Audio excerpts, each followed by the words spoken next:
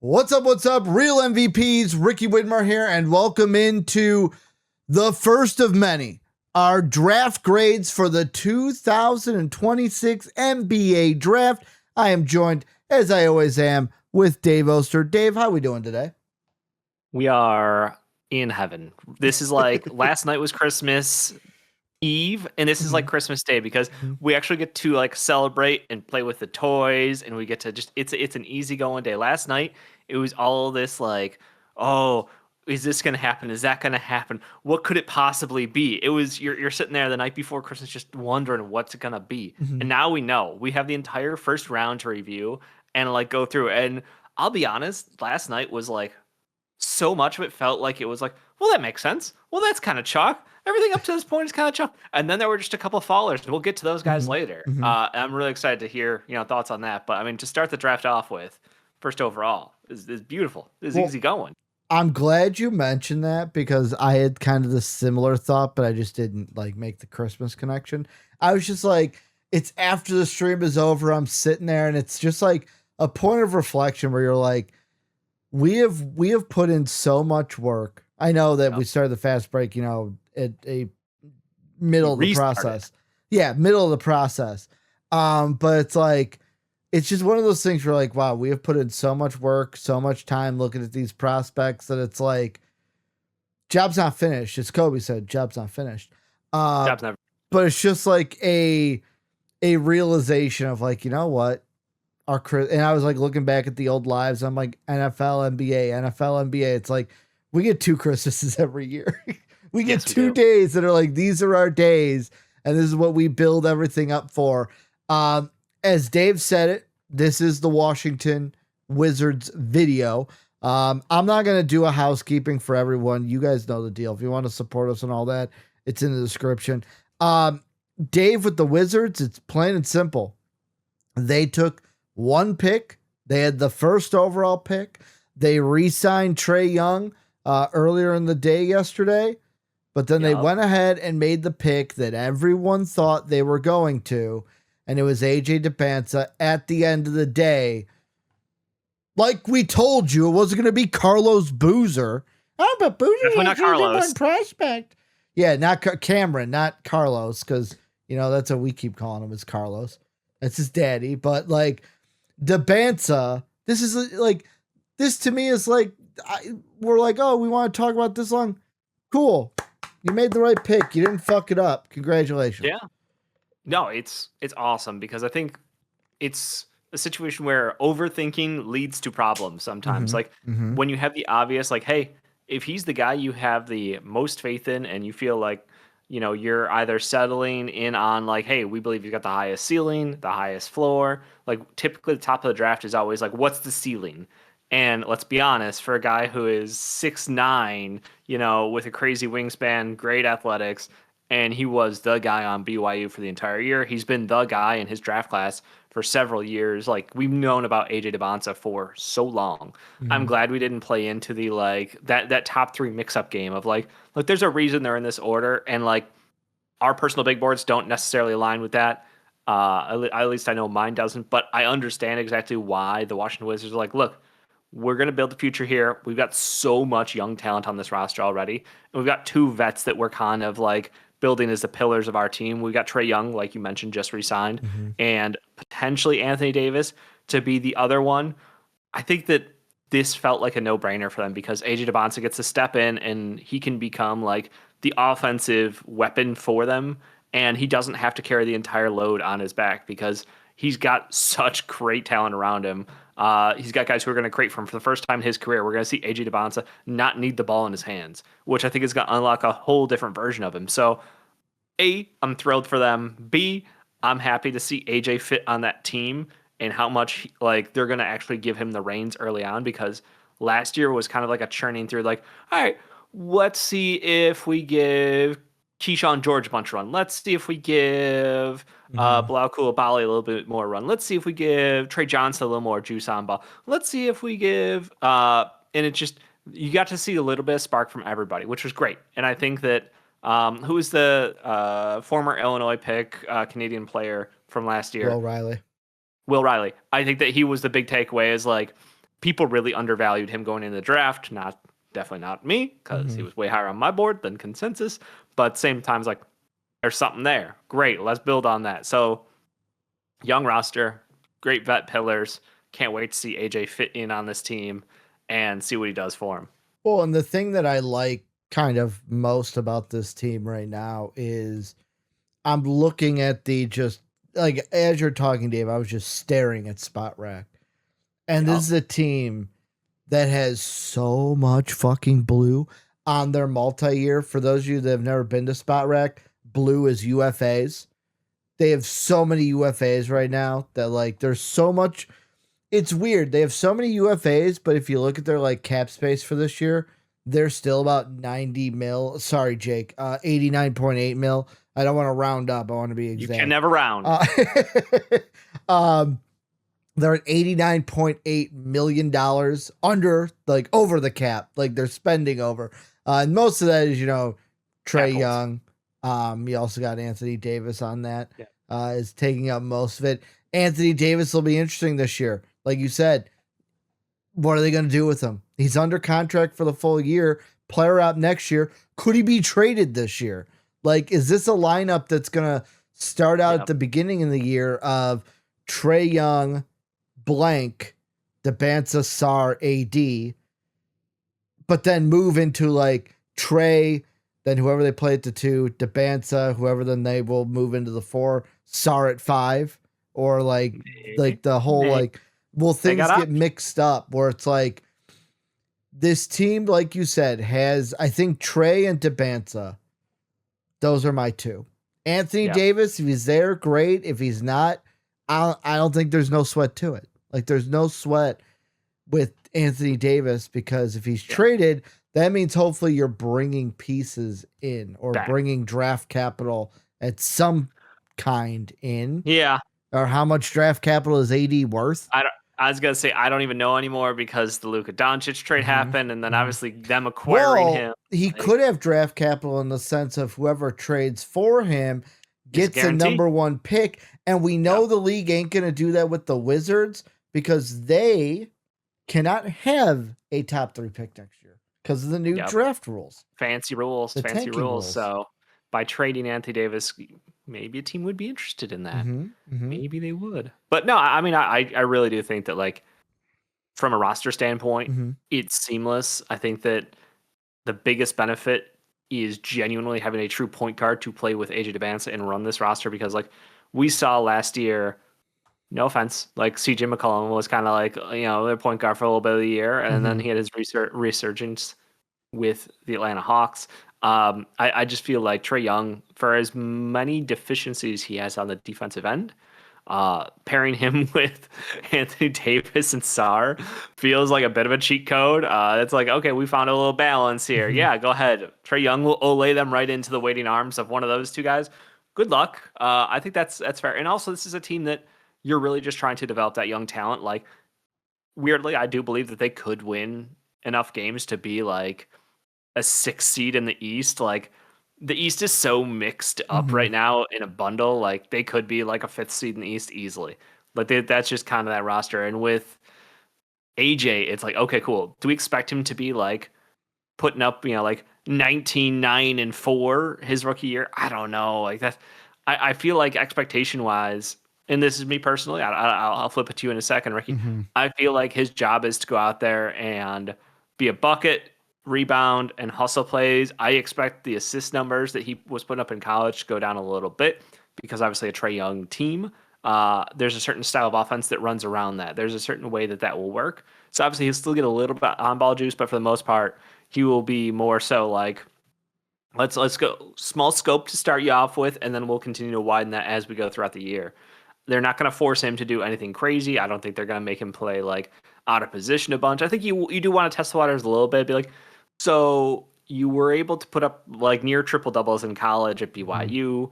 Like, is there a chance that a little more on ball juice in the NBA? Like, how you going to do? Like, I think you test the waters a little bit. I don't think you do like a Cooper Flag situation where they made that man just drowned like for the first month of the year trying to play him at point guard. I think that was a choice, by the Mavs front office and coaching staff that maybe it pans out long term, but like there was definitely a lot of struggle early on in that man's career that I think that maybe was a problem.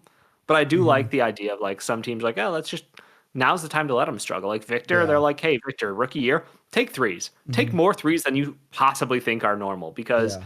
now you can get away with it and no one will complain. And then in 3 years, when you're a league average 3 point shooter who's got like a deadly weapon, they have to guard you on the outside. Hmm. And that creates problems for everybody else. So like I do like the idea of like, let's work on one skill rookie year to build up towards like, hey, by the time you're in your prime, you're going to have this in your back pocket when you need it. I look at like me, I'm not a huge numbers guy. You're more the numbers guy than Yeah. I am, but like I just yet again, maybe this is lazy, but like I look at Cooper Flag and I go, all right, he was the number one pick last year. He was a 21-6, well, almost 7, 6.7. Hey, we can't round. Yeah, we can't round. And also 4.5 assists. So what am I going down? Am I going up here? Yeah. So he was what, 25, 6 and 4. I mean, look at Debanza. College is different. He was 25, almost 7 and 3. So like I almost look at it and I go 20 to Yeah. 21 points, 6 rebounds, 3 or 4 assists, give or take, because with Trae Young being next to him, is that going to take away Yeah. a assist or two from Sure. Debanza of what he did in college, to where it's like I don't think he's going to step in the NBA and shoot 51% from the field like he was in college. That would If be he that would be wild. does, if he Yeah. did, rookie of the year. But like I'm basically saying, like, look at yet again different players, but what Cooper did, 20, 21 points a game, 6 rebounds a game. If you're giving me 3 or 4 assists, you're fine. Like Yeah. that's a solid year one. A solid Nope. year one. I think we're gonna be similar here, but your grade for the Wizards? I mean, it's an A plus. Like I maybe B plus is too strong. Maybe I just do A No, A because plus. like A plus. You took the guy. yeah. You took the guy you were supposed to take, and you didn't fuck it up. Now we could be looking back. Hopefully, AJ Debance is an In Anthony 10 years, Bennett is Agent Advance the situation. best player in this class? Yes. I think no. Yeah, I will say that. I'll say yes. Okay. Yes, he will be. What, you Put think it, it's we'll gonna be put it in the vault. Cameron Boozer, or you're a I think it'll be Peterson guy? I think it'll be number 2. Okay. Okay. I think there's a possibility we could look back at this class and go, wow, all 3 of them are phenomenal. Oh, I genuinely no. Let's not that one more out, Ricky. One more out. I think all 4 of them All are 4 of them. Yep. incredible Yep. top tier talents in the Mhm. NBA. This was a generational draft. That's the hope, obviously. Could Caleb? We'll get into Yeah. Caleb That's a whole later. nother. Yeah. All the credit to the Wizards. Great job. I think that you guys Mhm. are doing a wonderful job building out a new org. The Trae Young contract confused me. I will admit I was not a Yep. huge fan of the volume that he's getting, but I think that from a roster rebuild standpoint, they've done a crazy job in a couple of years. Well, that's going to do it for this draft grade. Wizard fans, let us know what you guys think down below, and check out all of our other draft grades. We're going to split these up into individual videos so you guys can digest them that way. And this isn't like a 3.5 hour just long podcast, because that's what probably be like 4 or 5 hours if we're thinking about with the way Dave and I go. So, Wizards, congratulations. You get your guy. Let us know what you guys think down below. And as always, have a good day, everybody. What's up? What's up? Real MVPs, Ricky Widmer here, and welcome back to another edition of our NBA, almost said NFL, but I didn't, NBA 2026 draft grades. I am here with Dave Oster, I don't know which one, if this is the first, like we second, always third are. one, like we always are. These are our draft grades. Remember, everything we want down in the description, all the good stuff. I'm not going to housekeep you here, but we're here talking about the Utah Jazz. Dave, only one pick for the Jazz. Yet again, I think like the Wizards, they didn't fuck it up. They didn't fuck it up, Dave. They went with Darren Peterson. They didn't care that Peterson's like, well, I don't want to play in Utah. I don't want to go to Utah. Doesn't matter. Fuck it. You're one of us. Dave, thoughts on Darren Peterson going to the Utah Jazz? I love it. Darren Peterson is a stone cold killer. If you watch his interviews, the man has a certain vibe to him, which I think is awesome for the NBA. Obviously, a lot of people going into the year had said, hey, this is the best guard prospect. He mocks to like the likes of a Kobe Bryant out there. Like that is the kind of psychological, like skill set and attention to detail, which awesome. That is some crazy high expectations to put on someone. And obviously this year we didn't get to see that out of Darren in its entirety. He was struggling with some health issues. Obviously, we hope he is well past that at this point in time. And this is more so just like, hey, now we get a chance to see him full wind up, get a whole offseason, be healthy, and line up for the Utah Jazz in a position where honestly, it might not be the cleanest fit on paper, but I believe in him more than anyone. Like this is a situation where he's that dude. You watch the high school tape, you watch him outduel everybody under the sun. There's just something about him on the court where he is a killer. So I think it is perfect for the Jazz long term. Mm-hmm. Obviously, there's a fit question in his backcourt teammate in Keontae George, who I think a lot of growth. A lot of people have been impressed with his improvement over the last couple of years, step over step. But obviously, the fun thing is they're both rep by the same agency. So there was a little bit of backroom talk about like maybe we want them on different teams. That way they can both be, like max level players. I think Keontae George, he's got a long way to go on the defensive side of the ball. So it'd be really cool to see Darren. Obviously, we saw him play the 2 guard more so at Kansas this past year because of his health issues. Bill Self couldn't count on him to be out there as a point guard and have a system built around him. So it was more of like a plug and play. Hey, when you're out there, we will feed you the ball. Go get yours. But we're not going to put the team on your shoulders. And I think that'll be interesting because the Jazz are in a situation where like this, they turned over. This is the win year. This is the, hey, we got to put together something right now. And I'm thrilled to see what they're going to do with him out there. Well, that's like with me, you're going to hear a lot of this if this is the first one you're listening to of these draft grades of like, I am going to be a spot rack maniac during these because I'm just looking at the rosters and like the thing that I think of right away with the Jazz, it's like, okay, this draft pick leads into this of like, all right, we got Darren Peterson. We're going to pair him with Lowry and Triple J. Walker Kessler, though. Is he going to be on this team still? Is a different team, Chicago Bulls, maybe going to go out and get him? We got our guy. We did, but we're still in the Walker Kessler discussions. There's a lot of people that want to pair Walker Kessler up with Tiago, by the way. Just letting you know. But Walker, will he be a part of this Jazz team? If he's not a part of this Jazz team, does it change what you said? Does the window change for the Jazz? Because yet again, this is a team last year that with the new tanking rules will probably be punished this year if they go, oh, it's the fourth quarter, we're winning, get Peterson and Markkanen out of the game. We got to lose this game. We're not going to have that. They basically forced their hand out of it. That's why the Triple J, I think, was the acquisition that the writing was on the wall. They knew what was coming down. They knew that this was a problem the NBA was going to address with a heavy hand. And I think that you didn't even mention it, like Ace Bailey. We got another top tier stud pick on this team. Another guy who didn't want to be there.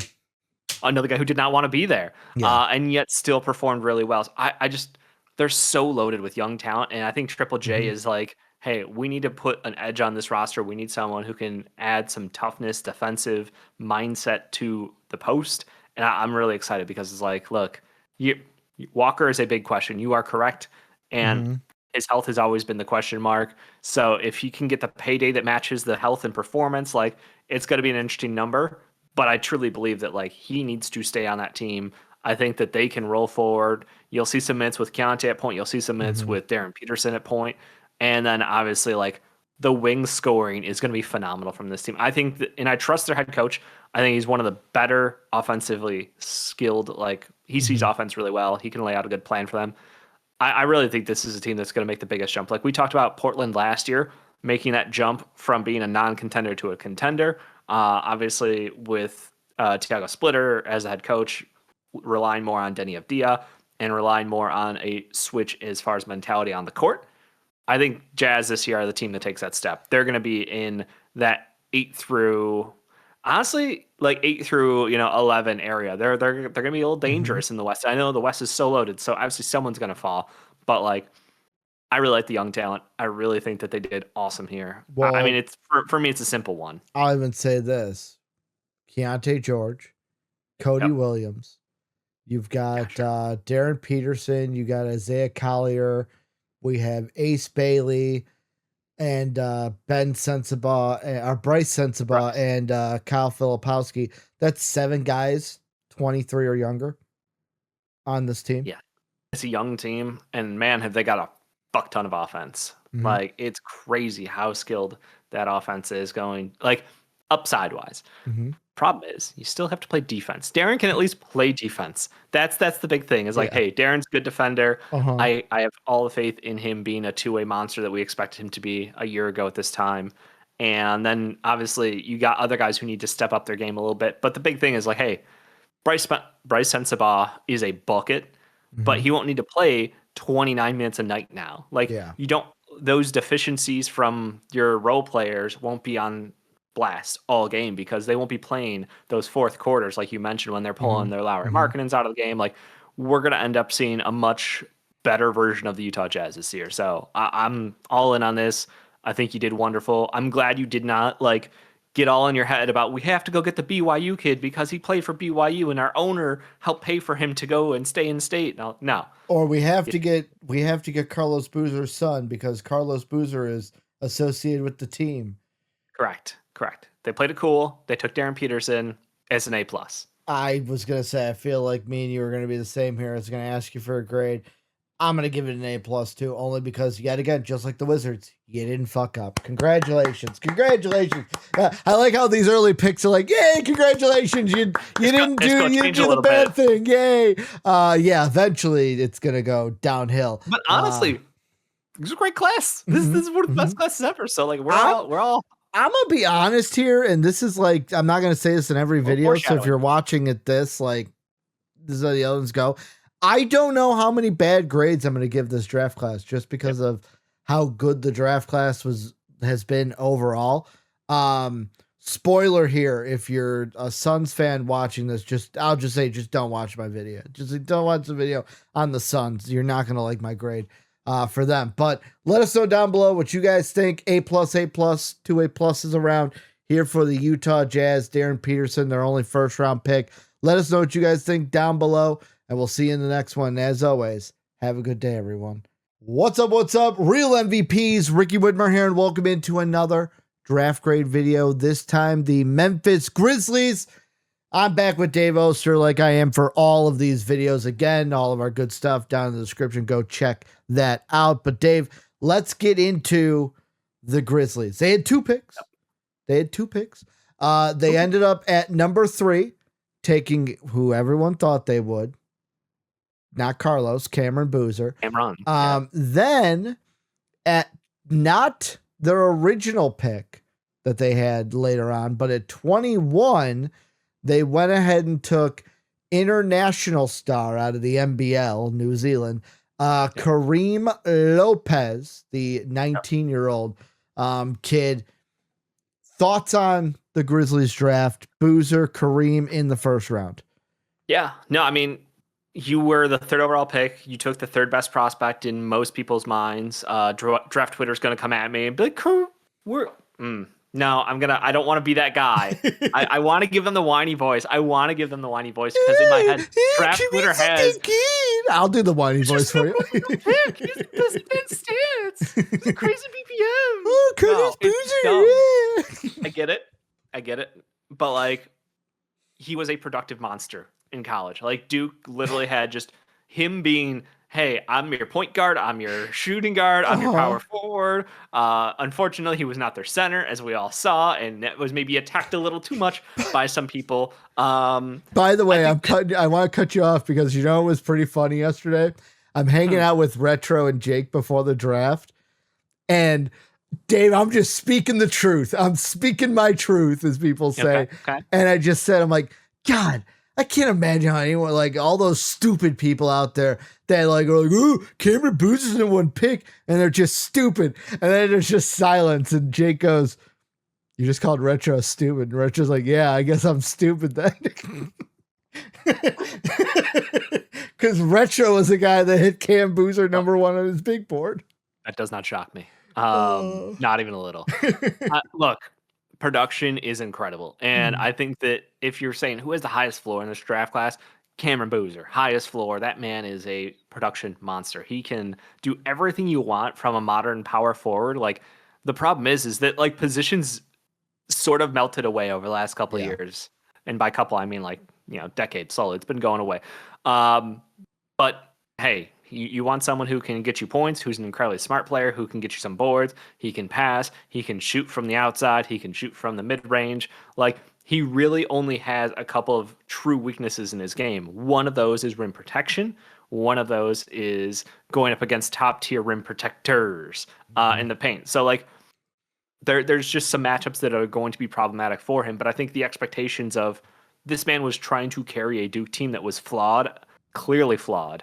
And he did a fantastic job for as long as he could. Obviously, Duke had some injuries that put him out of position a little bit or put a little too much on his shoulders. But I mean, you're getting a professional. Like, his interviews are like he's a 30-year-old man. It's hilarious to watch. It's just he's already a pro's pro. And again, a lot of that comes from he grew up as the son of a basketball player. He had been playing at high level competition his entire life. Like, there's no question marks really in my mind as far as like, no, everybody likes to put him, at least in our circle, we compare him to like the Detroit Pistons version of Blake Griffin. Like, there's really no holes in the game as far as being a modern power forward. I think that he is so smart with the ball in his hands. I think that Memphis will be a team that actually will give him more of a run with that than I think other teams might have. So obviously, with the question marks around Ja Morant's future and that being murky, I think Cam Boozer comes in there as a day one, like, hey, we got Zach Edey next to you, so don't worry about the rim. Go ahead and stretch the floor out, make the smart moves, passing from the high post. Like, let's see how much we can create mismatches for other teams, because the personnel that they can put out there now at the 4-5 is deadly. Now, the not Carlos, the Cameron Boozer happen all show. Yeah, it's gonna happen all year. The Cameron Boozer pick isn't the one that like I want to focus on. Okay. The Kareem Lopez one is the one that makes me go, huh? But it doesn't make me go, huh, because of Kareem Lopez. It makes me go, huh, because Dave, there have been rumors about somebody on the roster who might not be on the roster long term, might be worked in a trade, somebody by the name of Ja Morant, and you went out and got 2 forwards when, I'm sorry, Dave, I'm sorry. He might not have been number 7 on my big board, but LeBaron Philon was sitting there, and you take Kareem Lopez over LeBaron Philon? Like, does this mean they're not going to trade Ja? Does this mean they're not going to move Ja this season and they're going to worry about point guard next year? Like, to me, I go, what? Like, LeBaron Philon was sitting there, Dave. LeBaron Philon shouldn't have been the 22nd pick in this draft. I was not high on LeBaron Philon, but I wasn't that low on LeBaron Philon. Yeah, I'm a pretty big LeBaron Philon stan, and it did. That's what I was referencing, the 7th on my big board. Yeah. I think that obviously they have some question marks with Ja Morant. I don't know what the future will hold for him, because it's a weird situation where like the writing's been on the walls, but seemingly with his contract at $42 million, a lot of teams are like, what do we? Are we giving up something to get Ja Morant, or are you giving us something to take Ja Morant? Like, I feel like he's in that gray area where it's like, look, the talent is great when he plays, but does he want to play? Does he actually invest in basketball and himself anymore? Or is he at a point in his life where he's like, hey, look, I'm making more money, like generational wealth at this point. And you know what? Basketball's cool. Like, it's a fun day job kind of thing. So I don't know where the commitment is with Ja Morant. I don't know what the Grizzlies' outlook with Ja looks like. But like, I can tell you that from a positional standpoint, at least, like, they've got some good backup guards on their roster. They at least have Scottie Pippen Jr. They've got Ty Jerome. Like, they got guys who can fill in and be like, hey, we can give you, like a good chunk of minutes. And it's like, Ty Jerome was very good for them last year. Like, again, it didn't really matter because it was at the end of the year when no one cares. And, maybe some of those averages and percentages are kind of bullshit, if we're being honest. But it's still fun to get hyped up about it. But again, he's an older guy. So like, I feel like this was an opportunity to be like, hey, let's go ahead and lock down a point guard of the future, to make sure that, hey, we can continue on. I like some of the roster building they've got. I just don't know particular where that choice was. Like Kareem Lopez. Maybe I'm too on the negative right now. Mhm. Kareem Lopez, great size, and he was a super young prospect. Obviously, he came over to work out in the NBL for a couple years from Mexico. I think, is the highest first rounder taken from Mexico in like 20 years, 30 years, Mhm. maybe ever. I think it's ever, actually. I take it back. So like he has a lot riding on him. He knows that, and that's why he went to play in the NBL rather than go through like college or play elsewhere. Like the NBL is like, hey, go play grown men, go play in a system that's built basically with the NBA Next and Stars program. Like it's like, hey, we're gonna spotlight you. He did. He got major minutes. He was a major contributor, and I think that's the big thing. You look at just a raw production standpoint, like he's out there banging in the paint. He Mhm. seems to me, Banging in the paint or eating ass in the paint. yeah, if you want to go back to the old days, that would be what someone would say on the show. Um, he seems to me like someone he's good at a lot of things, Mhm. but I don't know that necessarily he's got the athleticism and the Mhm. quickness to compete in the NBA at a high level. But a lot of people like what they see from a production standpoint at a young age against guys who would be like NBA size and physicality. Well, So like I have very mixed feelings on him. I personally think that mhm. like the 20s is about where he should be taken, but for them to take him with someone like LeBaron Philon on the board, that Well, is where the conflict strikes me. And I Dave, take personal offense of like, what are you seeing in Kareem Lopez? It's like, hey, we need to go get this well, guy. I also looked into it again, Dave. I had to remind myself of this. It wasn't just LeBaron, by the way. Yeah. There were several guards they passed on because this is the Grizzlies' like journey to that Lopez pick. They were at 16. They then traded 16 to Oklahoma City for 2 second rounders and the 17th overall pick. The Thunder said, we're going to take Bennett Sturts. All right, there's one point guard off the board. Then we got to 17th. We're like, oh, you know what? The Grizzlies are going to make a pick. No, the Pistons are going to jump up.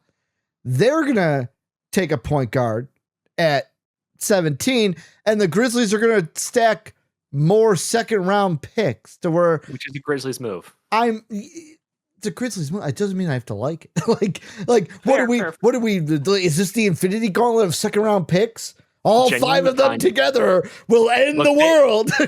Ricky, to be fair, like if there's one group of scouts that I believe in, it is the Grizzlies. Like they Mhm. have been killing it. Like I think that we all can say, like, hey, Jalen Wells was a great hit, Cam Spencer, great hit, Cedric Coward, great hit. Like they Mhm. keep finding guys, and yeah, I mean they Like GG Jackson a couple years back was like a value found. Let's see they if we can do something virtually with a passed former on player. Sturts, Okore, and Anderson, all Yep, by trading back. yep, I yeah, I, yeah. I would have preferred any of those guys over Lopez, I think. Lopez has a smoothness to his game, and I think that if they feel like they can get him in like NBA Mhm. shape, and there's like a hey, let's slim this guy down, he could be a smooth three out there with us. He needs to speed up though. Like that's the biggest Mhm. thing. I just see slow feet, and that's me watching, Mhm. uneducated. It's just I don't know that I have his upside being incredibly high because there's so many things he needs to work on. He's such a raw prospect, but if they're Mhm. not in a hurry, wings are more valuable than guards in most cases in the NBA. Like you just see the value there. So it's like, hey, we're thinking we get a moldable young wing and he can develop here. We're in no rush. You're going to get minutes. You're going to get the right system around you. We're going to get the right players around you. I can kind of see some vision and some logic behind it, but I still think passing on some guards that I absolutely have the Mhm. difference in my mind of how good they're going to be is very big. So it's a I mixed bag here for the Memphis Grizzlies because like Cameron Boozer was like, hey, great, you checked the box, you did the right thing, you took y- the third best prospect in the class from you Virginia Tech, didn't fuck up, and then I said, "Hold my beer." and That's how I that but see they it in my collected mind. some second rounders, so it's Kareem Lopez plus second rounders, and Yeah. that values out maybe a little bit. Dave, I'm Where are you looking at going? Twitter, and there's two Yeah. pictures that I Okay. think sums up this entirely. The first one is a couple people have put this like teams trading with OKC for some reason, and it's a picture of one guy handing over a 2 packets of spaghetti and the other person handing over a MacBook Pro. That's what that's what this trade is. And then on the Pistons trade, someone put, what the fuck is Memphis cooking? And it's a pot of boiling water with a piece of pizza in it. Yep. On a stove. Like what are they cooking? Dave, draft grade. What are you giving the Grizzlies for their draft grade? I'm gonna go with a B for Boozer. That's the problem. Like Cameron Boozer, A plus pick, but Kareem Lopez plus some seconds. When there's, in my mind, just so much more talent on the board, and I don't know that I see a high end like player. I think that, and to be fair, the 20s you get a lot of role players. Like the hit rate in the NBA is so low, and it's crazy when you look, like, take a step back and be like, the hit rate I think of like the picks in the 20s is like 5% to be in a league on like a second contract and like contributing at like a starter level is like it's crazy low. So I think maybe expectations, we're all riding high in the draft. We all see these guys as future superstars and we're like, why can't you be that guy? I see Kareem Lopez, in the same, like, could he be a good guy? Could he be a seventh guy in a rotation? Sure. Like, in 5 years, do I think that this man's going to sign a $150 million extension? I'm not betting on that today. And I hope this gets clipped. And I hope this is on Freezing Cold Takes, but I'm not. That's not my guy. I'm going to say C plus. And the only reason I'm giving a plus is because of Cameron. Seconds? Like, okay. That's it. Cameron's Dave and A and an F averages out to a C. So that's how I see it. Like, Cam Boozer really good. F. No, it's an F, not even because of Kareem himself, about the fact that this team, I think, desperately needed to go Boozer point guard, and they just didn't. Because all these second rounders are going to be great, Dave, except for when some of them are next year, and next year's draft is not as good as this year's draft, and then we're all sitting there going, well, like, it. For example, we're going to get to this later. It's like we finally got the Pelicans draft done from last year. They traded for Derek Queen, and they gave up Kingston Flemings and Asa Newell. That's the deal now. I'm sorry, Kingston Flemings alone I would take over Derek Queen. Also, you got to remember, I think they gave the Pacers back their pick as another deal, so technically that'd be the 5th overall pick plus, So add Wadler. It unwinds looking real bad. Yeah. So, like, could this be one of those where it's like, oh, those seconds were great, you didn't do anything with them? Maybe. Maybe. What if Ja Morant's still on this team, though? What if they get the Ja Morant buy-in and they're like, the worst. Ja's good. He should be off this team. Fresh starts are great. I'm a believer in a fresh start too, Ricky. He's not. It's not working in Memphis. It ain't gonna work in Memphis. I'm not saying Ja's not on the James Harden level for me. Of like never gonna win a ring, and I'll root against him wherever he goes. But it just ain't gonna work in Memphis, and they need to trade him. And they had a prime opportunity. They like the Bennett Sturts one. It's like, okay, I get it. Bennett Sturts, probably like he's a unique fit. But then I'm like, LeBaron Philon, Christian Anderson, who I also liked a lot. Like, I would take any of these guys over Lopez in a bunch of seconds. So like, yeah, for me, C plus. You got Cameron Boozer. That's how I look at it. You got Cameron Boozer. But Memphis fans, let us know what you guys think down below. I'm assuming there's some Grizzlies fans going to be gonna be happy, going to be pissed, protecting this and saying that we're wrong. Especially Kareem Lopez. Yeah, sell us on Kareem Lopez, who looked mid. I want to hear, especially from the people that have only watched draft footage from him since yesterday. Sell me on Kareem Lopez, because obviously you're drinking the copium. So I need a little bit of that copium too. But let us know what you guys think down below. And as always, have a good day, everybody. What's up? Real MVPs, Ricky Widmer here, and welcome into another one. This is the one. The only draft grade you need to watch. It's Dave, it's Ricky, talking about only the Bulls. Woohoo! Only the Bulls. Chicago Bulls. This is the content you come for. Me and Dave talking about our team.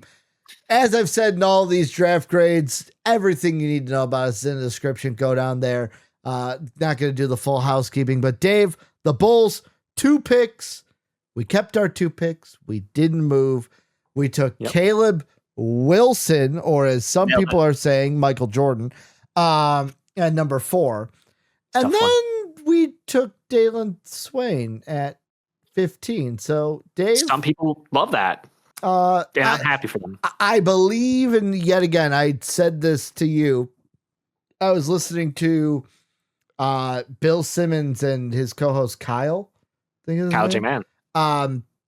The clip they put on social media, and they were comparing, like, Bill was all right away, like, oh, I love Caleb Wilson. I love the chip he's got on his shoulder, like the dog mentality that we've talked about. And I'm like, great, I love him too. Yes, but then Kyle kept talking about it. He asked about Dalen Swain, and he was basically like saying stuff where it's like, oh, if this guy could just learn to shoot, saying that he's going to be like Giddy in a way. He could just replace Giddy. Like, he's got basically what he was saying. Somehow. Yeah, it's a best handle in the class. He also said somewhere like, this is a guy where like he like slumps down. You're like, oh, is he 6'1"? And he stands up. You're like, oh, whoa, he's 6'7".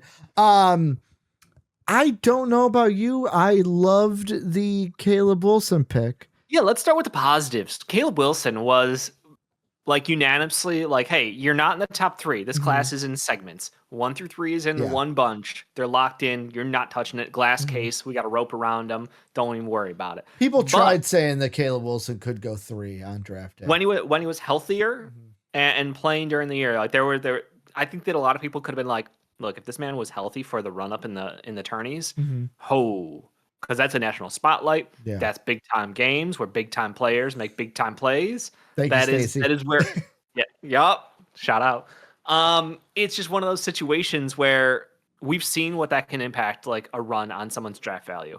And the level of competition really ratcheting up would have been awesome, because I think he's someone who rises to the occasion. Like we watched him play crazy intensity for the entire year, but like if you want to put, a spotlight on those games against like Boozer with Duke, or like there's just so many good games where it's just like you can see the ability, you can see the physicality, you can see the athleticism, and then it's just a blank slate because he is so raw still. He is such a kid. Like I was joking with you, we were watching the interviews post draft, and like he's saying the right things. Like Caleb is sitting up at the stand, and the reporter's like, "So UNC." Michael Jordan, Chicago Bulls.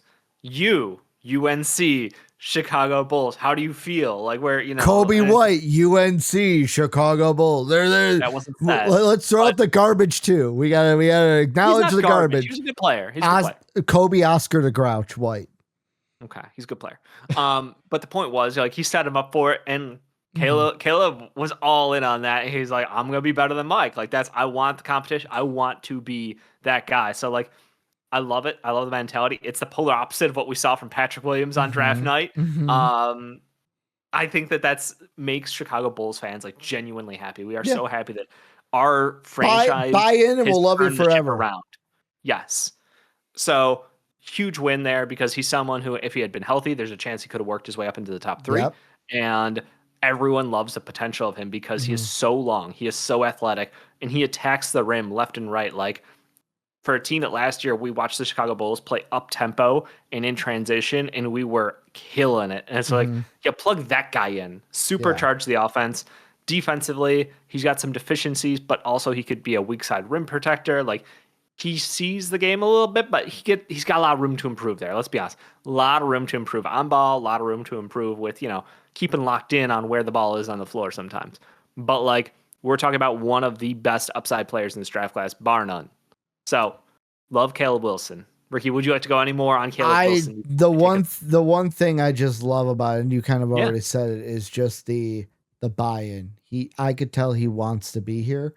And I know there's some people that are like, oh, the whole like, oh, I'm going to be better than Mike. He's not probably going to be better than Mike, but I at least want that mindset. I want that mindset coming in. I want you to show me you're going to put in the work to be the best you can be. The quote that I don't think no one's talking about that I liked even more, of like, it's a winning culture. I want to bring winning back to this city. It's like, thank you. I would like to win and not go to the play-in. Like this is like, even Modest. Modest was a guy who bought into this team, has bought in to this city. It's a shame we traded Io, because him and Io were like best of buds, it looked like. But then I learned something, Dave, at 15. Yeah. I learned that the slap mentality is great on paper until you learn that the S doesn't stand for shooting. I thought it standed for shooting. Like, the slap mentality doesn't stand for shooting. Apparently, it might not even stand for skill, depending on who you're asking. As we took Dalen Swain at 15, where, don't get me wrong, this is my team. I want him to succeed. He's one of us now, so I'm going to be rooting for you. Right. But not the fucking guy I would have drafted at 15, especially Cameron Carr there. Yeah, there's definitely some guys who fit the profile who were still available. And I agree. Dalen Swain was not going to be number 1 on my Bulls pick board either. Let's be honest. There's a lot of guys I would have had over him. Like, let's talk the positives. Dalen Swain, for those who don't know, he was it's weird because technically he was kind of like the point guard for Texas last year, but also I would never call him a point guard. Because he's wing sized. He was a ball handler for them and good athlete. He was a good defensive player prior to playing at Texas. I think his off ball stuff at Texas, you could still see like he can play it, but it was more so the transition of like, hey, we need more out of you offensively with this on ball stuff. So defensively, like maybe we could just trade off a little bit here. So I think that there's like, cool, we have a jumbo ball handler to some extent who can attack downhill. Loves to play in transition, which again we just talked about. Caleb Wilson, that'll be great for him. That'll be great for this Bulls team. So like obviously there's hey, we got a guy who can run, who can attack the rim in transition, and who can create a little bit. And I think that that's kind of where the positives for me drop off. He's 6'6", I think 6'6.5" ish, and he really is someone who probably should not be ball handling much in the NBA to start his career. I don't think he's good enough to do that day one. I'm hoping that Bulls also don't think he's good enough. Like, I'm hoping that this isn't a signal that like, we're going to move on from Giddey or Jones. Like, no, we need those guys desperately. We need guys who can ball handle at the NBA level, create for others at the NBA level. Like, I think that there's upside of Dalen Swain potentially getting there at some point in his career. But I think that if he can shoot is a giant asterisk that like prevents all this conversation of everybody's like, oh, well, it's so easy. You just teach guys to shoot. Like his shot is like, it's a 2-parter with a hitch in the middle. And it's wrong on several levels. And it was on low volume. So we got a 3-year college player who has just had 1 year of like offensive production. And we're buying in on that right now. And we're like 15th overall. We love the idea. And like a lot of people are mocking him to like, or not mocking, comping him to something similar of like a Najee Marshall, which is an interesting player. Not the comp I saw. The comp I saw yet again, it was in that Bill Simmons clip that I played for you. And like, if this is what BG saw as the vision, because there's a part of me that goes like, it's the Scooby-Doo meme of like AK, you pull off the hood and it's BG, because apparently that's what I feel like we're so burned. It's like, oh great, did we just draft Julian Phillips part 2? No. But what I'm saying is the uber athletic guy that can't shoot and then never learns how to shoot, and then we're sitting there going, oh man, if only he learned how to shoot. Bill Simmons compared it to, he said that maybe BG, who was with the Pelicans in their process when they drafted Trey Murphy, if he sees more of that process where it's like, hey, this guy could be the same thing that we see Trey Murphy like today. Like if he learns how to shoot. That is a stretch if you could teach him to shoot. That is a lot of growth from an upperclassman. Not saying that guys can't grow. It's just no. Guys can always grow. We're questioning the whole growth. I think that there's a value prospect at 15th overall where I don't think his skill set lines up to like that's the value we're going to get back from a 15th overall pick with other guys on the board. Like to be nice, at Texas they didn't exactly have great spacing, but the decision making to then plow into 3 guys in the paint mercilessly, time after time after time, making poor decisions, didn't necessarily give me the most confidence about where like he was going as a player. So like I've got questions there. I think that he's got a couple of hey, a little bit of ball handling moves for his size. I think he's slightly above average. I don't think he's a wing creator the same way that like we're gonna see him average like 5 assists a game at any point in his career. I think that would be mind blowing. I think that like he can keep the ball moving. I truly think that we're gonna see someone who is a off ball for the majority of the time he's out there with a guard, and he'll be like the backdoor cutter. He'll be somebody who can attack a little bit here and there, but based on an entire year of watching him with the ball in his hands at Texas, I do not want that. I do not want that at the NBA level because the decision making's not there, the shooting's not there. People will go under every single screen.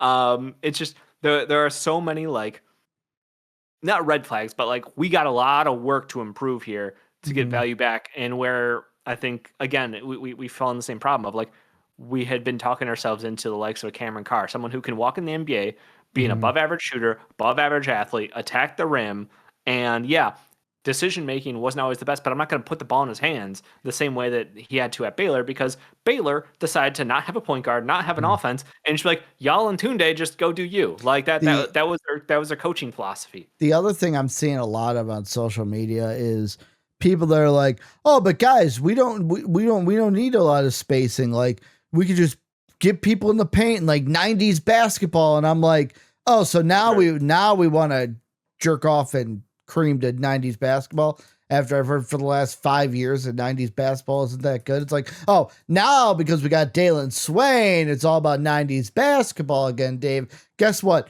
The league has changed. Spacing, that's how you fucking win. Shooting 3 balls, that's how you fucking win. Shooting the ball, period, is how you win. Like that was why when even Modest was drafted, we weren't as hard on Modest, but one of the things we said is he's got to work on his shot. He's got to work. Like the only thing is his shot was nowhere near as low as where Dalen Swain's shot is. Like, can he put in the work? Yes. Will it happen? I don't know. You don't know. The people watching don't know because prospects, sometimes it just doesn't work.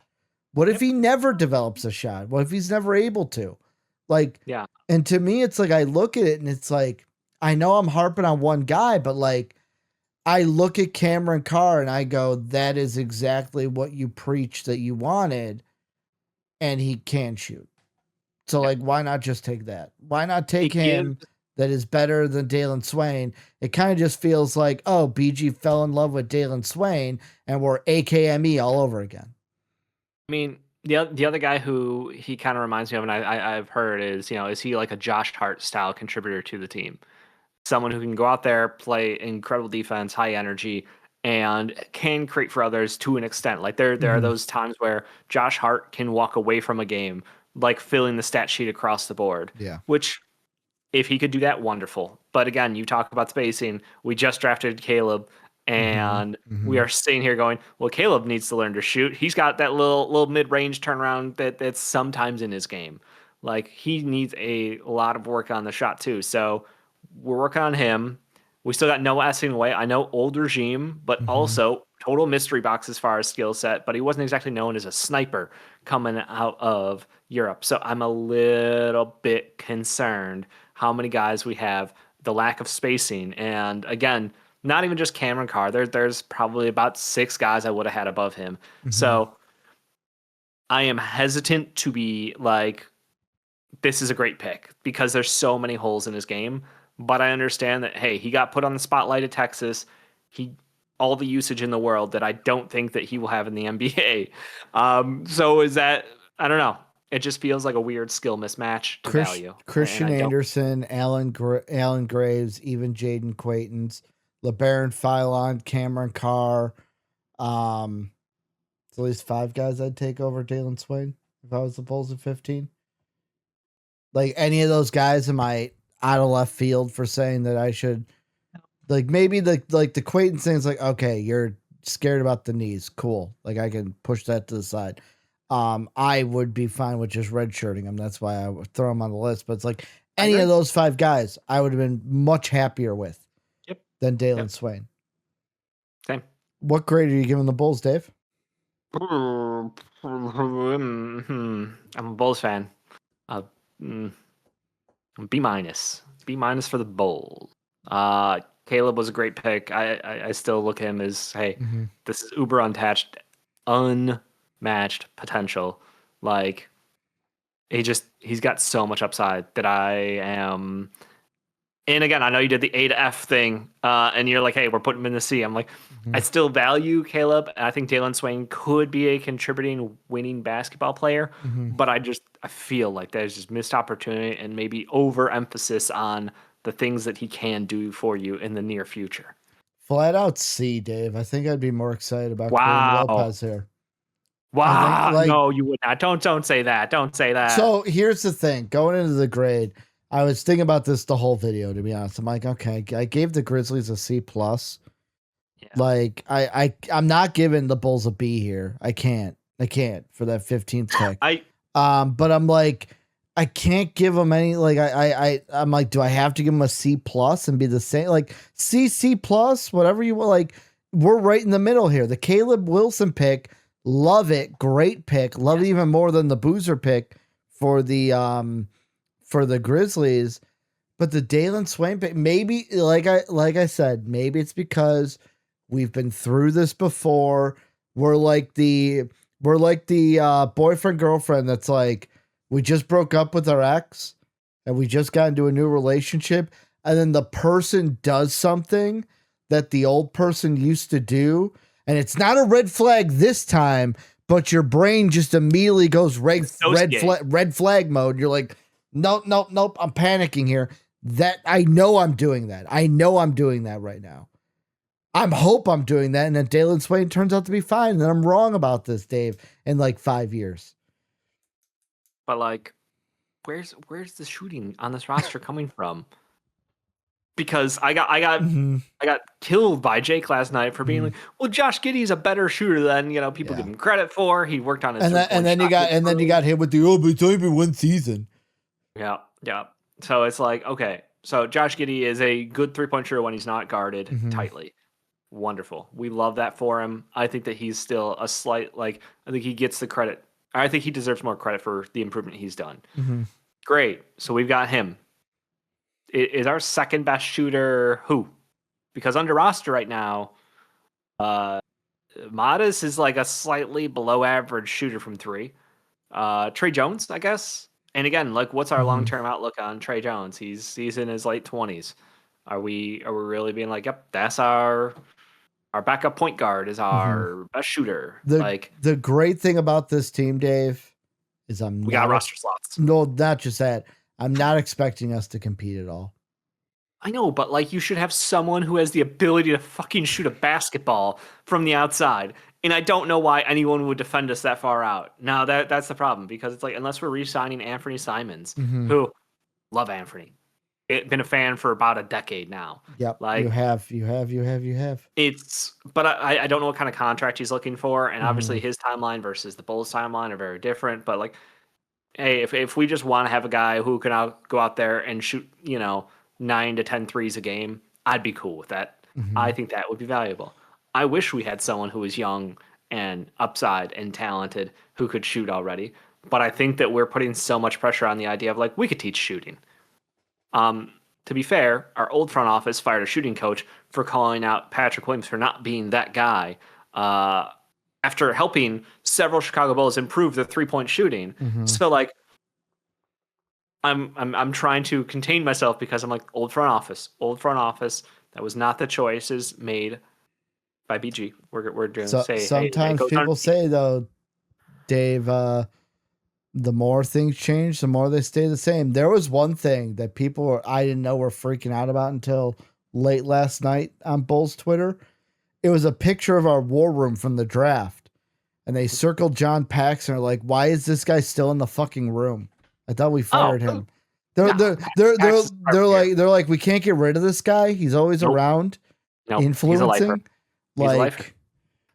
To be fair, Pax, if you give him one thing, give him the credit for being someone who can see basketball talent. Like, he's a talent evaluator through and through. I think that a lot of the times people overlook the years of mid, but like, there are some genuinely good talent that he has found in the draft So you're process. putting more of the blame on Gar Forman for those I years. think there's some decision makers who are accountable for decisions being made. I think that he is someone who has he had bad picks, sure, but Mhm. like I do believe in him as far as doing that role. Like he's one of the longest standing guys. Again, I think it's one of those things where I think I was talking to Retro about like, hey, the choice that Bobby Marks was going to be rejoining a front office. I was Mhm. laughing because like Bobby Marks will never escape the Nets. Like Yeah. that was a cancer. That is a black spot on your Mhm. resume forever. It's never going away. You're never that guy who's going to make a decision in my mind. Mhm. So for him to get another chance, I'm like, in retro, just kept being like, yeah, but like he's not like he understands the cap pretty well. He talks about this. He has good prospect as far as like how to maintain the long term vision of growth on a Mhm. team versus the money involved. Like there's things that he does well, and like maybe he shouldn't be a decision maker. Maybe he shouldn't be my name at the bottom dotted line. But like Yeah. I think someone with that level of experience and in the front office can bring value to a front office. And that's very similar to what I feel with Pax. I think Pax being around the team is not a problem. I think that him being a decision maker is something that I don't want. And Dave, it's a shame that we had a guy who, you know, not the youngest pup, but only 2 years older than Giddy, same a year older than Patrick Williams. And we got rid of him for Rob Dillingham and Leonard Miller in a bunch of seconds. You know how much I love future seconds, Dave. Love Leonard Miller's future a cool guy. seconds. Yeah, Like yeah, yeah. But for Audisumu, like if he was on I, this team, I'd feel a lot differently. would we have given him 150 million? I don't care. I would have given him the world. You would have. You would have. We have the cap space, Dave. We So definitely have the cap space. I would rather use it on that than Dalen Swain, it looks like. But I've been hard on Dalen Swain. I want it to be known to people out there. I hope he pans out, obviously. I am a same. Bulls Literally fan. same. I hope he learns to shoot. I'm a Bulls fan. I want him to do well. Any final thoughts, Dave, before we wrap this one up? This has been the longest I'm leaving one. this draft conflicted. We have 2 second-round picks today. We are recording this on Wednesday the 24th We at are. 1 p.m. So obviously we have a bit of a mystery box coming our way in the These second are round. these are first round grades. I'm gonna put that in the Correct. title. We will come back and probably give you for the Bulls a second, just an overall outlook. Yeah. Again, second rounders typically lower expectations. Obviously, there are some steals, a la Io DeSumo, as far as Bulls' recent history. So I think there's more to add to this team, and if we add in some savvy veterans, or maybe a crazy upside guy like Malik Thomas fell to the second round, he's a great shooter. I would love that if we could land us a Malik Thomas second round man. That washes away the stank that Dalen Swain brought to my bad day. That's where I want to know. Days like that's where I'll end this one. But guys, let us know what you guys think down below. And as always, have a good day, everybody. What's up? What's up? Real MVPs. Ricky Widmer here with we're back with another draft grade video. I'm going to say that about 15 more times, I feel like, right? Yep. 16 more times. We've only done 4 of these at this point. We're talking about the clip show here. Retro, sit down. We're talking about you. Well, not about you, but about your team. All the cool stuff I usually say. Check out the description for that. Dave, we're talking about the Clippers giving their grades. They only got one guy, but man, is it a guy. It's a guy I love. ILL, baby. Keaton Wagler. What do you think about the clip show and their pick? It was kind of wild going into draft night because the Clippers felt like they had the keys to the kingdom. Like they controlled the direction of the draft because the Giannis deal had passed. We already knew exactly, hey, the Bucks are getting this, they're getting this. We already know. The draft started at 5, we said. The Clippers were when the draft started. That's when it was like, well, the Clippers could hold the Kings for ransom. They know that they want Darius Acuff, and the only way to get Darius Acuff is to trade up with us. So they could do that. They could mess around and take someone different. They could go for Mikal Brown Jr., who a lot of people were leaning into because like, oh man, the workouts were really good with him. Feels like he's the kind of wild card guy who would fit great out there in LA. Are they going to rebuild? Is Kawhi going to get traded on draft night? Like, are we going to see something crazy here? And instead, we just keep it simple. Keep it simple, stupid. We just taking Keaton Wagler. We're taking what a lot of people had as the 5th best prospect in this draft class. And we're taking a guy who came out of literally nowhere. A year ago, where was he playing, Ricky? In Kansas. In Kansas. What You're talking prospect about rank was he? 261. 200 and yeah, thank you. Like we're talking about a guy who is off everybody's board, off everybody's charts. Like this was literally like Jake told us the nugget that the only reason he got drafted by Illinois is because Underwood's son's like, yo, check this guy out. Correct. And that's what you love to hear. We got a diamond in the rough. We found this absolutely was so talented. And then so not only are you plucked from Kansas, you get the big deal with Illinois. You get to come in and guess what happens? Just disaster strikes. Kylan Boswell goes down with an injury, the point guard for Illinois, and he brought the toughness, the grit. Like he was that guy for this team. And what happens? Keaton Wagler just steps in and just unrolls a crazy offensive performance. Guys, calm down. I got this. Yep. I got this. He did what the YouTube video, the greatest sports moments in Cleveland history, making fun of the Craig Elo. Guys, I got this. No, we shouldn't have Ron Harper guard Michael Jordan, defensive player of the year. No, I got this. Craig Elo, baby. He did that, but he actually paid off and was like, yeah, I do got this. Yep. So, and we saw some of the best offensive production in college basketball throughout the entire year. I mean, to be fair, this is an Illinois team that played slower than everybody else practically in the country. They rolled out with a very big lineup. They rolled out with two of Isic's most nights. They had Stojakovic, who, to his credit, has grown a lot as a college player. Plays nothing like his dad, so don't even think about that. But he's a good three. What's that? I don't know what a three is. We don't play that game. He plays on-ball defense, and he kills it from the mid-range and inside. Wonderful. Just a really weird Illinois team that was so productive because Keaton Wagler basically transformed into James Harden for half the year. His step-back game was immaculate. Like, did he only have like 3 moves? Kind of, maybe. Did it expose him a little sometimes? Sure. But the production was phenomenal. The volume from the outside was insane. And the vision and like being able to connect dots on the court, he knows where he's going with the ball. He knows where guys like to get the ball received at. Like everything lined up for them. And as an offense, yes, he lacks a little bit of athleticism. And by a little bit, I'm maybe stretching the truth there. He lacks a lot of athleticism. But I don't think that's a huge problem because we've seen so many guys succeed without elite athleticism at the NBA level. So it's really just like, cool. We have one of the best basketball processors in this draft class who has a crazy good outside shot. Can he dunk it? Probably not. Not consistently, because guess what he didn't do in college at all? Dunk the basketball. There was a hit job that got put out on him right before the draft, and everyone's like, well, if you can't even dunk a basketball, how good is he? Like, all right, guys, let's understand. Illinois packed the paint. There wasn't a ton of opportunities. He's got a float game. He can shoot from the outside. If you can't dunk it, that's not the end of the world. Okay, let's relax a little bit. But like production. That's the biggest thing. Yeah, the thing that I was going to mention too, and I showed this to you, is I saw this clip this morning of Lawrence Frank from the Clippers talk about the process for Wagler. And 3 of the things that he mentioned was, number 1, apparently they were doing the work, the actual workout part, missed every shot of the workout.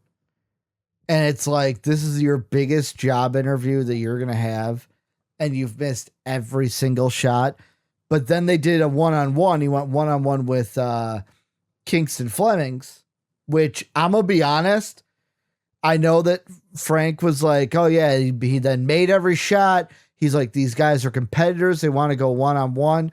I agree with this one commenter here that says, there's a reason he picked Flemings over Acuff for one-on-one.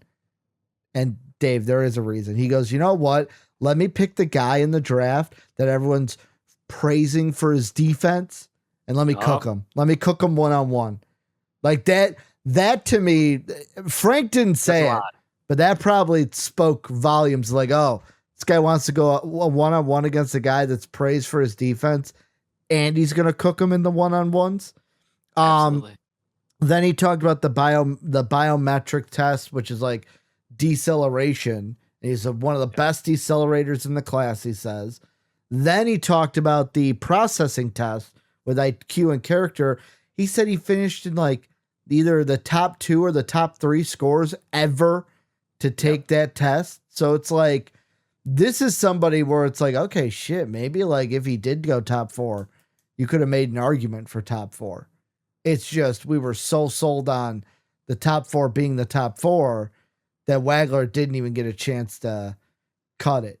And it was Yep. probably also true what he said. I worked out with the Bulls. I worked out with the Clippers. I don't need to work out anywhere else. I know where I stand. Basically, he's saying one of those two teams are taking me. I know where I'm going. Which raises some questions. I mean, we saw the Bulls line up for workouts, and it was literally every guard Yeah. from 5 to 15. Like, hey, there's a chance that maybe we might want to come back up there and get somebody. We didn't.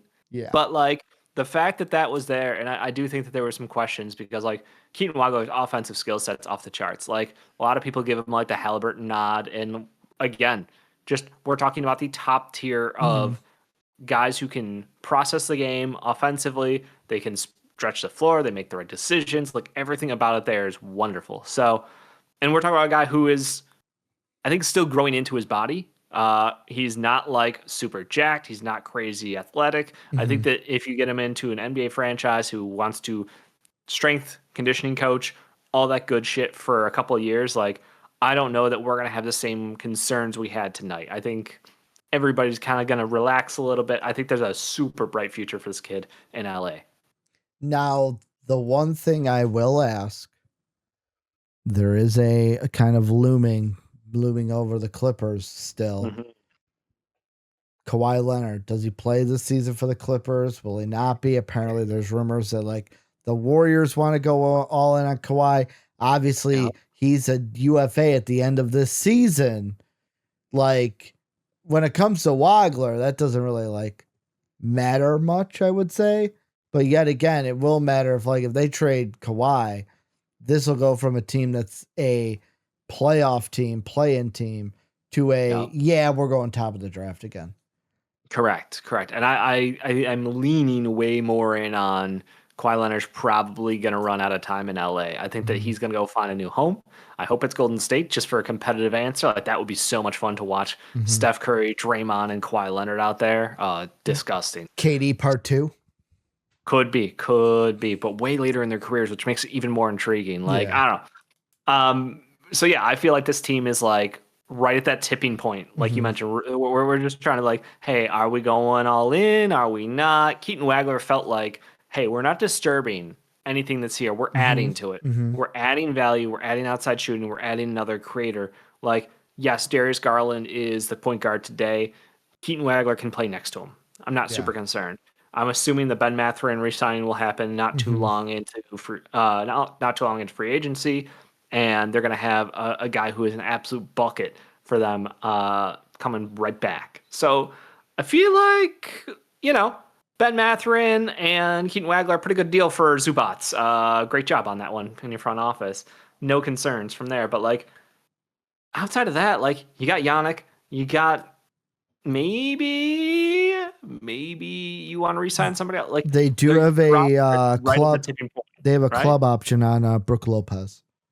Yeah. So that again, it's the lone center on their roster. You want to keep somebody as a vet on that roster. Like I don't know if it's going to be Chris Dunn. I don't know if it's going to be. They have a team option on Batum too. Boom, boom, Batum. I'm shocked that his body's still on a court at this point. He looked retired 3 years ago. I mean, Patty Mills is a UFA for them. He's 38. Same thing. Like I feel like they're gonna pick like 1 or 2 guys, keep on this roster as the vets, which would be wonderful. Every roster needs that, especially the young guys need someone to help, make sure they get through the right way. Is it weird that one of their vets is Chris Dunn? No, he's 32. No, I think it's good. No. What I'm saying is I blinked and Chris Dunn is 32. He came in the league at like 23, right? So Dave, I blinked and I'm like, wait, no.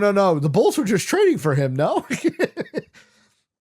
Because I don't look at Markkanen that old, and yet again, Dunn came in older than Markkanen, but like, they were the same draft. No way. Yeah, because we traded for Dunn and Markkanen. That was a Jimmy Butler trade. We got Dunn, Markkanen, and then fucking whoever that third guy was that we traded for and drafted.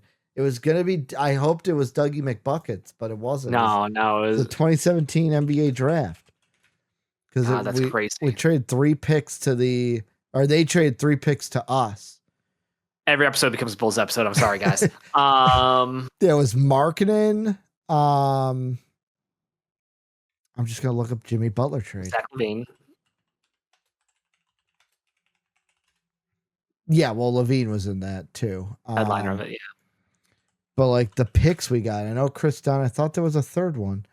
No, it was just done. It was just done in marketing. Yeah. Because remember, we had to give up the pick in the teens, which was ridiculous. We all thought that was bullshit. Yeah, that was it. We gave up the pick. We gave up Justin. Okay, he was nobody. What ended up being Justin Patton. That's what. Yeah. Absolute fucking nobody. So it was 16. Yeah, we gave that to them. I remember that. For Levine, Dunn, and marketing. So yeah, Chris Dunn, vet. Love it. I think his value is higher to them than outside teams for the most part. But if you're a playoff team who needs a spot starter, who can play a hell of defense, Chris Dunn will be there. And I think DJJ is also like same thing. Once you see Kawhi gone, they're going to ship off DJJ. Somebody's going to want that value on that roster at the wing. I think he's crazy good.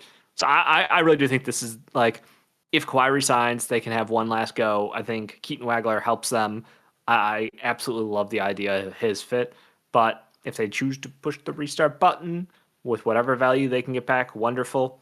You know, I don't think it's going to be a crazy haul. It's nowhere near the Giannis haul, but it'll be something nice, you know. What's your grade? Mine's easy, A+. It's A+. It's Keaton Wagler. This is what I thought they should have done from the beginning. This is where I've been mocking him pretty much the whole time, except for that one experiment where I was like, he's going to fall so the Bulls can trade up and get him. Yeah. No, I think I'm a little...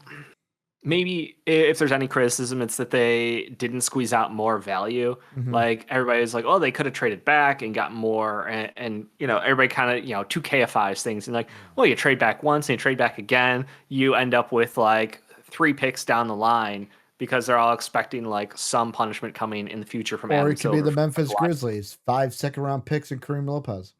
It could be worse. Could be worse. So I'll tell you this: I would take Keaton Wagler over Kareem Lopez. You know, I don't think you're going to have a lot of people in Kareem Lopez over him. So it's a great pick. There's no argument on my end. Not even devil's advocate. You know, you took the guy. Did you say a grade? I said A. Okay. I didn't hear it, so I was like, I just want to. I want it out there. I said A in my mind. I don't know if I actually said A out loud. I'm like, I didn't hear it out loud. I could have missed it, but let us know what you guys think down below. Clippers fans, retro. He's gonna let us know. I know that he'll let us know either in the comment section or not in the comment section. Let us know what you guys think down below. And as always, have a good day, everybody. What's up? Real MVPs, Ricky Widmer here, and welcome into another one of our NBA 2026 draft grades. I'm joined with Dave, like I've been for each and every one of these, depending on what order you're watching them in. I don't know why I said that. You're here for all of them, so it doesn't matter what order they watched them in. We're swapping in someone special. Ricky does one with AI at one point. The answer, Allen Iverson. I mean, last night I was swapping in sunglasses. I went through 1, 2, 3, 4, 5, 6 pairs of sunglasses during the night. Did you really? I didn't even notice you were swapping them in and out. Oh yeah. We got these. We got these. Yeah, I didn't even notice they were different colors. I just you guys said that you had the glasses. They were just like. Yep. Yeah, I ended on these guys for the majority of it. Okay. Yeah. But we're talking about the Brooklyn Nets, Dave. They made 2 picks. Yep. They got Michael Brown Jr. And then at the end of the first round, they took Joshua Jefferson. I knew he was going to squeak in somewhere. He was always the one in my mock that was like squeaking in at 29. Yeah. He goes 28 to the Nets. Thoughts on the Nets draft? They but thank you for Claxton. Is that what you were saying? I was going to say thank you for Claxton and absorbing Julius Randle, which got you that second to first rounder. Good pickup. But I will say this, like, I'm not upset with the Nets draft here. No, I love the Michael Brown pick, especially. And they dodged the landmine of Cole and Pete at the end of the first round. So I mean, that's credit to them. They know their shit. They're not as stupid as we thought. I would never. I know. That was me making fun of you getting the shit from Jake about defending Ben Seraph and Igor and. Yeah, I liked what they did last year. They took 5 shots at 5 guys who are not selfish. They were all guys who could move the ball. I think Jaeger Dioman is a incredibly impressive wing who has great passing vision. His shot was way better than we expected coming into the NBA. So very excited to see a full year of that. Obviously, you had Nolan Traore, you had Ben Serif, Danny Wolf, and I always forget the final pick. He last is a year. yep, last year wing, played defense and facilitated a little bit. Good. I think each one of those guys had a small section of the year where they were able to kind of highlight their Drake skill set. Powell. Drake Powell. Yep. So I think honestly, like, is it like a 5 for 5? They nailed it across the board, but no. But I think it's too early to say like they really missed on anyone yet. So I think the floor was set with them. They were obviously going to churn through some roster guys, and I don't think anyone on their roster was too good to avoid taking someone as a potential future replacement. So Mhm. obviously with the 6 overall pick, they were in the fun position of we're wild carding this shit, bitches. You don't know what we're gonna do. Are we gonna take native men at 6? Maybe. Are we gonna take one of the 7 guards in the top 15? Maybe. Are we gonna take somebody who doesn't make any sense in the world to anybody outside of Brooklyn? Maybe. Mhm. But no, they just kept it simple. They took Mikhail Brown Jr. Like, hey, is your back okay? Yeah, it's great. You're feeling much better now. Cool. Come on, come on, come on. Well, Come to Brooklyn. We want your shooting. We want your playmaking. We want the Mhm. confidence. We want the irrational confidence from taking shots from the logo. Like, he is such a I want to say like he's an attitude changer. He's a vibe changer on the locker room side. Like on the court, he plays with such a swagger and confidence Mhm. that I think it's infectious. I think it's awesome because like watching his international tape was a ton of fun. You saw him stand out amongst all of his peers, but like even like AJ DeBonso, where everybody's like, well, he's being so passive. He's letting everybody else jump out. Like yeah, Mikhail Brown Jr. was the guy who was like. Whoop, right off the charts during the international games over the last summer, and then obviously during the season at Louisville. Like we all knew Louisville wasn't going to be good. Okay, Mhm. their roster construction was kind of shit. But what they did have was shooting. So they were like, "Hey, we're just gonna have fun shooting from the outside. We'll figure out the rest later." And Mikhail Brown Jr. just came in, did exactly what he was supposed to. Mhm. I mean, could it have been better if he shot a little bit more accurately? Yes. I think a lot of people have questions around like, hey, the percentages weren't great. And I think a lot of us are cool with just writing it off and being like, look, you played for Louisville. You played in a system where you could just kind of do whatever you wanted to offensively. Mhm. Like it was here's the keys kind of. So was he taking bad shots? Absolutely. Was he also killing it and maybe rubbing it in on teams when they were up like 20? Yeah, also very much that. But it's just the swagger, the confidence, and the swing passing, just knowing where to go with the ball at all times. So I think that that's like the biggest thing for me is like, hey, we're getting someone who's not selfish, who stretches the floor and could be a floor general, who's not tiny. He's not 6'1", you know? No, and like the thing that I respect here from Brooklyn because as I was doing my final mock, the 4.0 that I put up on draft day, Yeah. there was huge just like news throughout the day of people going like the Nets are zeroing in on Mikal Brown. Like it was Yeah. pretty much like, okay, unless something big shakeup happens, they're gonna go with Brown. And like I'm sitting here going, okay, my personal big board, I would have had Flemings and Acuff above Brown. But Yep. these guys are yet again, and I think this is for everyone, they were so razor thin of margins where there wasn't that big of a gap between, like, let's say, for sake of argument, let's say like Flemings was 6, Acuff was 7, and then Brown was 8 on a big board. There's not big margins between 6 and 8 there, between Brown and Flemings, to where I it's think for most like, people, yeah. it's just like you had them in whatever order you like. There Yep. wasn't that big of a gap. So like I sit here today and I go, I like it. It's not like oh my God, I'm in love with it, but it's like I hate to say this because it sounds like a cop out, Dave. You didn't fuck up. You didn't do a Papa Giannis thing that we saw years ago. Now, if you would have done that and we would have taken like, I don't know, if we would have saw like Dalen Swain at 6, Well, that would have been or on if someone's board, I'm sure. if we would have saw Buka Corey at 6, like Yeah. something like that. If we would have saw I don't know, Tingus Pingus at 4. That one actually worked out for the Knicks. Yeah, But like not bad. if we would have saw something like that, I'd be looking at this differently. But it's like these guys are like, even if they took Acuff or Flemings, I wouldn't have had a problem with it because of the Yeah, talent. And I also just respect them to say, no, this is our guy. We like this guy. This is the guy. Jefferson, I think, is a player that now, yet again, could you have maybe made the argument for like a Malik Thomas, Isaiah Evans? Maybe. But like, I look at this team last year. You mentioned the all the draft picks they made last year. You have yes, Igor, Nolan Traore, and Ben Seraph are all considered guards on Spot Rack. yeah, You're now adding Brown Jr. into that pool.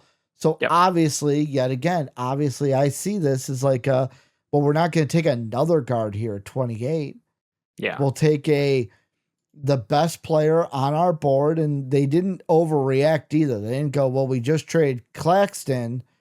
That means we have to take a center here, and they would have reached on that. Like they could have taken Henry Vassar, but they didn't. They said, you know They what? could have. We'll take a guy. We'll take a guy like Joshua Jefferson. We'll look later on because like we're recording this the day of the second round. They still have the 43rd pick in the draft.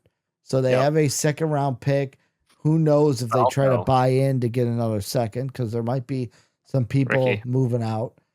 they also got that money to throw around, and Mm-hmm. there is a Mm-hmm. center who doesn't want to be on his team and resign.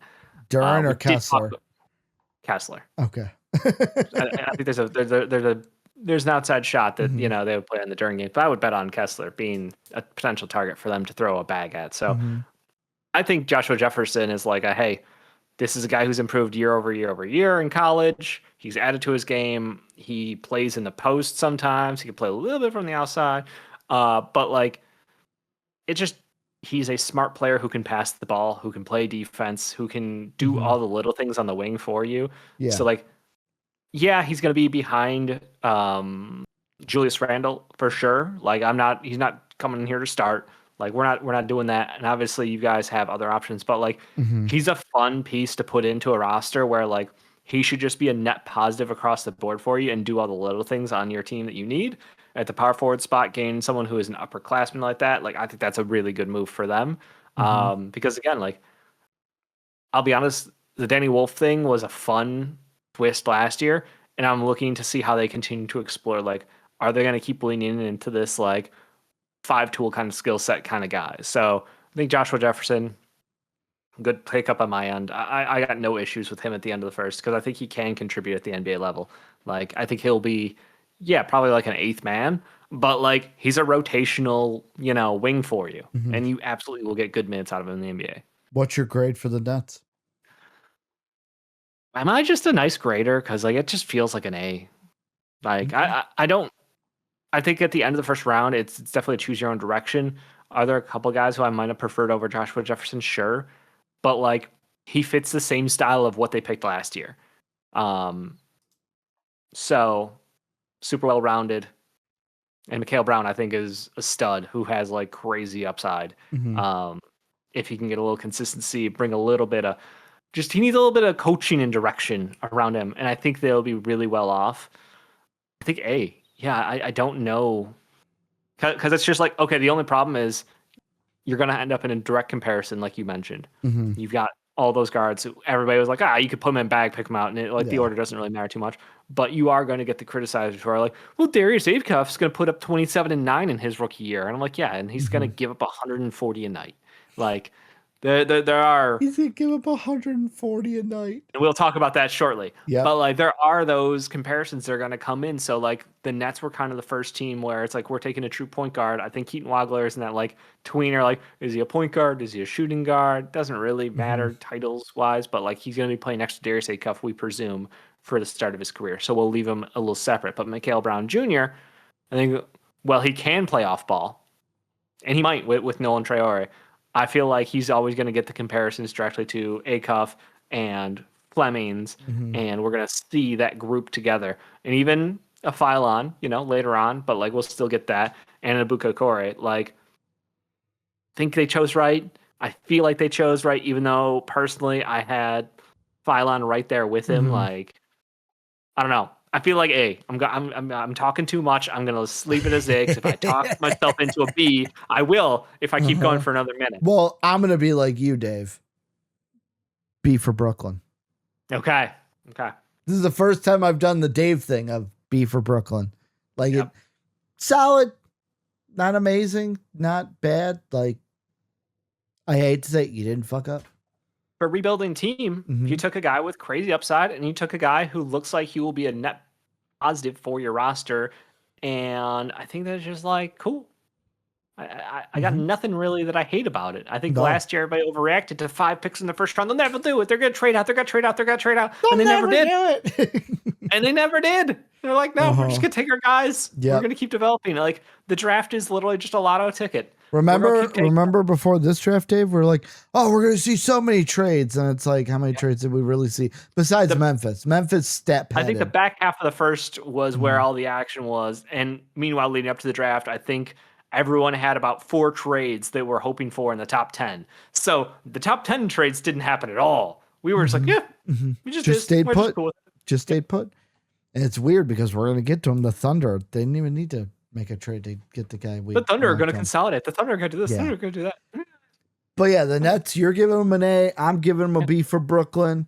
Solid draft, I think, all around for Brooklyn. Building Let us know what you guys think. What'd you say? Building blocks? Building blocks. It's a union guy. He's got the hammer in Brooklyn, baby. Let us know what you guys think down below. And as always, have a good day, everybody. What's up? What's up? Real MVPs, Ricky Widmer here, and welcome back to another NBA 2026 draft grade video. I'm here with Dave Oster. Dave, we're back. We're talking about the Kangs in this one. Yes, we are. Kangs, did they Kang? 2 picks they had. They took Acuff with the 7th overall pick. And then they did what many people the night before the draft were thinking they were going to do. Trade back into the late first. They did with the Cavs. They took Alex Caravan out of UConn. So Acuff, Caravan, what are your thoughts on the Kings and their draft?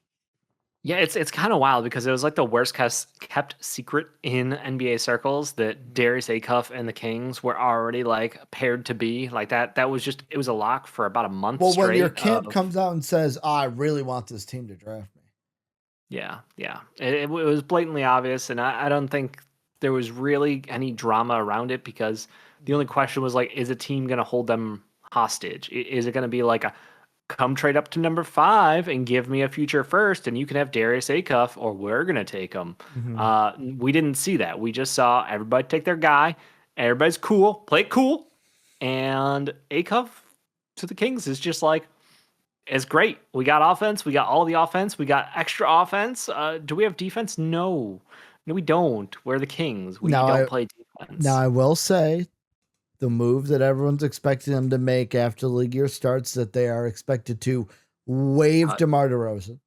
Yeah. Because a lineup of Acuff, Zach LaVine, DeMar DeRozan, Keegan Murray, and Domantas Sabonis would give up maybe 160 a night. Maybe it's Domantas Sabonis. He's been in trade talks. He's also been in trade talks. They couldn't find a partner for DeMar DeRozan, which is why we're expecting the wave to happen shortly. But who knows? Last minute changes. But yeah, I think we talked about it leading up to the draft. Like, I think Darius Acuff has like incredible offensive upside. Like, he was just an engine at Arkansas. He willed them through game after game after game. He would get into duels at the end of the games. He's a take over the fourth quarter style player, which is awesome. It reminds you of guys, and obviously recency bias. We had the playoffs. Jalen Brunson do that for the Knicks. You had those late game moments. And funny enough, former King De'Aaron Fox used to be a fourth quarter clutch player.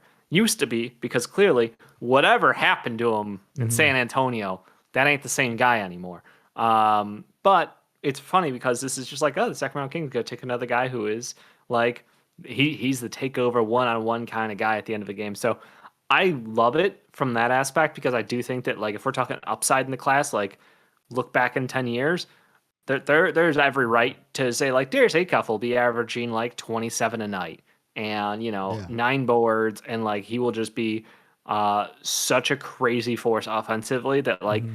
if you can hide him even a little defensively, it's a net positive for your team. So that's really the biggest question around him because everything else feels like green lights. The offensive side of the ball is just a giant green light. He's got outside shooting. He can attack the rim.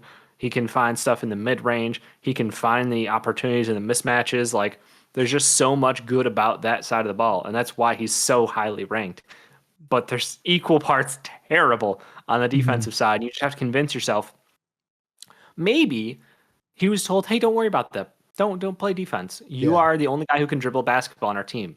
Just worry about the offensive side and participate a little bit defensively. Hmm. But we're not trying to get fouls. We're not trying to make you expend any additional energy. We just want you existing on that side of the ball I wonder, and I sit here though, and I think, okay, so Zach LaVine's still on this team. at the moment." He's gonna have to. Well, you say at the moment, we'll see if they trade him. Correct. But like, Yeah. let's say a trade doesn't happen. Are they gonna sit there this year and just be like, "Hey, we just got to get through Acuff and Zach LaVine together, and at the end of this upcoming year, Zach is gone, Yep. and it's just like it's the Acuff show after this." Or will it be they are going to desperately try to push Zach by the trade deadline to get it to be the Darius Acuff show as quickly as possible? Because like what you were saying, like, oh God, it takes over 4 court ball in your hand. I'm like, sounds like they already got one of those. They got one of those with Zach LaVine who kind of likes the ball in his hands. Yeah, but he costs like almost $50 million, No, no, and Darius Acuff won't. I get that. I get that. Zach should be off the team like tomorrow is what I'm saying. Like Uh, open up time in ball hand to Acuff. Give Zach LaVine touches to Acuff. That's what I like. That's what I'm That'd be talking interesting. about. I just Yeah, I was don't gonna know say. how soon those touches are going to go from Zach LaVine to Acuff because I don't know how quickly he is going to get off this team. But the good thing is Zach's never been the super ball dominant guy. Like they tried him at point guard super early in his career, Mm-hmm. and he didn't have that kind of juice. So I think I think the Kings are in a position where like reasonably, Acuff should be getting like 27, 28% usage on this team. Like we're talking like the ball is going to be glued to his palm for the majority of the So the game. Like way you're seeing it is instead of DeMar and Zach sharing the touches, now it's just DeMar's getting waived because he's the older one out of him and Zach, and then and we're now gonna see it's Zach off Acuff ball and more. yeah, Which to be fair, I think that was in hmm everyone's best interest. I think yeah, Zach off ball is a better basketball player than Zach having to decision make. And we are the experts. We've seen him in Chicago. We now see him in Chicago West out there in Chicago Sacramento. West. Like Oh. it's just who he is as a player, and that's fine. There's Mhm. nothing wrong with it. But we overpaid the hell out of him. Yeah. And they took on that deal for reasons that we will never know, but we will always be grateful. Hmm. Um, I think that this is just we like Keegan Murray. We like Darius Acuff. Say it right. I think that Maxime is great as a backup center. I think he's gotten so much more run than we expected early in his career. Hmm. Could he be a starter someday? Sure, like on a winning team, I guess. But you're gonna need to get the right defensive squad out there. You're gonna need to build smart around Acuff because Hmm. there, there's no way. There's no way you're gonna win 50 games with Acuff and 3 guys not playing defense out there with him. The only thing, Dave, that I'd have to say about what you just said is you didn't say it right. It's not Keegan. It's Keegan Murray. Keegan Murray. Keegan Murray. The other half to this, though, Alex Caravan, when they made that deal or they made that pick, fucking loved it. I love Alex Caravan. I know he's older and he's been at UConn for 4 years and he might be 37, but Not that he's old. only 24. He's not DeMar DeRozan age, but like, I don't know. There were some people that I was seeing, some people in our live stream also, Jake, harping on the like Alex Caravan. You were obviously defending him because, Alex Caravan, best player in UConn history. Yeah, it's wild. Longevity Like, wise. yeah, you hear Hurley talk about like how impactful Caravan has been on the roster. He's his favorite all-time player on the team. Like it's just he gushes about how Alex is like basically having a second coach out there Mm-hmm. because he's in the locker room with the guys on the floor. He has no ego to his game.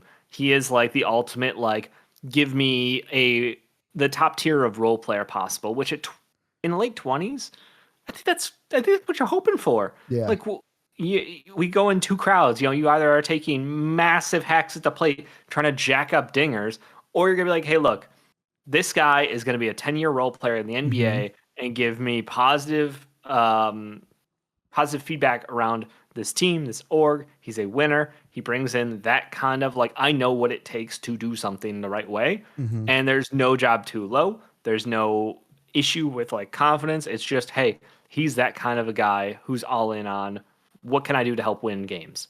So I think that you're taking a role player here, but you're taking the top tier of role player as far as like what you hope to get out of him because I don't think he's going to demand anything. I think he's happy sitting in the corner, back cuts. He's a smart player. Mm-hmm. Like he will find opportunities to succeed on this team, and he will. Yeah, trust me, he's not a perfect player.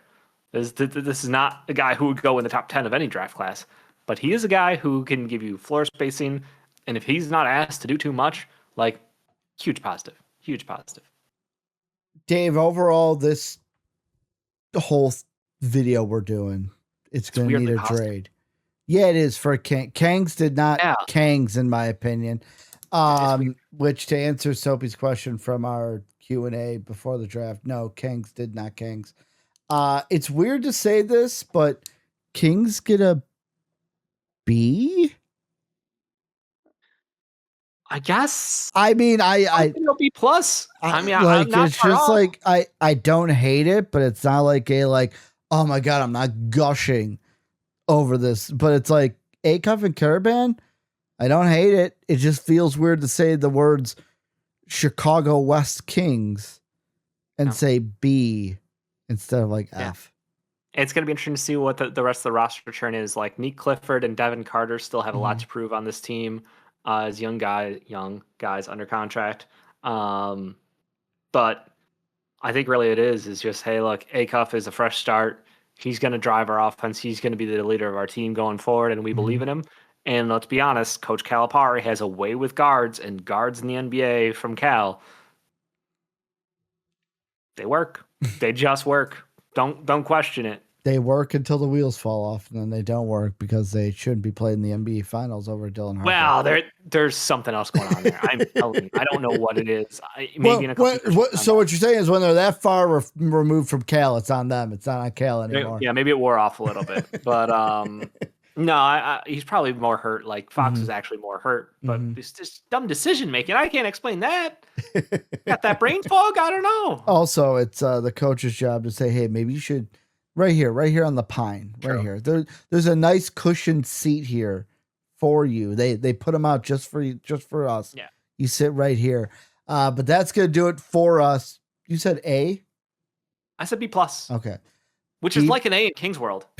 B plus. I'm saying B. Let us know what you guys think down below in that description. What did you think of the trade? Or what did you think of the draft? The trade. I'm so used to trade grades. Draft grades. What do you think of the draft for the Kangs? Let us know down below. But as always, have a good day, everybody. What's up? What's up? Real MVPs, Ricky Widmer here, and welcome into another one of our first round draft videos, draft grades for the 2026. I went back in time there, Dave. You really did. I was like, am I having a stroke? I went way back. Speaking of which, I'll intro this one a little bit differently because you said that. You know, it honestly is a very scary feeling. Having a stroke? Your not your blood pressure, your blood sugar dropping. Because I learned something. When your blood sugar drops, it mirrors the signs or mirrors the feeling of a stroke. One day at work, I'm sitting, I'm like, my arm doesn't feel like numb. Like, no, not numb, but like, it was like, wow, it feels like a little bit. It was the blood sugar because then I ate and I had for the first time ever that day, Dave, I had what's it called? A chicken bake from Costco. You were missing out on culture, I sir. had never had one to that point. I gave it 4 booms though, so there's that. That's the right Boom, score. boom, Right boom. score. It didn't get 5 booms. It got 4 booms. One bite. Everyone knows the rules. But we're not here to talk chicken bakes. We're here to talk about the Maybe. Hawks. Maybe later we'll talk chicken bakes. I kind of want another one at some point, but not like right now. But we're talking Hawks. The Hawks, they draft Kingston Flemings, Zuby Ejiofor. Those are the 2 guys that get in the first round. Dave, did the Hawks knock it out of the park? I feel like I want to say yes, but here's the weird thing. I love Zuby. I don't know that I love Zuby on the Atlanta Hawks, but the clear choice here was we care about defense. Mm-hmm. We care about effort, and we want to make sure that like, hey, this is where we're going. We're doubling down on what we did last year. Trae Young off the team. We need defense. We need guys who will lock in and be stoppers. Kingston Flemings. I mean, the kid is just awesome. He's so much fun to watch. He's so much fun to hear like talk about the game of basketball, how much he wants to improve, everything around what he can do for you attacking the rim. It's just going to be a curious situation with like how quickly is he going to get, actual like primary ball handler reps on this team? Does he start day one as their point guard? Mm-hmm. Or because like they've got that weird situation going on right now. Like they got CJ McCollum, they got Dyson Daniels, but clearly they need someone who is a primary ball handler. And I feel like all those guys are kind of like, yeah, if we have to, we can be. Do you think that Kingston Fleming's day one? He Like, can. I like the fit. I think they need someone who can dribble a basketball. Don't get me wrong. Mm-hmm. That watching the playoffs last year, that was never more apparent. Like CJ McCollum came in so clutch for them, Mm-hmm. but it feels like Kingston Fleming's is a perfect long-term fit. But I'm curious, like how quickly he's gonna hit the floor running because Mm-hmm. of how many guys they have on that team right now. Well, and that was the whole thing of like we were talking about during the draft process of like, and why mock drafts we kind of leaned more, I think, a cuff because like, oh, like they're gonna obviously Naw or Daniels, one of those 2 are gonna hit the bench. Now we know that CJ McCollum is going to be back on this team, $21 million 1-year contract. So we know that, but it's like the thing I like about Fleming's on this team is like, I feel like with the pick, I'm talking future, not just this year. Okay. Naw is hitting the bench to be on the second unit. It's going to be a Dyson Fleming's future backcourt. I feel like. So I feel like you'd I want. should say maybe because I don't know if they're going to trade Dyson. Well, true, they could trade any of these guys except for Fleming's, but it's like I feel like I do have the confidence in if they want to put the ball in Fleming's hands, it's not like he's garbage offensively. That's the thing. No, that's the benefit. Like we rave about his defense, but he's not a garbage offensive player. It's not like, oh man, all he's got is defense. Don't ask him to have hands to touch a basketball. Like it ain't like that at all. I think the biggest thing is like, I'm trying to imagine like, because Jalen Johnson with the ball in his hands is like, that's how he kind of took the next step last year. Maybe he ends up starting with the second unit and running that with like him and Naw as a second unit, and they can let him cook there and build up towards being a long-term starter for them. But yeah, I agree. Like he has that crazy first step. He gets downhill and he can attack and he can get by guys on the outside. So like I'm super excited to see that from a play style standpoint. And I think that's probably I'm trying to limit myself because in the past, and I apologize, Atlanta Hawk fans, I was a big Kobe Buffkin guy. And Kobe Buffkin did not pan out the way I wished. You did like Buffkin. That I can be wrong about that. But like part of the problem was he didn't get playing time because he ran into like a series of injuries, underperformance, a combination of both. So my concern is like I want to feed the minutes to Kingston early. I want to make sure this guy does not miss out on development time in his first year in the NBA. I want him to get like 20 minutes a night. I know you're going to be competing in an East which is going to be so bunched up towards the middle, and I'm like, y'all, this kid is the future of this team, and I want him to get starter minutes by the end of the year. Like when it's getting to be playoff time, I think that he would be a ideal fit in that starting lineup, but he needs to build his way up there, and I want to make sure those early season minutes get him there.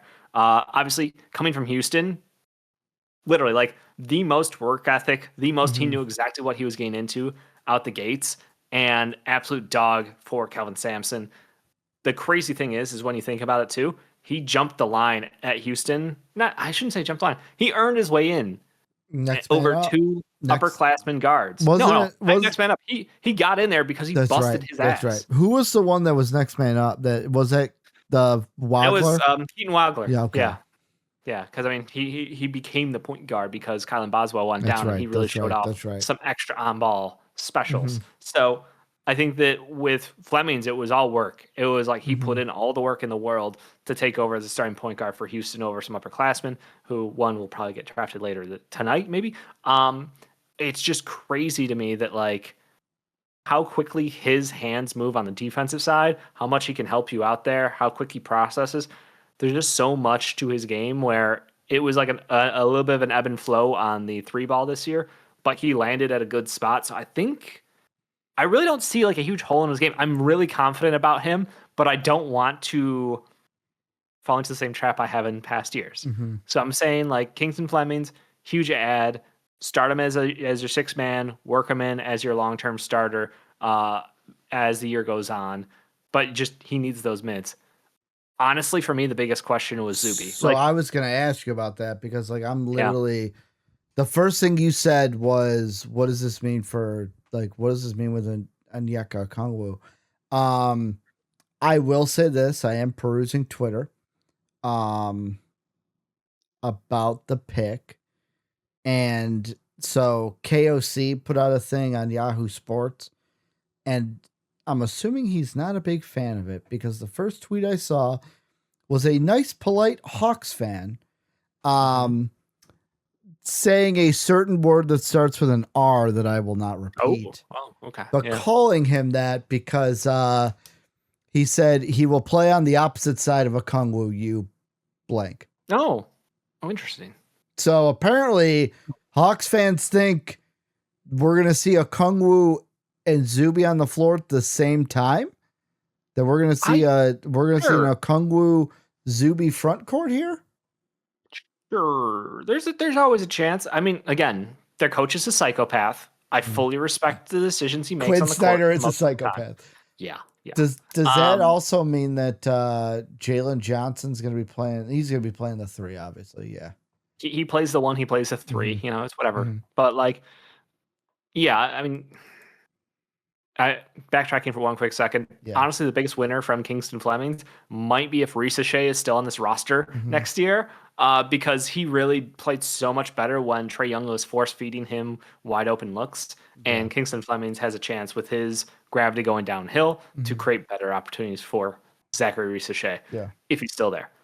But yeah, as far as Okongwu, like I always looked at Okongwu, I was way too high on him. I thought he was going to be like Bam Light. Maybe he is kind of Bam Light. He's growing into that role. Obviously, he's not the second leading scorer of all time, Bam, in a single season game. But I still like him. The problem with Bam, You mean the Bam that went up against a couple turnstiles? I mean, Washington Wizards. No, really Dave. Late in that game, late in that game, they were Olaying a lot. It was the Olay defense at the end of that game. The entirety of the year was an Olay defense. Anybody could have got whatever they wanted against the Wizards. Let's not, look, if you want to put up 60, you could have got 60. I'm just saying, like, it wasn't a matter of the Wizards change strategies. It was the Wizards are who we thought they were. But no, the biggest knock on Okongwu is the same thing his whole career coming out of college was he's not a big-sized big. He's an undersized big with a great skill set, a smart mind, and the ability to get to the right spots, and he has some length to help him out. I always was expecting them to go after a true big here. I was assuming this was going to be a Vassar pick because it made sense. Hey, let's go get a floor spacing big who can complement and play next to Okongwu, or he can play without Okongwu. They can give him multiple different looks that way, and the chance for the offense coming from Henry Vassar would have been really nice, in my opinion. Zuby, different kind of animal. He is so much that like I will take on any challenge in the paint. I will try to shut down the best player if they come anywhere near me. Like he takes on everything. And the problem though is like again, you are undersized, sir. He's got crazy good like physicality. Yes, credit due, but he's also an upperclassman. There was But always does he that have verticality? not so much. Not so much.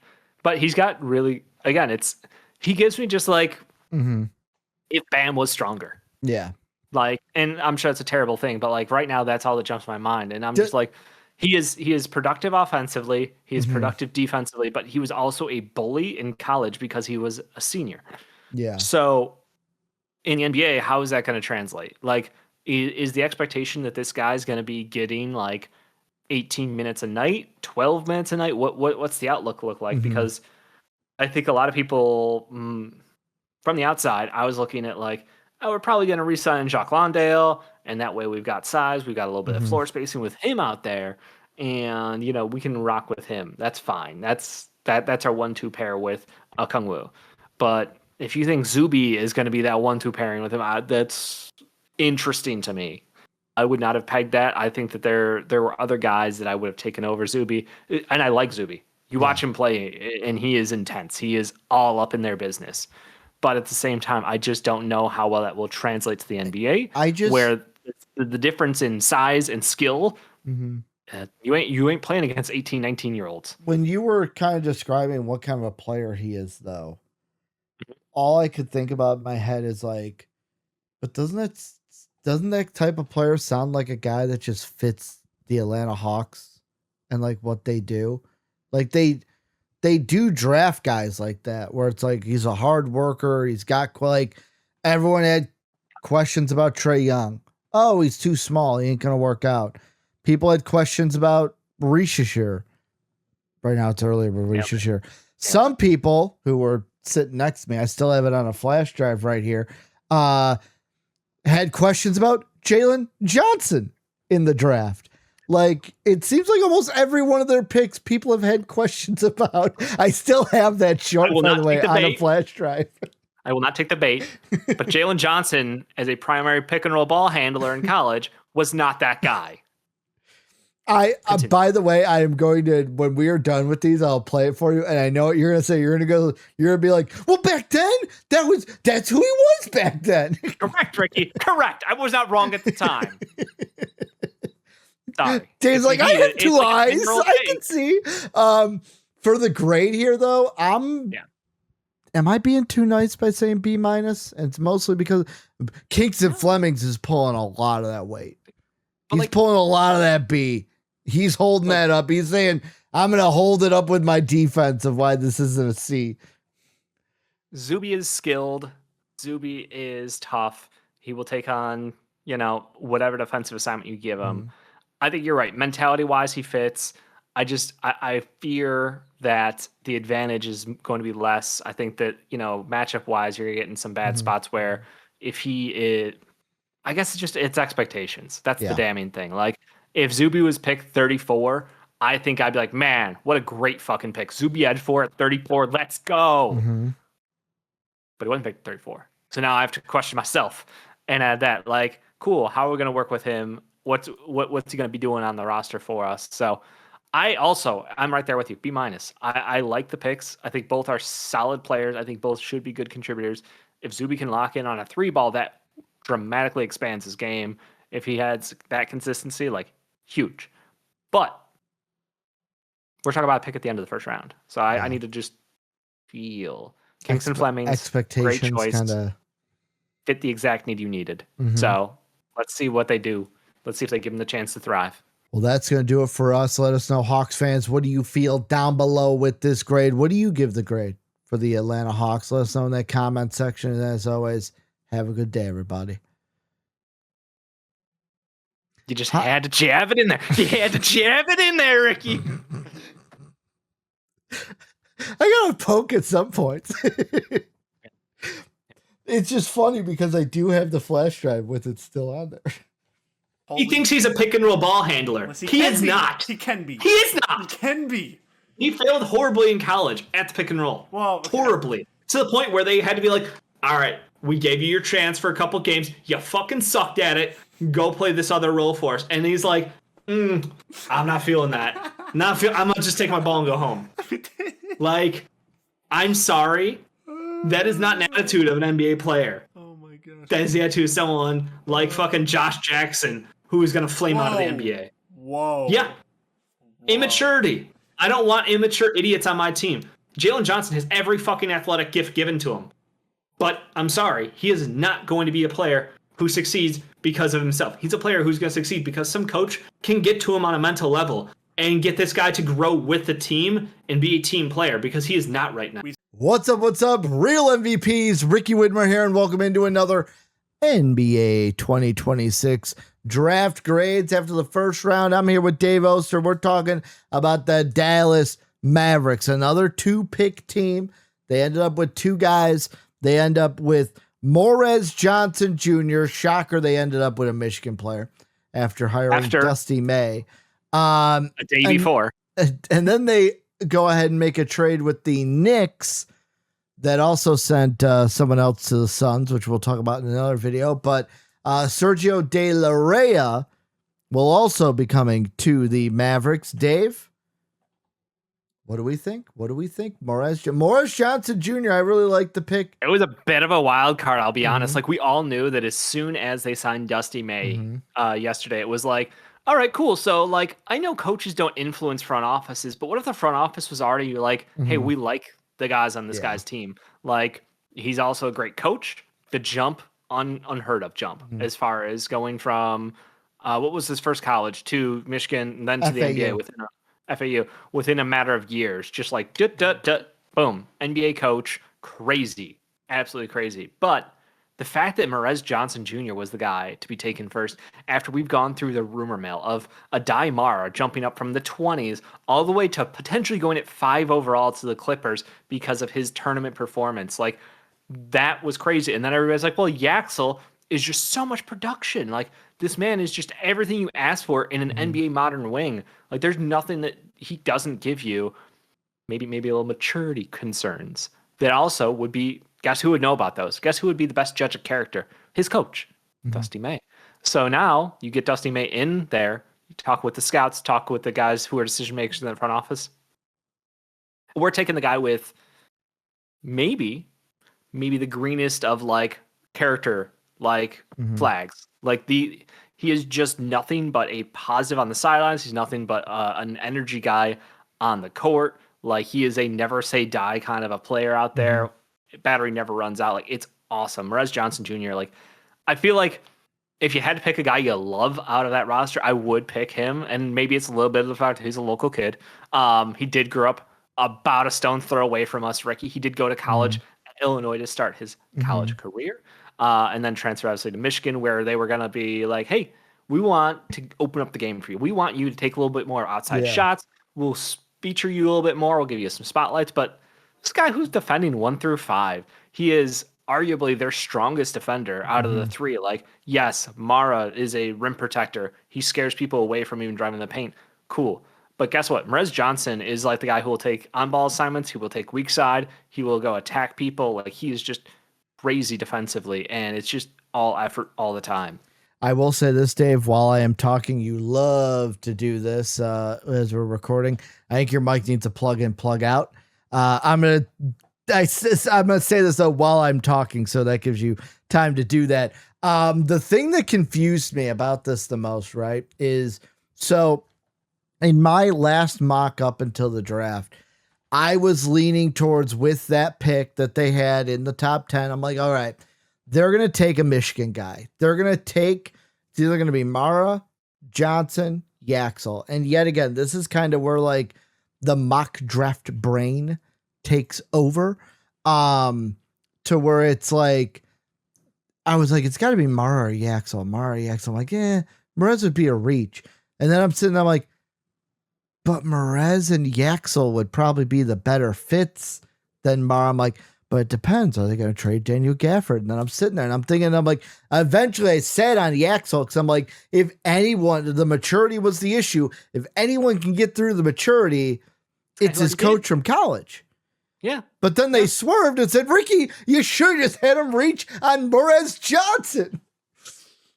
No. I also went a little, let me double check. I think I went a little trade crazy with the Mavericks, where I had them trading back from 9 to 12 to get 17, and then trading 17 and 30 to move up to 13 to then take a Michigan guy and LeBaron Philon, which would have been a great draft for them. The fall of Philon. But Philon fell a little bit. But yeah, like Morez Johnson, I don't hate it. I'll be honest. They could have taken any of the Michigan players, and I wouldn't have hated it here. The question is, with this roster, and I don't know if I don't think Morez impacts this a whole ton, but like Daniel Gafford, rumors are they're looking to trade him. Does this now expedite that because they took Johnson, or expedite, or is Johnson in your mind? Because Spotrac has him listed as a center. In your mind, is he a center or a 4, a 5 or a 4? I feel like he's a 4 who can play some small ball 5 for you. I think it's very similar, but I think that his upside is crazy. Personally, I could see the move from Gafford. I could see them like the big one is obviously PJ, because PJ is that dude who deserves to be on a winning team, and like this team is like, if Kyrie stays, we should be a very good team. If Kyrie doesn't stay, then obviously not having that point guard locked down long term at his level is like, all right, cool. We are gonna be right back here in the middle of the lottery next year. Yeah. So it just, there are questions around like the direction and long term build for this team. So I think Morez Johnson gives them the like, if we want to keep Gafford, great, we can. If we want to keep PJ, we can. But also now I feel confident if we move on from them, we have a great pair for Cooper Flagg to build with going forward, because mentality-wise, right there with Cooper Flagg, like this is a defensive intensity that's going to slap the fuck out of other teams. Like I love the fit. It's just so much of it's going to come down to how they're going to scheme offensively, because the biggest problem with Cooper Flagg's offensive game is like the paint is so crowded on the Mavericks. They just got too many bodies in the paint. So if Morez Johnson can work on that 3-point shot some more, long-term believer in that, yes, I think there's genuine growth there. I think his shot form is not broken. So I'm hopeful that he can start spacing out the floor more throughout his career, like, year 1, 2, 3, build into being someone who could be a stretch 4 for them truly. Like, give me Bobby Portis vibes. That's where I see you career growth. Yeah. Be a bully in the paint and also stretch the floor. I think he's a perfect pairing long term for Cooper Flagg that way. Like, that's I literally like there's no concerns on my end, because everything that we've seen out of him is like, dog. This guy's just a dog for you. Dog. I will say on the other side, you got Sergio De La Rey. Yes. So 2 questions. Well, statement. The question I will try to answer. I'll say the statement first. Probably should end with the question, because that leads more back into you. But the statement is, I kind of find it funny that like you look at both their picks, and it's like one pick I see is like all right, Dusty, we'll take your guy, we'll take a Michigan man later on. I'll get like, if I'm speaking as I'm like Masai Ujiri, where it's like, we'll take your guy, but then we'll do what I love the international guys. Gotta take someone who's an international. So it's like did they meet the best of both worlds? Coach got what he want. GM got what he wants. But also my question is, with Sergio, is he coming over right away? Is he staying? Is he going to be a stasher? Like, what's the idea with Sergio now that we know he's a Maverick? I'm going to double check if anything's officially been said. Coming over. The answer is would likely spend next year in Europe again from Mavs Moneyball. So that makes a lot more sense if he's going to stay over. Hang on. We double check. Questions fit. Whether he will be Summer League bound or not, I don't know if it's official one way or the other. In your mind, should he stay overseas or come over right away? I would prefer if he came over. I think the more time spending with the roster, the better. But again, this kind of raises the same question of like, look, he is on a team that is playoff caliber team in EuroLeague. So like they're doing great over there. He's getting minutes on a legit team. It's not a scenario where it's like Hugo Gonzalez, where he was getting like 2 minutes a night every third game. And, Yeah. that was like, we got to get this guy over here so he can get minutes, so he can play. We can develop him. Like Mr. Sergio, Untouchable. yes, Mr. Untouchable. Sergio is a much higher level contributor to a winning team right now. So I don't think there's a huge push, if necessary, to bring him over. Yeah. I'm sure there's some buyout contract situation that would have to be taken care of, but it's going to come down, in my opinion, is like, is Kyrie here? If Kyrie is here, then maybe we keep him over there. Like, I still think mentorship is important. I would love to have him here. Yeah. End of day, I'll just put it down. I want him in America. I want him with the Mavs roster and building that continuity with the young guys on that core, because he will be part of it. But I understand if they're like, hey, we don't need you taking up a roster spot right now. Continue growing, continue developing over there. We have belief in you. And next year we'll bring you in and we'll have minutes for you. But I think this was a Mike Schmidt's pick, if I'm being honest. Like, again, you got to remember, like, former ESPN guy, draft guy, like there are certain types that those type of guys are into. And I get it. Masai Ujiri has one type, and that is not Sergio De La Rey. I think that's that. If you look at his time with the Raptors, there's definitely a length. He was more like the Pascals, which is why Merez Johnson feels like that's the ultimate, like, front office and coach. We're just, hey, Merez Johnson's that guy. He fits all the things. They think untapped potential with him being a little bit more of a shooter, maybe a little bit of ball handling, maybe a little bit more that we didn't see, because in college we were loaded. Like, we were a stacked roster. So we didn't need to ask him to do everything under the sun. And I think Mike Schmitz was responsible for this pick personally. Whether he was or wasn't, don't know. That's my narrative. I'll spend it or send it out there to the universe. But as far as the player himself, because we haven't really talked about him, he is like a wing-sized guard. So he's like 6'6". Talking about Sergio. Correct. Okay. So he's 6'6". He is a above average passer. He's above average shooter from the outside. He's a lot contact adverse. He's not the guy who's going to drive an attack like Ibuka Okore is. He's not going to get messy in the paint. He is more of the, like, he's a nice, like, I hate doing it because I feel like I'm belittling him a little bit, but yeah, he's a complimentary piece. He will space the floor and he will throw some really nice passes for you. But I think that there's like a cap on, like, he's going to be a role player. Yeah. I don't know if he's ever going to be like the primary ball handler or anything. Like, he's just an off ball facilitator, and he will space the floor for you, which is a very valuable skill set. Don't get me wrong. Like, there's a ton of value there, but he's probably going to, end up, I'm trying to think of a good comp for him. And I feel like I had one earlier and I've lost it. So if I think of it before the end of the video, I'll drop it in there.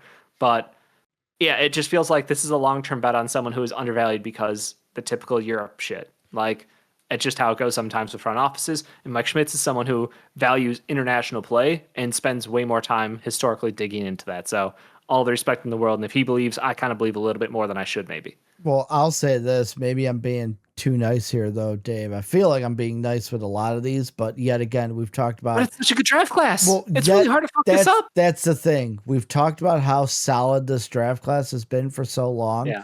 I give it a B. It's solid. I love the Merez Johnson pick. I don't hate the Sergio De La Rey pick. Like, even if he stays over, comes over, like, I don't... Like, it's not like a thing where I'm like, oh, man, why do they do that? It's a solid B. They got two guys. The Merez Johnson pick I really like. Yeah. So it's like, great job. You did a good job, Dallas. You're gonna give I feel like I'm a lower grade, aren't you? B minus. Okay. They're not a C. It's not a bad one because again, it's everything lined up. We just talked about it. They lined up the front office, the coach to the pick. It fits the mentality of the team with Cooper Flagg being a two-way star going forward. Yeah. You add that defense. You add the potential upside on the offensive side. You add a floor spacer, and someone who can facilitate a little bit. I don't know. No, I'm bumping up. It's a B. It's a B because I feel like it would have taken a lot to do better than this.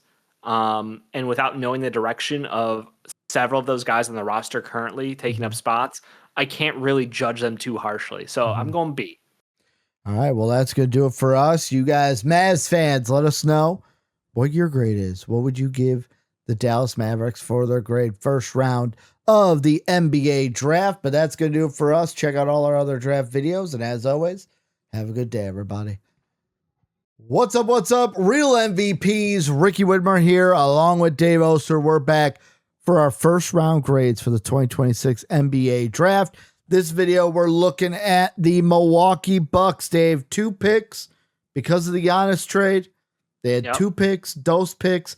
I'm going to be honest, I really like them. Braden Burries with 1, Nate Ament with the other.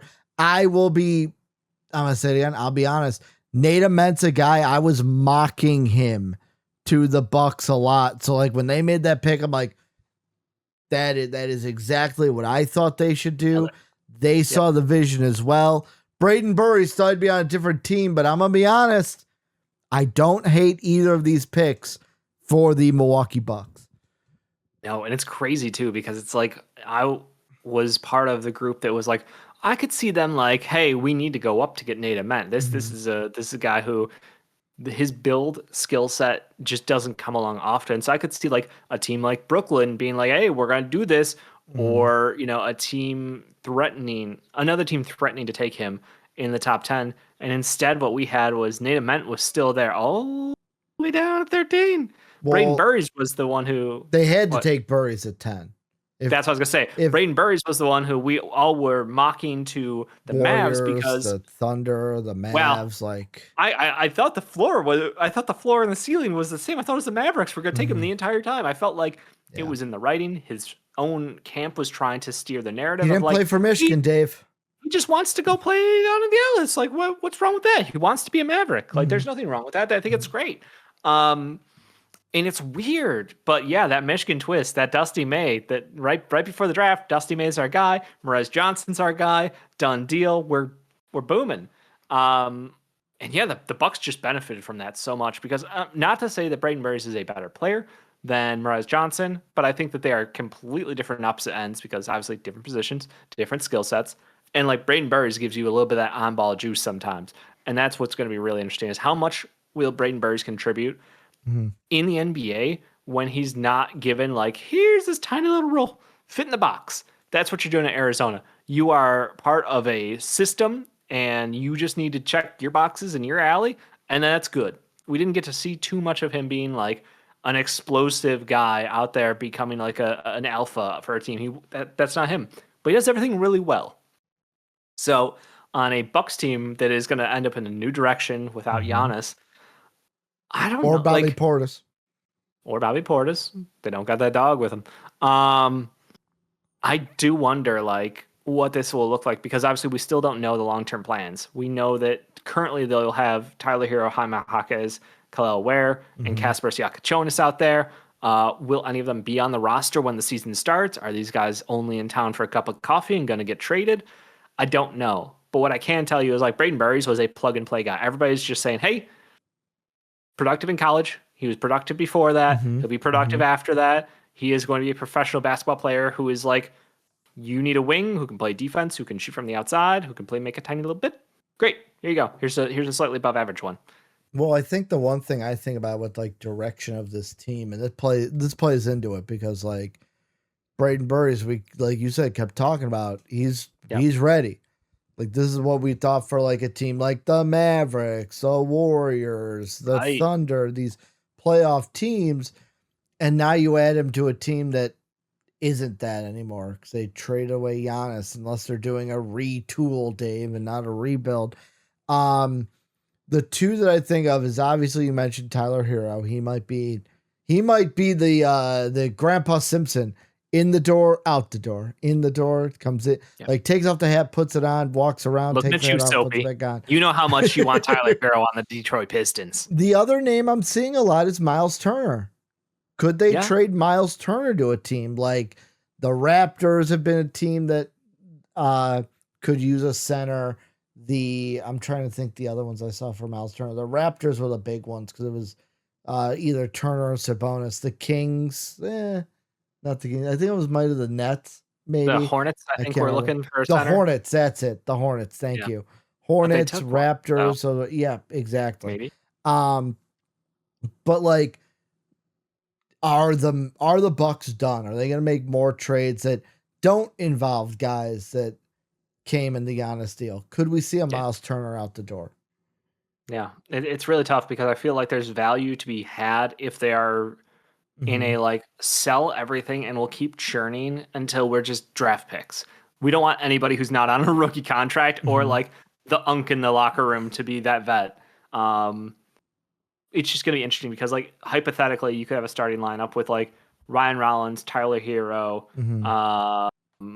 I would probably put like Burries or Nate Ament just to force him out there. Like, doesn't matter really, you know? And then like Turner and Ware or something like that. Like, I forgot Kuzma's still on that roster too. Is. You know, it's so like they've got a bunch of like guys who can contribute.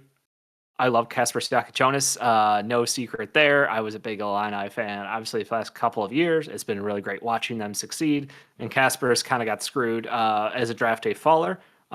We saw him healthy at the end of last year, and I think he had several performances which gave me all the confidence to say, like, this guy will be a professional point guard in the NBA. Like, yeah, I'm good with that. So I think that him and Ware, like, that's a great long-term run. If you can keep Ware's head screwed on, which was obviously the biggest problem down in Miami, you know what? There's less to do in Milwaukee than there is in Miami. So there's a chance that he'll be a little more locked in on basketball and effort will be more consistent. Well, Dave, the funny thing, before I ask you your grade for this team, there's a tweet that's been going around since the Giannis trade happened that people are circulating.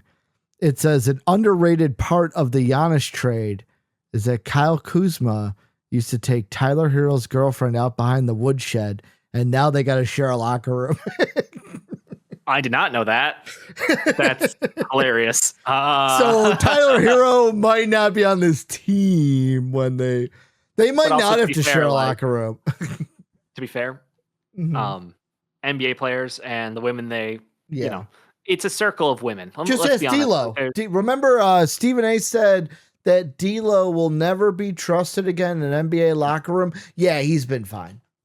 Yeah. He's been fine since. I just mean though that there's a lot of women who date several NBA players. It's kind of a common thing. It's not like they're, you know, it's not uncommon. Let me just put it that way. So I'm not super worried about the personal stuff between them. That's hilarious. I think Milwaukee did about as good of a job as you can by getting someone who has an incredibly high floor and then getting someone who has an incredibly high ceiling. Like they nailed both. I think a lot of us were looking at Nate Ament as a team who has multiple shots. So in case he misses, you're still going to walk away with something from this incredible draft class.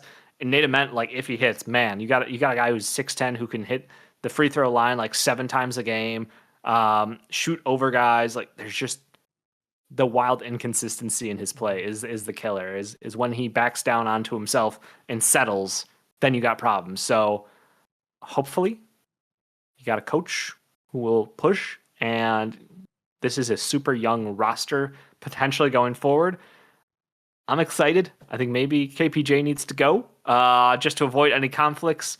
I'll be honest, he's the one who I'm like, if I got guys who I don't want around this young roster, I don't want KPJ around. I know value-wise, for the performance versus value is probably still pretty good, but just from a locker room standpoint, I think you need to cleanse yourself of, you know, all that shit, get Kuzma out of there, walk away from a lot of the noise. You don't need that anymore. What grade did you end up giving it? I feel like it's a B+. I'm like this close to an A.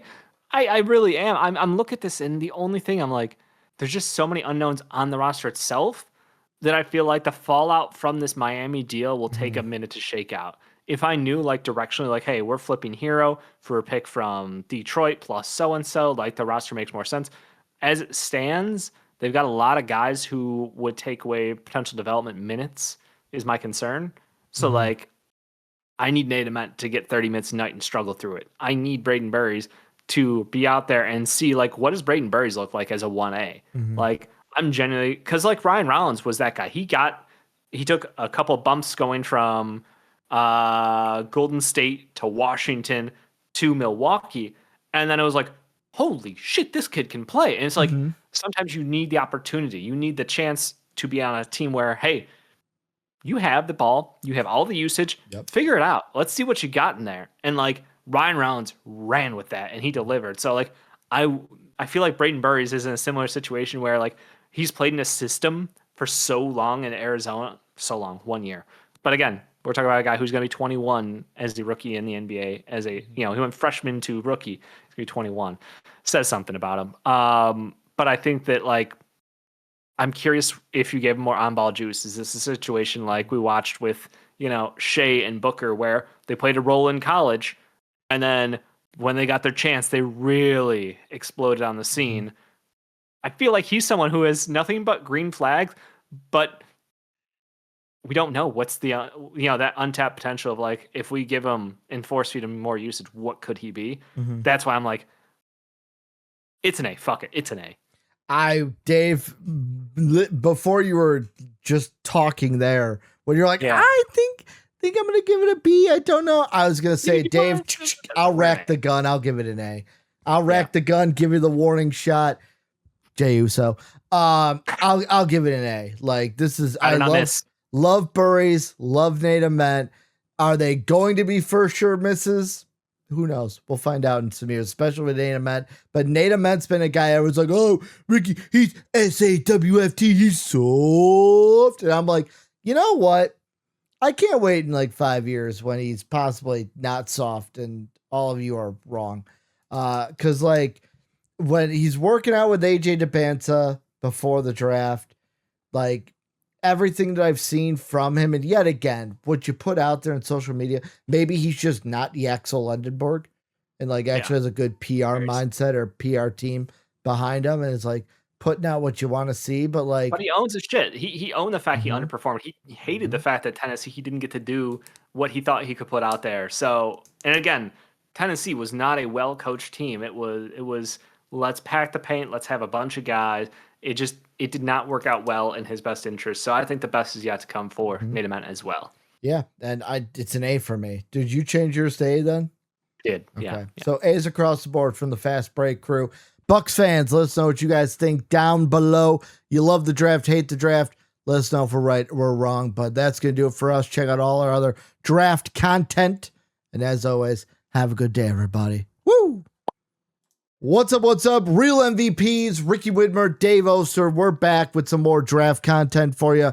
Draft grades for the first round of the 2026 NBA draft. In this one, we're looking at the Golden State Warriors. They had one pick, Dave. Warriors. They stayed pick. Warriors, come out and play. Little old school there to the old Fast Break. They had one pick. They stayed put. They did not trade back. They took Yaxel Lendenborg from Michigan. Couple things about this that I do want to touch. The first thing I want to touch is there's one thing I couldn't stop thinking about from before they made the pick, Dave, that I cannot wait to hear. I'm going to use the 5 years down the line mark because that's kind of what we've sat on. I can't wait to hear 5 years down the line what the conversation Mike Dunleavy had with what I'm assuming is the owner of the Warriors. Because Jake pointed out on our live stream, he goes, look at them here. They're having a discussion. After they had that discussion, it looked like Mike Dunleavy was not super excited. He was asked about that. I did see a clip today. And then he went. It was like one of those things where you go up to your boss. You're like, dude, I feel like we should do this. And the boss is like, nope, can't do it, man, can't do it. And you're like, fuck, I gotta call this client back now and tell him that no, the deal's off. Like, unless there was something that I didn't hear, I can't wait to hear what the public answer that he gave. The public answer he gave, because he was asked about specifically. It was like, no, everything was fine. He was just getting impatient and he wanted to put in the pick already. And I was just making sure we use the time wisely, And they're like, well, did any trade offers come in? He's like, yeah, always trade offers come in. We like to evaluate our options. But like, it was just that. It was the time situation that the owner wanted to get in. Smell a little poop there. There's a little poop, little BS there. I can't wait. Maybe. 5 years down the line, I can't wait when Dunleavy's no longer with the Warriors, because eventually everyone leaves. He doesn't stay there forever. And he's on some podcast, and we get and we just get the honest answer of, yeah, dude, I wanted to trade for this guy, but they I wanted to make this trade. They wanted to trade up.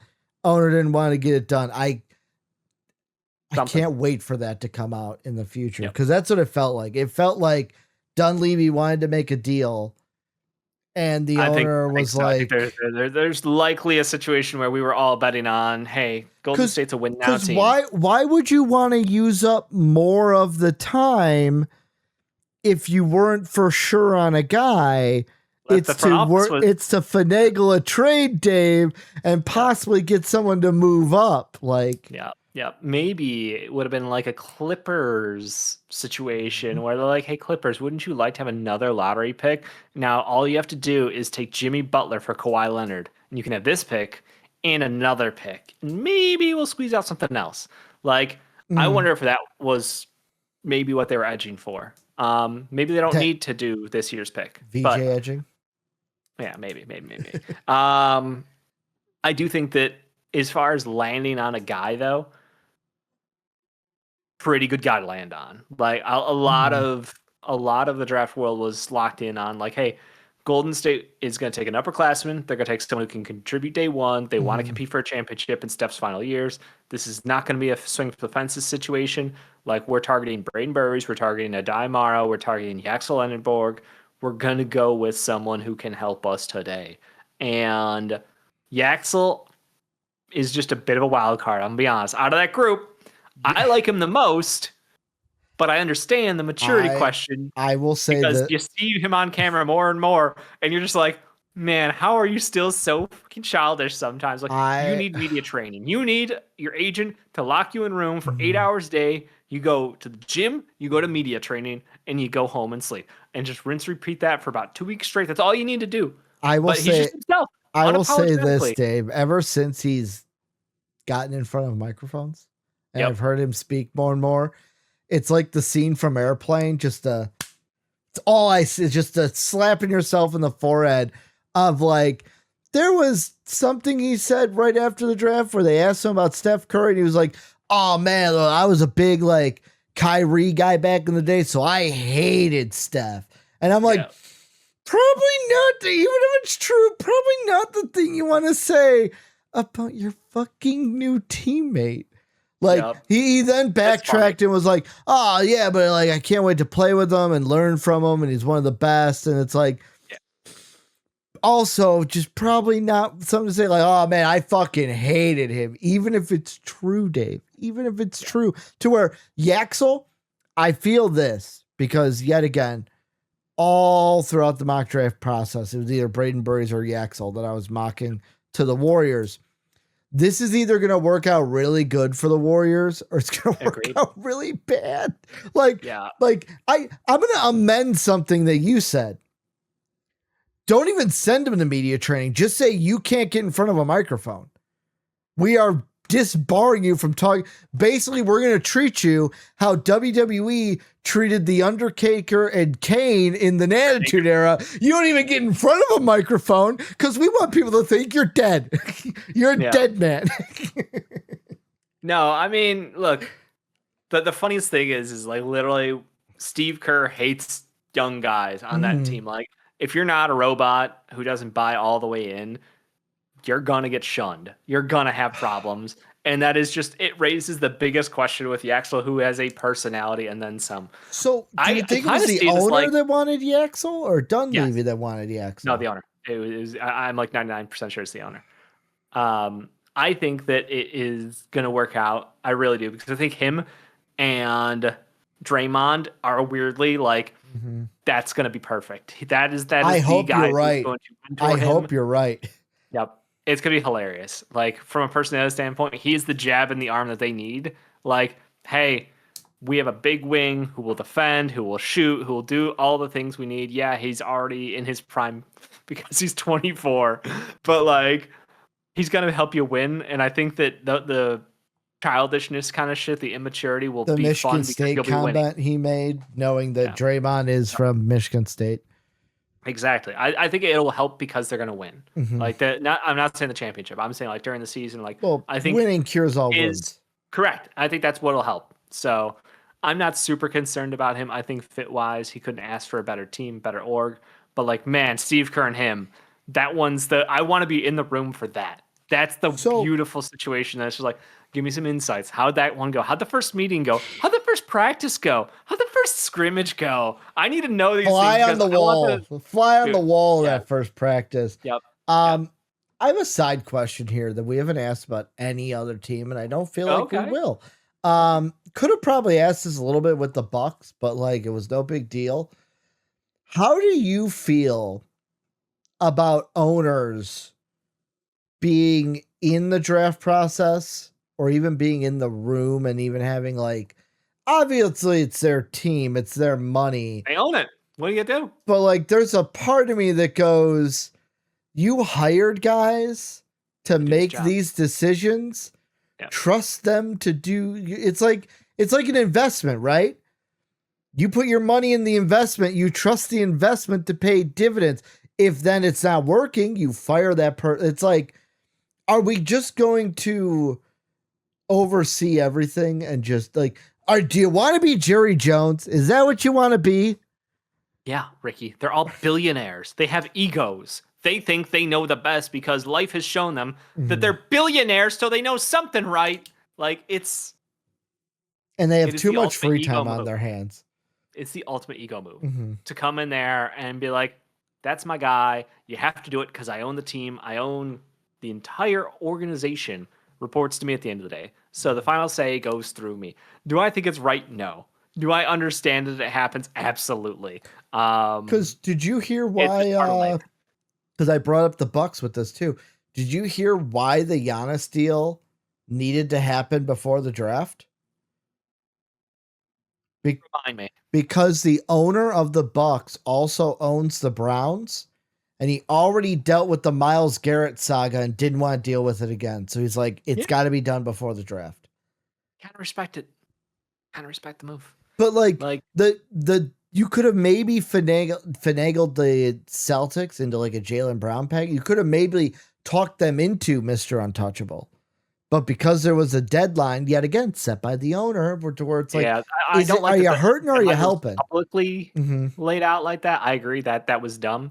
But at the same time, the idea of I want to have more draft capital immediately Yeah. accessible rather than taking on, a trade that happened in August. Yeah. I would be pissed. I would be pissed if Giannis was traded in August because then I wouldn't have a Mhm. say in draft picks from this past year. And are we drafting to keep the guy? Are we there's Yeah. just too much of that BS. So I don't like that it was public. I do think that the results are pretty good. Mhm. I don't think they got us, I don't think Miami stole Giannis Yeah. necessarily. So But like with Golden speaking State, with the Golden State one, this was one of like basically you didn't want more draft. You could have possibly gotten more draft capital. If I'm assuming if you're trading back, you're getting more draft capital. Yep. But no, you wanted Yaxel, which I hope it works out. I like Yaxel Lundenborg. I don't hate him, but this is going to be a weird experiment in Golden State, and I'm ready for the ride. Same.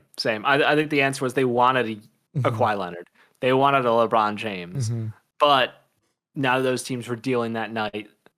So they did the next best thing and they took, hey, if you guys don't want to play ball, we're going to take a guy who fits us and who fits our needs right now. Do you think that because Dunleavy did look like he was scrambling there after talking to the owner? Do you think there was a little bit of scrambling because Burries went literally the first pick in front of him? I do. Yeah, I think that they did not expect Burries to go to the Bucks.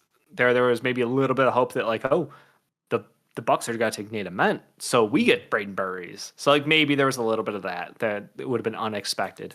But at the end of the day, like I think they were looking to trade this pick for a vet, and they were unable to find a partner, so they took Yaxel, and that's okay because he's basically a vet. Basically, he is going to be what 24. Yeah, he'll be 24. But Dave, what's your grade? I don't know what I'm gonna give them yet. I'm still deciding in my head.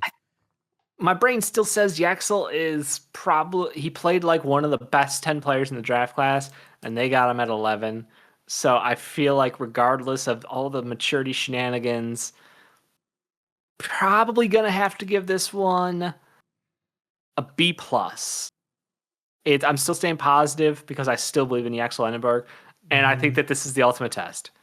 He could get flamed out by Steve Kerr and told to ride the pine pony for the next 6 months, and we're all gonna be like, man, imagine if they had just done X, Y, or Z. Instead, they did what the owner wanted, and it was clear as day, and they ended up with a guy who can't play for them because their coach also taking a Daimara. Could have taken a Daimara. Dude, this is gonna be the ultimate wait and see game. I am gonna be less positive than you, but still positive. I want to give them a B because I like Yaxel Lendenberg, but I want to give them a C because of all the fucking media shit from Yaxel. So I'm going to settle on a B minus. This is one where I like Yaxel. I don't know if this immaturity is going to be a problem because this could be a volatile situation. Would be a problem. Do you think there's another team where his immaturity wouldn't fly? Like, I think maybe Miami, but that's the one of the things where everybody says like, yeah, but Miami just they coach it out of you. Like, I would have loved him in Miami because of what you just said. Like heat culture. I don't know if there's a team, Memphis. Like, nah. You're talking like where the maturity wouldn't have been an issue, like at all. I'm saying where like, yeah. Charlotte would have been great for him. Can I be honest? That's the team that was like my dream. Would have been like if he was there for Charlotte. Ooh. The Spurs, because it's just what the Spurs would have been good too. The culture that Pop's kind of just built, and these aren't. We're not talking about he should have went here. We're talking about. It's just funny like, because we're going the on Thunder. The Thunder. The Thunder would have been great too. I went Charlotte because I'm like that's a fun young team who absolutely would like his personality would fit really well around like LaMelo Ball, and that would be hilarious. And you're like, let me go with the Spurs because they're a professional organization. Yeah. I'll tell you one that I would want to see him on just because of I don't know how he would have fit with Philly. Him and Embiid, like I think that would have been fine. No, I think Embiid would have. I think it would have worked out fine for Philly, but Embiid would have egged on his like, yeah. No, say what you mean. Say what your chest. To where he would talk more shit about like the type of Yaxel Lendenberg. Philly would love that version of Yaxel. I don't know. We, the non-Philly fans, would like that version of Yaxel. I understand now. Because Embiid, he kind of says whatever the fuck he wants too. He's earned the right. He's definitely earned the right. One of the best players in the league, even though he's hurt all the time. But you're giving him a B. You said B plus? I'm gonna be. I'll just go down to B. All right, I'm gonna go B minus. You guys let us know what you guys think down below. Dave's like, yeah, I guess Ricky is whatever. Whatever you want. Like whatever you want at the end of the day. Jay's like, I say it great. It doesn't matter. Ricky's gonna give it whatever he thinks I said. So let us know what you guys think down below. Check out all our other draft content, and as always, have a good one. I fucked up my line again. That's good shit. The way you're just like, yeah, a B. Fine, whatever. Whatever I said 3 minutes ago doesn't matter. Don't worry about it, man. What's up? Real MVPs. Ricky Widmer here. We're back, Dave and I. NBA 2026, not 2016, 2026 first round draft grades. We're here with the Charlotte Hornets. Dave, they went 2 picks. They went Heinz Steinbach, whose dad has the best first name, as JD said. What is it? Yes. I gotta look it up because I wrote it down for our shorts. It is, what's his dad name? It's incredibly German. Burkhead Steinbach. Burkhart. Burkhart Steinbach. I wrote down Burkhead. That was wrong. Heinz Steinbach, and they also go with Christian Mr. Anderson later on. I love in the draft. Discord muted you out for that whole thing, but I know it's for recording you on your side. For you, yes. I recorded for my side. But they go at Mr. Anderson. They go with Heinz Steinbach. Dave, I love this draft for them. I absolutely fucking love it. Yeah, I'd say it absolutely felt like they nailed on both things they needed to. Steinbach is a monster on the boards. He'll give them extra possessions. I think that he played in one of the worst teams last year in Washington with no offense, no coaching, and really it was just like, all right, how can you make the best out of this bad situation? And he was just a usage monster. You know, he gives you a little bit of the Domantas Sabonis vibes. So I think that getting someone who can help them on the boards is massive, but also legit size. Like he actually measured in with like 6'10" barefoot. So like, cool, you have a center now if you want to play him. So the combination of Moose, him, Kalkbrenner, you got options. It's just going to come down to like, how real is the outside shot? Can he become a floor spacer to truly be like the middleman between the other two guys? I think there's a good chance he will. I like what he can do. The big problem with him though is like, man, he gets cooked defensively. Like there's not been like a guy who's flipped his script so hard as a center when it comes to defense. So we're hopeful, but I understand that, hey, we're not going to get the perfect pick here because we're drafting the teens. This isn't the top 5 of the class. There are no bulletproof guys. But as far as synergy goes, following up Steinbach with his Germany teammate and Christian Andersen, who is A, the best shooter in the class, B, the best pick and roll creator in the class, like they got a professional point guard. And that's the biggest thing for me. Because honestly, like I love Christian Andersen, was a fan of him last year, was surprised that he decided to come out this year even. But like he's just what a great floor spacer, what a great decision maker. And the biggest question just becomes like, cool, LaMelo, if he is out of the game, off ball, injured, whatever, we have someone who can step in and be that primary ball handler.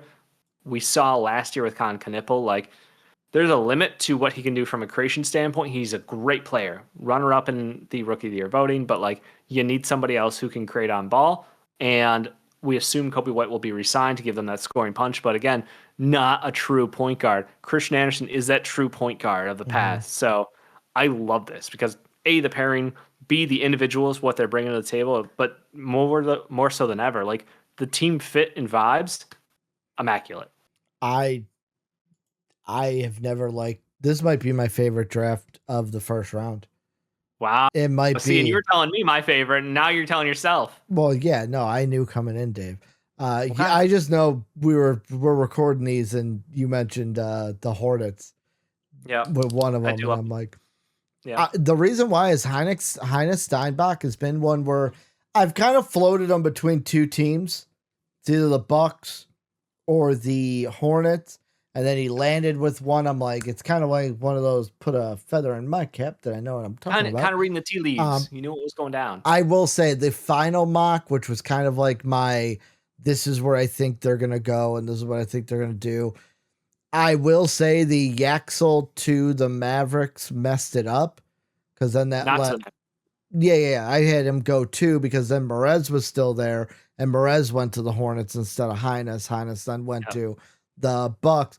I'll be out. Christian Andersen, I love. It's one of those picks where it's like, I'm surprised he went at 18 because I just didn't think they were gonna like he was even gonna be on the radar for him.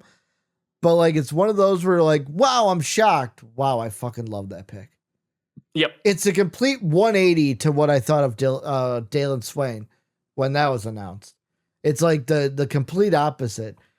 Kind of wish I was a Hornet fan at this point. I would have loved my draft. I mean, everyone should be a Hornets League Pass fan at minimum. Like that is the as I said before, the reigning defending undisputed League Pass team of the year. So I think that like it's really fun to enjoy the Charlotte Hornets because A, they've got great commentary.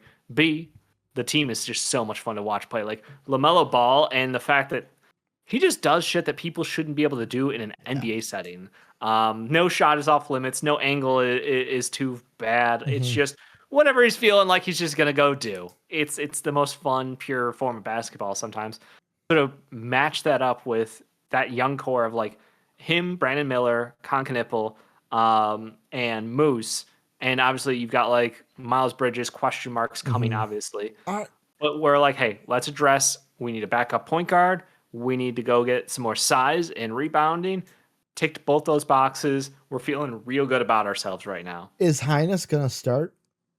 I don't think so. Okay. Because my thought was, does any of these guys start at one point? But I know Christian's not gonna start because they got Correct. Kobe and LaMelo.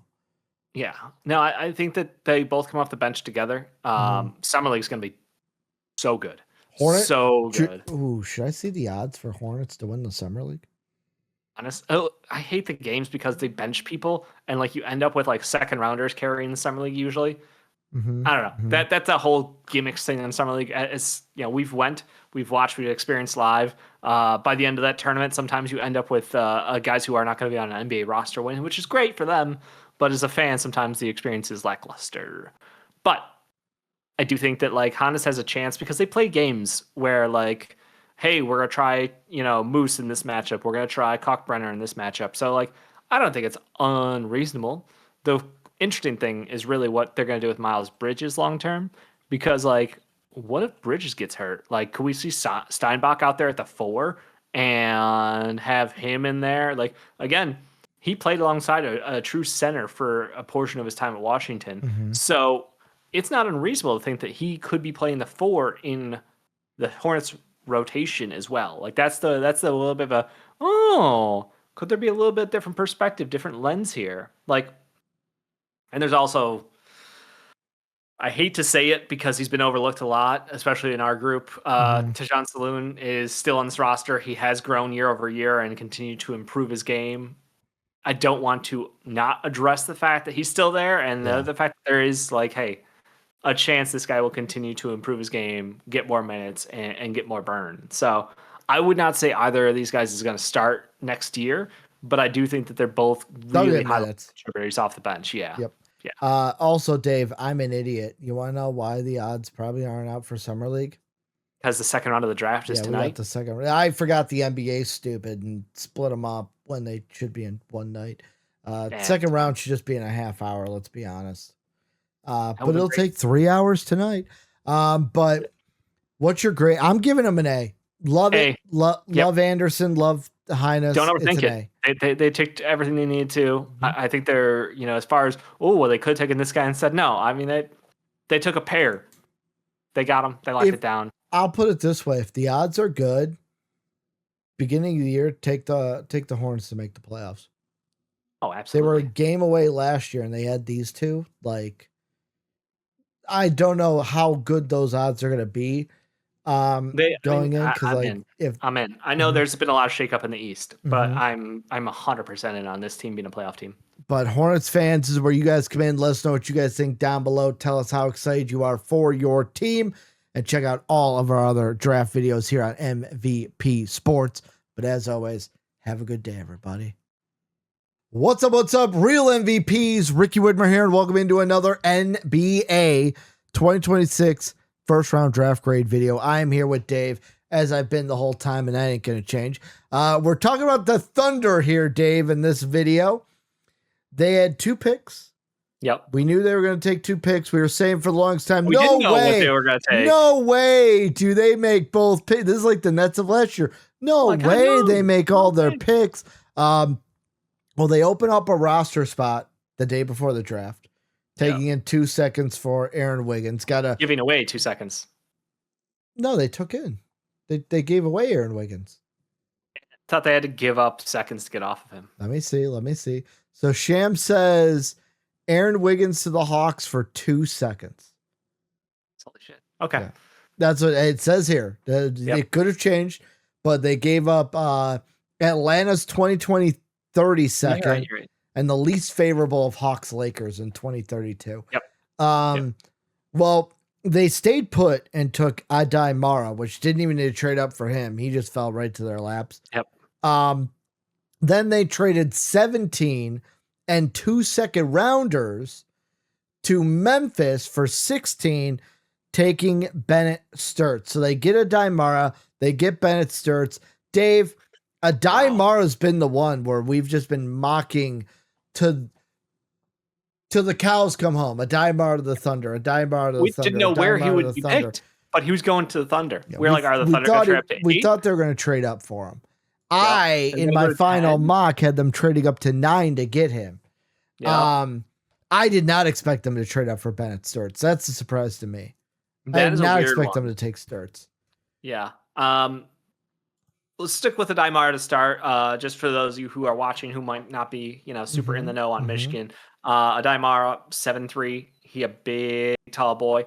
Known for his rim deterrence, his rim protection, and the fact he's an above average passer. He's a good play finisher at the rim too. So like he doesn't have total stone hands, but there's also question marks. Obviously, his free throw percentage took a bit of a dip, but if you look at the end of the year, he kind of figured some things out. So I feel like there's reason to have faith that he's someone who could be on the floor in critical minutes, and you're not in a situation where you could get hack-a-shacked out of the game. But man, he's just big, and you can't teach that. So I think at the end of the day, we were always focused on like we need someone who can compete on the floor against Wemby. Is he a Wemby stopper? No. Is anyone a Wemby stopper? Absolutely not. But you need someone with size and verticality to challenge that, to change the shot dynamics from Wemby, so he's not just picking on you. So again, I understand that obviously Hartenstein, we have question marks. What's going to happen there long term? We have Thomas Sorber as a mystery box kind of a guy who could be a potential solution as well. But Mara is just like hey, we need a center who's going to give us minutes on the floor, and he showed down the stretch in the tourney that he can play 30 minutes a night, no problem. So like for someone who's fairly limited in college, we really got to see the best of him when it mattered most. And I think that for the Thunder, it's a huge swing on like if you believe in the floor spacing around him, this is a guy who can be your anchor. Drop coverage is a guarantee. He's not going to play anything else. So like, could Wemby still take advantage of him? Sure. But again, it changes the math. That's the whole thing. It gives you a different look. It gives you another big body who can protect the paint, guard the rim. I think it's no brainer. Like Ricky said, we've been mocking this for ages. So the other side of this, the other Big Ten guy that they got, I'm gonna hit him because to me this one's interesting because I think this is a preemptive draft pick. Oh, because like some might sit and go, oh well, they gave up Wiggins. They bring in Sturts 1-for-1, but like Sturts is kind of seen more as a point guard. Aaron Wiggins more as a 2 than a 1. Oh, absolutely. Also, it could be like, oh, well, they're looking on to move from Lou Dort. Lou Dort, also a 2, not a 1. However, here's the thing I look at, Dave. There's a certain somebody that's made comments about putting in the work, and is this a preemptive of like if Cason Wallace balls out for us next year and someone throws max money at him, we're just going to let him walk because now we have Bennett Sturts and we can keep that pipeline. Like we can lose him, move Bennett Sturts up. And is this a preemptive move that Cason Wallace next year RFA could get a Kings like contract thrown at him from a team based on how he performs? You're not wrong. I don't imagine they could sustain having Cason Wallace on a big contract when they're already paying J-Dub, Chet, and Shea. Like there's not enough money to go around. We're already talking about that roster crunch needs to happen immediately. Yep. I do agree. I think that Dort probably is someone who Shea likes, but I don't know if the team can afford to retain. He's also incredibly frustrating. So imagine having to play against him in the future. I wouldn't love the idea of that. Alex Caruso also 19 and a half, 20, almost 21. Sorry, Jake. We knew going into that deal he wasn't going to be on the team long term. It's like, hey, he's a mercenary who is a championship contributor. So I think that Sturts, for me, I agree. Probably with Cason in a year, we'll be walking away with a massive bag. You also have AJ Mitchell, who killed. Like he took off 2 years ago in the playoffs, put his name on the map, killed it during the season. Obviously, didn't have a chance to finish with a championship this year. There was injury issues going in for that whole roster, to be honest. But it's interesting because they picked up McCain for pennies on the dollar. From OKC. They still have Nikola Topic. They have a glut of guys. Isaiah Joe, another guy who we were talking about. Well, he didn't get playoff minutes, so we're probably trading him, right? Like they have so much churn to get through, and Bennett Sturts gives them someone who played like 39 minutes a game in college for the entirety of the year. He can play on or off ball too. So like he's not just a point. He can be a catch and shoot kind of guy for them moving forward too. So Mhm. like I think he's just they felt really good because his floor is so high and he's not someone who is like gonna get pushed off. Like he's a physical guard who will attack in the paint, who will do I don't know. I want to say like high floor, tiny ceiling. Yeah. Like it feels Well, like I mean, he's already who he is. that's the kind of player that this team needs. They're a playoff team. They need guys that can step in, help them now, not a Yeah. guy that's like, oh, well, he's fucking 19 and a half. Like, Yeah, but I nothing mean, like against that's Nate Ament, but like, they're not looking for like a Nate Ament guy. They're looking right. But for a. that raises questions because like, what are you doing with Nikola Topic? What are you Mhm. doing with Jared McCain? Like, those are young guys who have hopeful upsides of like these guys absolutely could be like long term high Mhm. level NBA players. I don't know that Nikola Topic is going to be on this team. Where's he going Yeah. to get minutes? Well, I'm a. We're talking about somebody who had a torn ACL, I Mhm. think, when he was drafted. He had testicular cancer when he came back from Yes. that, and then he just got back to being like, okay, cool, he could play basketball again right at the end Mhm. of the year. So I was like, I'm rooting for this kid still. I want to see him succeed in the Well, and NBA. I don't see a fucking minute for him, I think yet again, because which is not a like problem. you I'm just said, the it's crunch a good problem to have. needs to happen. Yep. Sam Presti is a guy he's playing 4D chess. He's thinking about the Yes. next 5-6 moves. He's thinking Yep. about Case and Waller next offseason. He's Awesome. also thinking probably about Topic and McCain the offseason after, because then their RFAs, if they play really well, could a team throw a contract at them that they can't match? They need guys in place to where they're not caught with their pants down, is what I'm thinking. You're backfilling ahead of time. Mm-hmm. I'm with Mm-hmm. you. I just think that at some point you got to consolidate because like I Yep. see no offense, I see the future of this team. Like obviously Shade Chet J Dub are the long term locks, and then you're just rotating the rest of the guys around Mm-hmm. them. I think AJ Mitchell is probably the one outside of the big three who I have the most faith in. Mm-hmm. Like I think Cason Wallace is great. I just think that they're not gonna be able to pay him. I think AJ Mitchell is the guy who you're like, this is our six man. This is our like wild card Well, who can take us over the top the again. the So other I'm thing trying to lock that in. the other thing I'll say is now that they took a Daimar and I know he's on the roster, there's a part of me that wonders that 28.5 million that you could possibly pay Hartenstein next year, do you just say, nope, that's a club option that's gone. Let's open up that money. I think they it doesn't even open up the money. That's the problem. They're Mm-hmm. already fucked on the cap. So Mm-hmm. like they need to get Hartenstein to agree to a long term deal at less money, which is Mm-hmm. on ask, but also like Hartenstein, this is a chance for him to cash in. Well, I don't know. doesn't it opens up the money for guys that they own the draft rights to? Because then they can Sure. go above the cap to resign Yeah, but them. are you what, Lou Dort? Is that a Lou Dort Mm-hmm. extension? Is that your plan? Well, no, it's like, do they own the rights? Because like the McCain trade, or like, do they own it? Like the Mitchell, do they own these rights to go above the cap on any of those Yeah, guys? but I mean like that's not even this year. Like Yeah. none of those guys are up for money this year. That's the Mm-hmm. thing. So you're not even because But you're do they try to do way the over. thing where we've seen teams do of, let's try to lock you down on a contract now before you play really well. So then it's like we don't have like, we're paying Yeah, you for now, we're not paying you for the future. right. But again, the money for the cap this year, they're already fucked. They're Mm-hmm. already going to be looking at second apron. So that's why I'm Yeah. like, I think it's you try to talk Hartenstein into a 2 year deal, a 3 year deal, something closer to reasonable rather than that 28 mil Mm-hmm. to keep the core together. If you can't, like you said, we've got Mara. We still feel really good about Mara and Chet, but obviously there are limitations there. There are severe limitations with mobility. Yeah. If those are your two guys to rock with, I feel like they're almost forced to keep Hartenstein there. It Lou is. Dort's getting traded for sure. Opt into the club option and then traded, or just opt out I of the feel club like option. you gotta move Lou Dort, you gotta move Isaiah Joe, and I think Topic might be on the move. I think Case Wallace is gonna be there. I think he's safe. Kenrick Williams is the other one who's probably I would decline that 7 mil. Yes. Mm-hmm. So I would say you walk away from like three guys. You need to keep cutting. What grade are you giving the Thunder? 50-50 this. Like the problem is because it's the Thunder, I can see it working out better for them. and I can see Bennett Sturts contributing to a winning team. Regular season, he will grind minutes for you. Like, feel free. Like, you know how the Thunder do. They 3 quarters, they're killing you. Go ahead and let the backups mop up for the 4th quarter.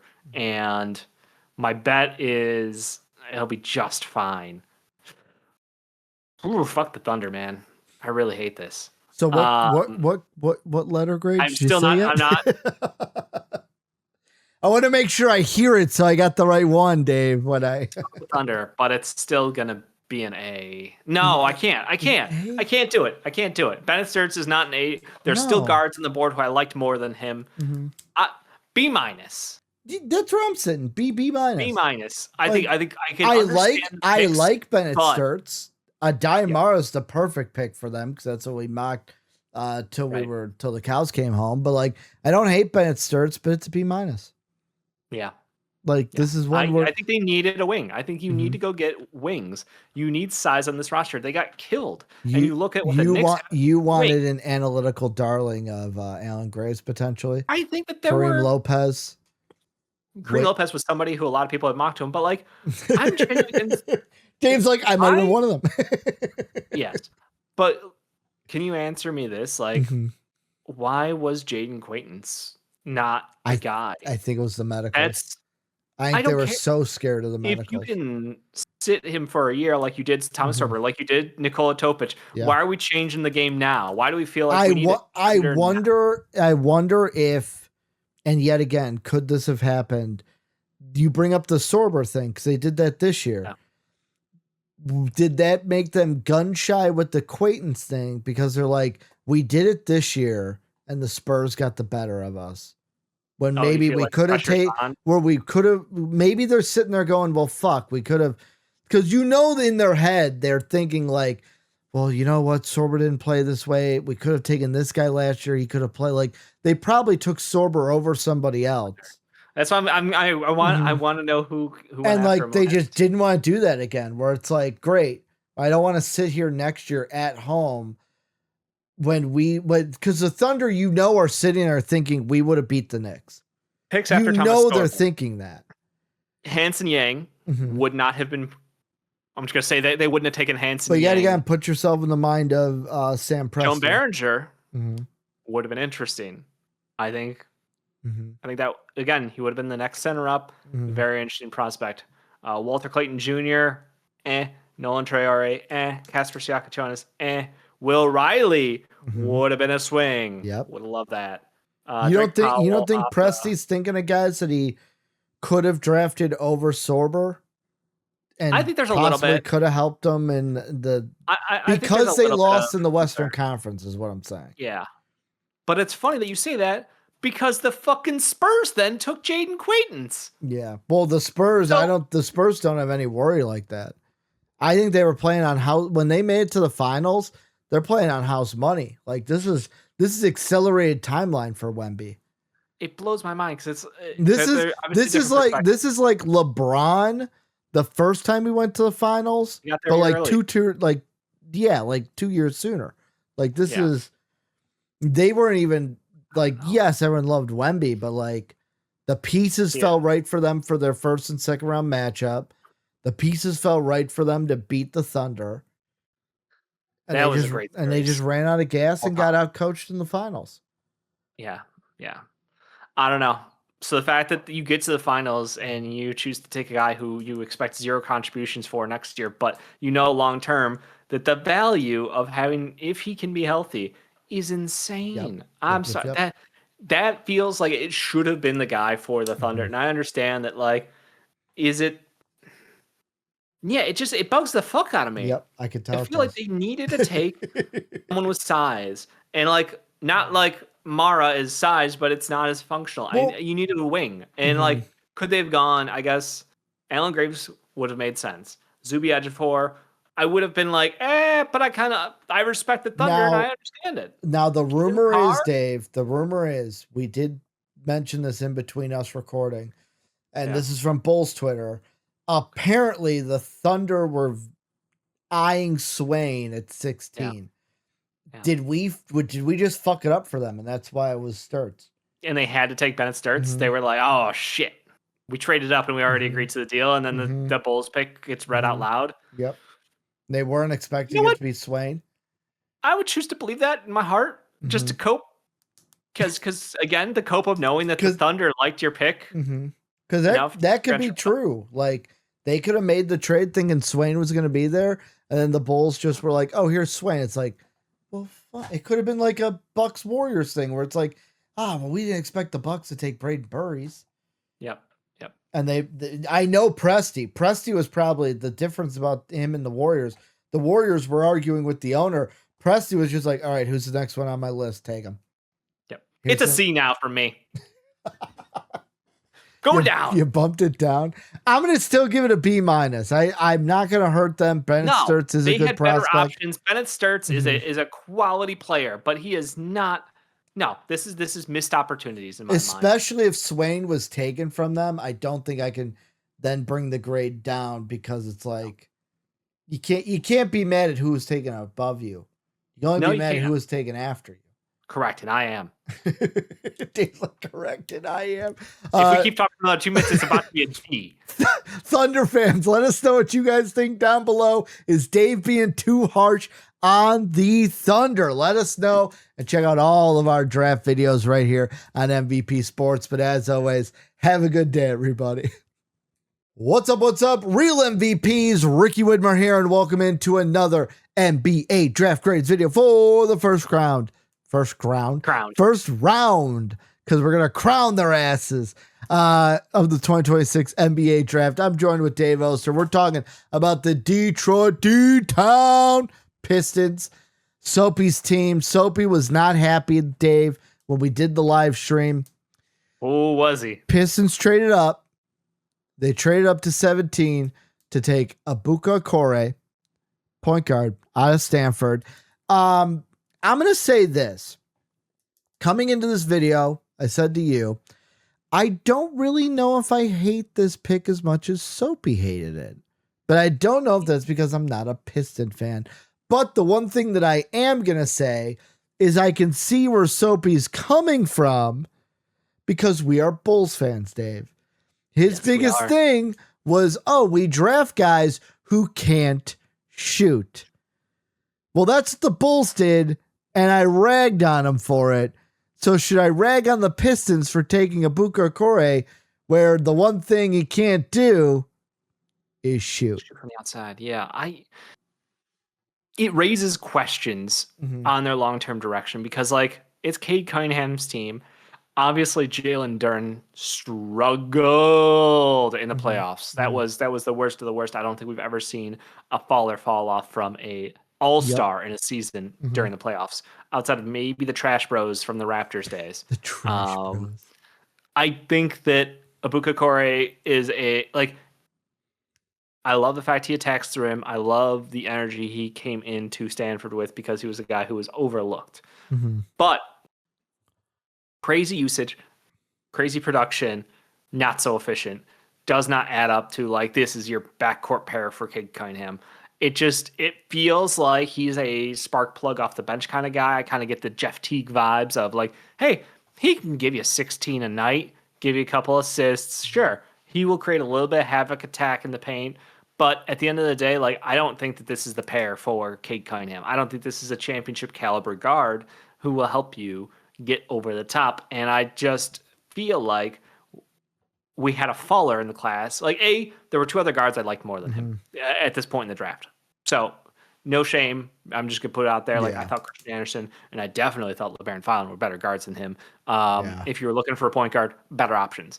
B, I thought there was a better wing out there who could help shoot and space the floor in Cameron Carr. And we all were trying to figure out why the fuck Cameron Carr keeps falling. Yeah. And it felt like he would be a really nice fit. I don't like this pick anymore, Dave. and then you go even further and you're like, well, I mean, like, okay, so maybe he's got personality issues, whatever. So, like, what if we just are looking for a professional wing who can make a little bit? Oh, well, there's Sergio De La Rey. Well, he's back there at the end of the first 2. Didn't like him either. None of that worries me. What if I just like analytics? There's an analytical darling there too. So there's a little bit for everyone. What if I needed to add a little bit of toughness in the paint? Because I felt like leaning on B-Ball Paul to be my backup center in the playoffs and be our savior what if I was like that? Maybe it would be nice if we had like a Terrace Reed who could just be a dog and be a physical presence in the low post and challenge other players. Let's be honest, Terrace Reed was not going to go as high as 17. Probably not, but they didn't need to trade up to 17 is my point. They had the 21st overall pick. At 21, I could see I could see Terrace go there. But like the big there's thing a lot for of me guys is who, if you're going to trade up for Phylon or Christian Anderson. Yeah. Like that's the big thing that we got to hit on is like some guys really loved Ibuka Kore. Yeah, I am not one of those guys. Ricky is not one of those guys. Clearly Soapy's not one of those guys. I was low on LeBron Phylon, but I would take Phylon over a Kore. Yeah. I'd take Phylon over Christian Anderson. Yep. Same. Like the way I had the guards is if I was ranking these 3 guards, Phylon, Anderson, or Kore. Like that's just, and then if Carr's in there, Phylon, Carr, Phylon, one of those 2, Anderson, probably Phylon, Carr, Anderson, or Kore. Yeah, it's just for a team that had a clear and gaping hole next to Cade Cunningham, it's bizarre to me that they decided to take a small point guard who cannot space the floor with the same level as the next couple of guys who are available. Yeah. And then again, if you're looking for defense, well, shit, he ain't got that either. Well, shit, he ain't got that either. I get it. This is a team who has like 3 incredible defenders and another couple of good ones. So like defense isn't necessarily their biggest thing, but it's just when you're looking at like championship caliber rosters, you do need someone who can create for themselves and someone going downhill. I get it, but like I don't love the value here when there's better talent on the board. And I think Ibuka Kore has a chance to be a crazy high usage, crazy 6-man. But it's just I don't see the fit with Cade. I don't know that I love it. I've been wrong a billion times. I'll be wrong a million more. So if he goes in there and is a stud and they can go with a Kore and Cade Cunningham as the backcourt of the future, kudos to them. To quote American Idol Dave, it's gonna be a no for me, dog. D-. Gonna be a no for me, dog. Yeah, I'm going. Not. I named like 5 guys. Is this gonna be Dave's first one? It's an F. Oh, Dave's first one. It's an F. Throw it out there. I think I'm angry on behalf of Soapy. Also helps like. Well, we haven't had a lot of bad drafts. What got me is after you listed off Christian Anderson and LeBron Phylon, I was like, yeah, you know what? LeBron Phylon's not that bad. I'm not a big LeBron Phylon fan, but he's not that bad. It's amazing. And Christian Anderson, like, what? I don't know, man. There's just questions in my brain, and I'm like, do I like Ibuka Kore for some things? But it's 17. 17 felt a little rich. At 17? And again, he is a machine at getting to the line. Okay, I will say in my final day of mock, I did have a Kore at 16, but that was to the Grizzlies, who would have fucking fit better than the Pistons. I had the Pistons going with Christian Anderson at 21. No, it's just that the volume is crazy at Stanford, and I feel like the team didn't get wins out of it. I feel like, I mean, again, he should be a good shooter. He gets the line a ton. Yeah. Like, there's a lot of good things he does as a guard. I just pure straight hate the fit, and I think that an undersized scoring guard, which is what he is. Scoring. He's a scoring guard. He is not a point guard. Gourd. Yeah, and again, like, I'm just imagining him as a pumpkin, a gourd. Gourd. Again, like, teammates do matter, and he did play at Stanford, and yeah, they're not knockdown shooters, so like, could some of those non-assists have been assists? But until I see it differently, like, I just think he is not that guy. Yeah, I'm going with D-. Dave's going with an F. First F grade for either of us. Shout out Soapy. Hope we did you proud. But Piston fans, let us know what you guys think down below. Ibuka Kore, he's a Detroit Piston. Is he a bad boy? We'll find out. Let us know down below. Check out all our other draft videos. But as always, have a good day, everybody.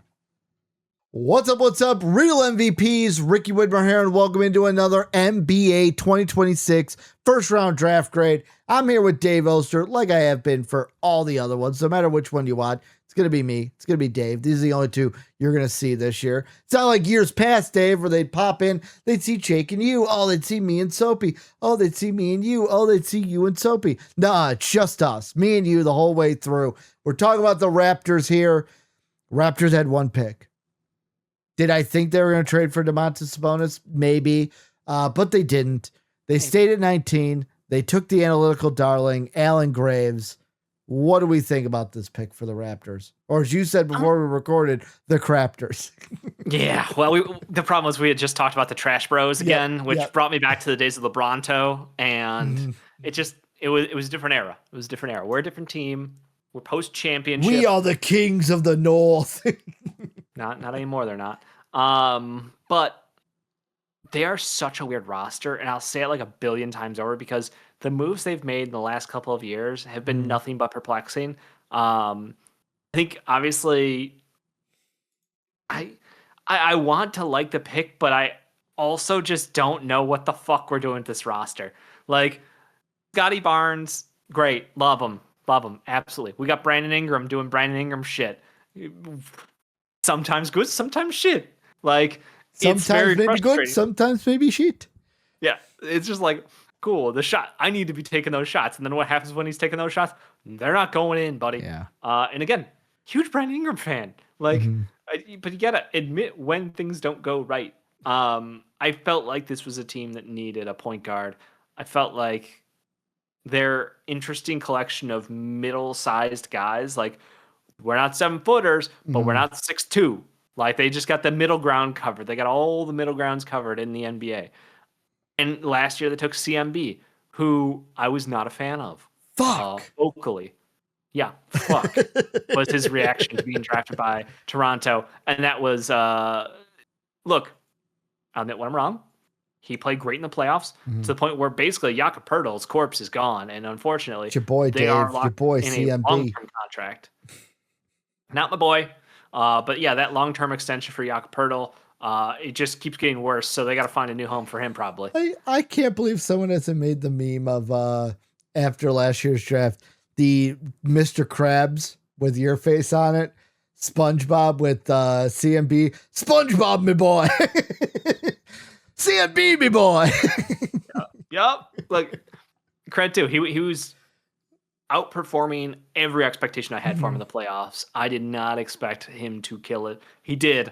I'm curious. I don't know what they're doing with the roster. Alan Graves, though, we could at least. Sorry, there's so much weirdness on the roster where it's just like, I guess we're just rolling with it, man. We're just gonna add in a guy who is got good wing size. He's a rookie who had a skill set which is great. He's a floor spacer. He's a defensive havoc creator. So like the fact that at Santa Clara he was able to go out there and force turnovers from other teams, block shots, steals, active defender. Not necessarily the best on ball, but like when you let him off and do him, good things seem to happen. So, hey, if you got CMB playing clamps defense on somebody out there, like you can allow for someone like Alan Graves to go create a little havoc.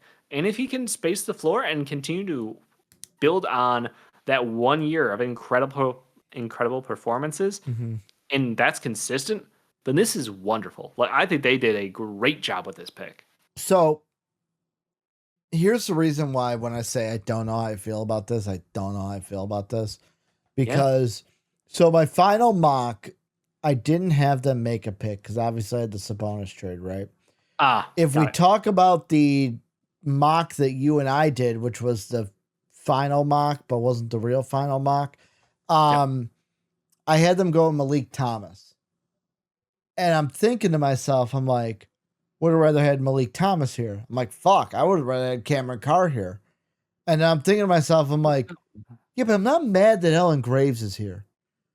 Like, would I have preferred them to draft Carr? Would I have preferred them to draft Malik Thomas? But like, Alan Graves isn't bad. It's just not anything sexy. Like, it's not sexy. It's not like, it wasn't like the Dalen Swain pick where I was like, what the fuck? But it was just like, oh, okay. I didn't see that happening. All right. What's for dinner? like it's that like, then that's why I'm sitting here and I'm going, am I, because it's just like I don't want to say mid, but like when picks come, it's a mid pick. Yeah. C, like it's right Okay. middle of the road. Like nothing great, nothing bad. Doesn't move the needle for me if I'm Toronto. Like Yeah. I figured Allen Graves would work better on like a team like the Spurs or the Knicks or even like the Lakers, like these teams that Because you can see a clear role and a Mhm. defined carved out spot for him. And the Raptors is just like, you're Yeah. just one of the dudes. Yeah. Yeah. I'm No. Yeah, I think I'm gonna settle on a C. I'm conflicted because this is a roster that still needs like the shakeout still needs to happen. Mm-hmm. And we might see that in free agency. We might see that like leading up to Mm-hmm. the next season, or it might take a year or two. Like this, Yeah. this is still an incredibly young team, but they've got so many guys under contract. They got so many guys who are overlapping skill sets, and just it feels like the They got fit so is many quite tight. guys, but it's not quite Boban. Not so many wings. So many wings. Um, it's just I'm gonna go with a B. I feel pretty Mm-hmm. comfortable in a B. I think it might take a minute to get him minutes Yeah. and figure out what that role is, but I think long term, Mm-hmm. I understand why they took someone who had a incredible freshman year, Yeah. put up numbers that basically pretty hard to duplicate at his age. I get it, not playing against the highest level of competition, so you take that with a grain of salt. Mm-hmm. I wish we could have seen same as Coward, Yep. where he was going to go and be at Duke and be a dude. Instead, he was like, "Oh, I'm a lottery pick. Yeah, I'm not going back to college. Fuck that." Yeah. There were similar offers out there for Graves where he Mm-hmm. could have gone to be at a top tier college and play against high level competition. Instead, he got a first round promise, took it, ran with it. Now he Mm-hmm. got taken by the Raptors here. It's hard to hate on it. I'm curious on where he will land on the roster. Well, Raptor fans, this is where you guys come in. Let us know down below. Where are we Figure wrong? this shit Where are out we for us. right? Tell us what you guys think, because obviously I'm perplexed. And I think Yes. Dave's also perplexed Yeah. to where I'm just like, is this good? Do we like this? Like collectively, Raptor fans, do they like this? Because for me, it's like, all right, it's Allen Graves to the Raptors. Like it doesn't like move the needle at all. But let us know what you guys think down below. Check out all of our other draft content. And as always, have a good day, everybody. What's up? What's up? Real MVPs, Ricky Widmer here, and welcome back to another NBA 2026 draft grade video for the first round. I'm here with Dave Oster, and we're here talking about the Spurs. Dave, Yep. Spurs had 2 picks. I'm going to be honest, Yes, I they really did. like them. Jaden Quaintance, nice to meet your acquaintance. He's going to be making an acquaintance to an alien, which, by the way, Dave, as we are recording this, Oh, yeah? I just want to throw out there, there's a chance that the people that this video doesn't see the light of day, Dave, because we are technically 40 minutes away from the alien abduction that's going to happen at the Brazil-Scotland game in Miami. A not British, a Brazil psychic has said it's going to happen. So we're 40 minutes away. We're going to see if that happens. We're talking about aliens here in San Antonio. Aliens might be touching down in Miami, but Jaden Quaintance, Tyrus Reed Jr., we said, hey, Spurs, you need bigs. Just surround Wemby with bigs. They're like, oh, you like one? Oh, wait, that guy's injured? Here's another one. I love it. Like, they take Quaintance, who, yet again, redshirt him, do the Sorber thing, let him fucking just sit. It's already been made clear. Yep. Hey, I need one more. I need to clean up. Let's keep going. I'm cool with it. But then they take Reed, who, yes, he can actually play this year. Yes, huge. And he is an absolute monster in the post. Like, I love this for them because they doubled down on what they need because Luke Cornett was incredible for what he was. Yep. But they need more to compete for a championship. And he wasn't quite Andre Iguodala. No. You're going to get some experience on this roster. They had a great run. The coach needs to develop. The roster needs to develop. You weren't going to land maybe a franchise changer in the 20s. So what they did was they took a buy low on someone with top 10 talent in Jaden Quaintance.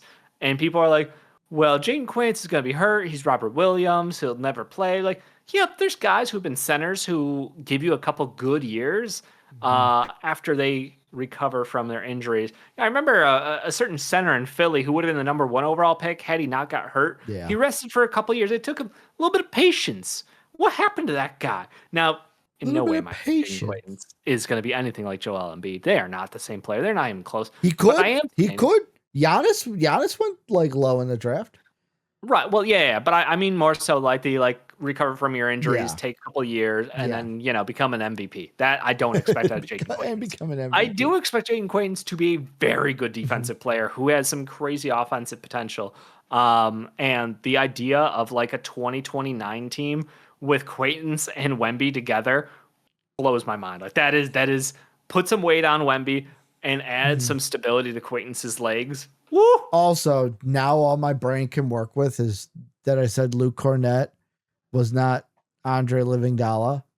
Yes. So my brain has gone to, it was Chandre Iguodala.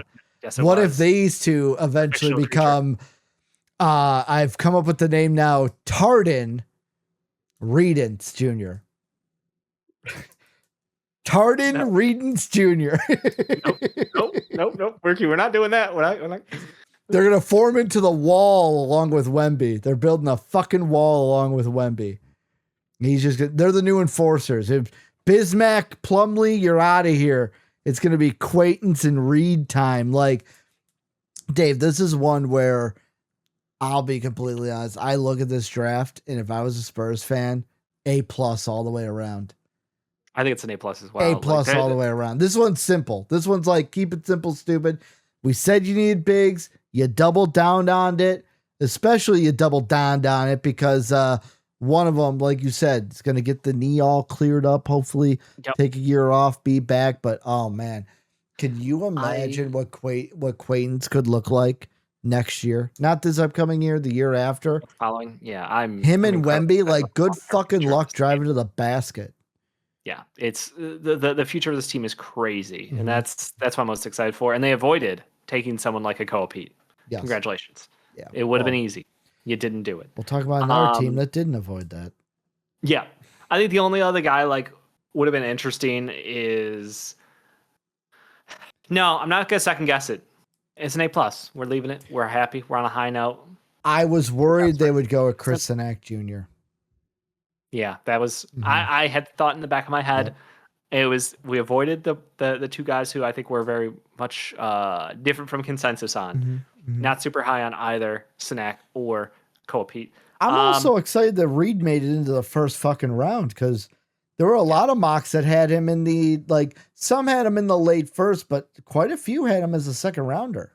No, and that's what's crazy is like the value of an upperclassman got so pumped this year because of all the withdrawals. Like production matters. And I think the growth from Terrace Reed Jr. going from Michigan to UConn and building up and Dan Hurley talking about, look, I got to get this guy locked in on basketball. Yeah. The problem with Terrace was he wasn't always like when he's on the floor, you got to keep him engaged at all times. You got to stay on his back. You got to yell. You got all these things. Like it was all like, but when he works for you, dude, he's a monster. He offensively, defensively, he does everything you could possibly ask for. He's even a decent passer at times. Like there's just so much to his game, but you got to keep him engaged. He kind of gave me the Kello Ware vibe. Got that TikTok brain. Got that TikTok brain. It's just, I think that there's a lot of people who maybe overblew that whole situation and read into it a little bit. Because again, the player he was at Michigan is not the player he is, leaving UConn years later now. So credit to him for maturing. Credit to him for being part of a championship caliber UConn team. Yeah, it's killer. But Spurs fans, let us know what you guys think down below. Are we overhyping your draft? We both said A+, right? A+, yeah. A+ is all right. Yeah, I feel like that. I think this is the first unanimous A+ since like AJ and Peterson. Probably, yeah. Grizzlies weren't an A+. Correct. Yeah, that was B for Boozer. B for Boozer. Bulls were. Yeah, I think since we did because we were doing these in order, since the Jazz and Wizards, this is the third A+ consensus from both Dave and I. We almost had an F consensus. You'll have to figure out what one that is. But let us know what you guys think down below. And as always, have a good day, everybody. What's up? What's up? Real MVPs, Ricky Widmer here, and welcome into another NBA draft grade video. I'm here with Dave Oster. We're here to talk about these Philadelphia. Clap your hands, everybody, for Philadelphia. Didn't fuck it up. There were some Sixer fans that were happy with this pick. And I know Dave's going to be happy with this pick because LeBaron Philon, come on down. The lowest I could have ever imagined. I couldn't even imagine him getting drafted this low because I usually had him going 13 to the Heat before the Giannis trade happened. Dave, are we looking 5 years from now, LeBaron Philon steal of the 2026 draft? I think he'll be up there. I do. I genuinely was so befuddled by the choice of him or Cam Carr steal the draft. Cam Carr got some knucklehead in him, but like he's got. To me, it's between those two, depending on how he has the athletic gifts. That's where I'm wondering. Like that one, I'll give you. There, I can see how LeBaron Philon could fall because his size. He is not a big guard. He is not a super strong guard. But what he is he is incredibly good at what he does. Yep. Which is be the engine of an offense that led the nation. He's so fucking talented, and he's so smooth with the ball too. Like he has a handful of counters. He has a handful of moves. He attacks the rim. He shoots from three. This is a second-year player who literally got the feedback of, "Hey, you were great playing off-ball defense, for Mark Sears, and like." That was good, but we need to see a little more out of you. We need to see you put, some offense together, like just a little bit of offense, and you'll be a first rounder next year. No worries. What he does is he becomes literally the engine of the offense at Alabama, kills it. I mean, like the production. He goes, hold my beer. Seriously, insane production, all three levels. Just I don't know what more people wanted to see out of him. I don't know. Like the knock we made was like, hey, look. You went to the combine last year. You went to the combine this year. You gained like 3 pounds. You're still undersized. What's going on? Like, there's got to be something there. But like, he does look a little bit stronger. So like, maybe it's like he leaned out. It's lean, lean muscle. But like, he was still able to produce at that high level, incredibly high level offensively. So I don't understand how he fails so fucking much. Hey, I got him in. I had him at 7. I think Jake had him at what 6. It's just like, come on, guys, what are we missing? So, this is a perfect guy because we watched the Sixers not be able to dribble a basketball unless Maxey or, I mean, to be honest, even VJ started to slow down a little bit in the playoffs. Like it was a long playoff run with all those minutes this year. I'll say this: the first mock we ever did, which was post Lotto, had him at 9. The combined one, the college pullout podcast that we did, we had him at 16, which I believe was me. Eventually I took him with the Grizzlies. Then the final mock, I had him at 13 to the Heat. And then literally the day of mock, I had him at 13 to the Mavericks. So not one time on ones that were my own did I have him fall below 50, like out of the lottery. He was a lottery pick, and that the Sixers get a lottery talent, in some people's minds, top 10 talent. Yep. Looking at you. Like it's even a thing of like, oh yeah, I could have had, like I had Flemings, I had Acuff, I had Wagler, Brown. Like even though I had those ahead of him, the fact that I had him ahead of Sturts, ahead of Okore, ahead of Anderson, and all of these guys, all of these motherfuckers went before him. Like what? Like that's why I sit here and I go, to me, and I'll say the same thing when we do the Laker video. LeBaron Philon, Cameron Carr, one of those two is going to be the biggest. 5 years from now, we're writing articles, biggest draft steals of 2026. Those two names are at the front of the list, or are the list. He just plays with so much confidence too. Like, I love the idea of him being the guy soaking minutes on the bench for this team. I know that Jake was very frustrated with some Quentin Grimes minutes last year. I believe yesterday he said, "Thank God I never have to see Quentin Grimes on this team again." Yeah. I think that smaller guards have done really well in the right situation. And obviously Maxey they struck gold with. VJ Edgecombe has size. He's athletic. Like, that is their starting 1-2 punch. Don't get me wrong. I'm not saying Phylon's coming for either one of them.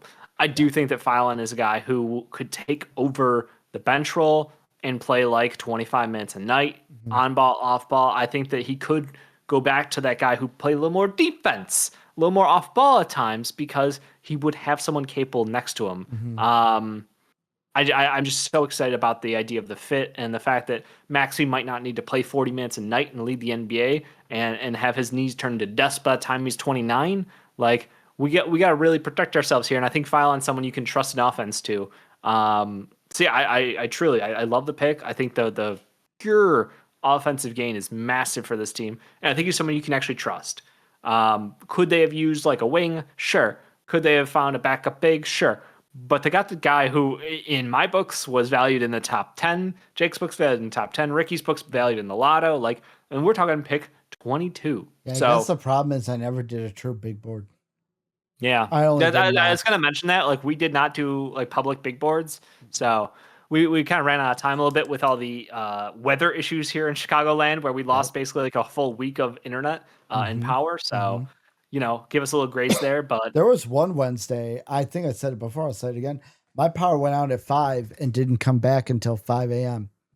Yeah. I had to poop by candlelight at 2 a.m, Dave. Found a way to worm that back in. Proud of yourself for that one, aren't you? It's in Jake's video. Yep. The one thing I will say from Jake, and it's funny that his team picked a guard here. I was talking to him before while he was doing his big board, and he said something along the lines of like having like good guard play, or like drafting a good guard or a good secondary guard is like the most crucial thing. And I was like, no, you want a wing player. And he goes, no, that's what some people think. But he goes, you like, and it kind of thought in my head, I'm like, wow, like I've heard you say till you're blue in the face, wing, wing, wing. Yes. Him guard. And it's funny that yet again, maybe that's why he liked this pick so much as a Sixer fan, because he's more on that guard side. They take a guard. Would it have been different if they took a wing, even if it was a very good wing? If it was Cameron Carr, I would have been all in on that still. I would have been just as happy. Because guess what? I mean, look, Tsunami Poppy is wonderful. Tsunami Poppy. But like they could use some help on the wing, and I think that someone like a Cameron Carr would have been a great pick also. But I think it depends on where you're starting from. Like, the slot in the draft obviously matters. If you're talking pure roster construction from day one, point guard is the most valuable position. Ball in hand, 100% agree. But if you've got already a semi-constructed roster and we're talking value, I think that's where it's like, hey, look, if you're not the guy on my roster, then I would rather have a wing, because we saw what the New York Knicks did. Hey, we got Jalen Brunson. Let's go build a wing roster around him who plays defense, who can do all the little things that make the fit perfect. And that's what they had to do. They got McHale, they got Josh Hart. They stacked out their wings. And then obviously one of the best shooting bigs of all time. So, I mean, it's just not like he's a nothing, at the end of the day. But 2 points in the final clinching game. Again, and then fouls out with 2 points in a finals clinching game. I'm not saying he's a world beater here, Ricky. There's a reason it's Brunson City.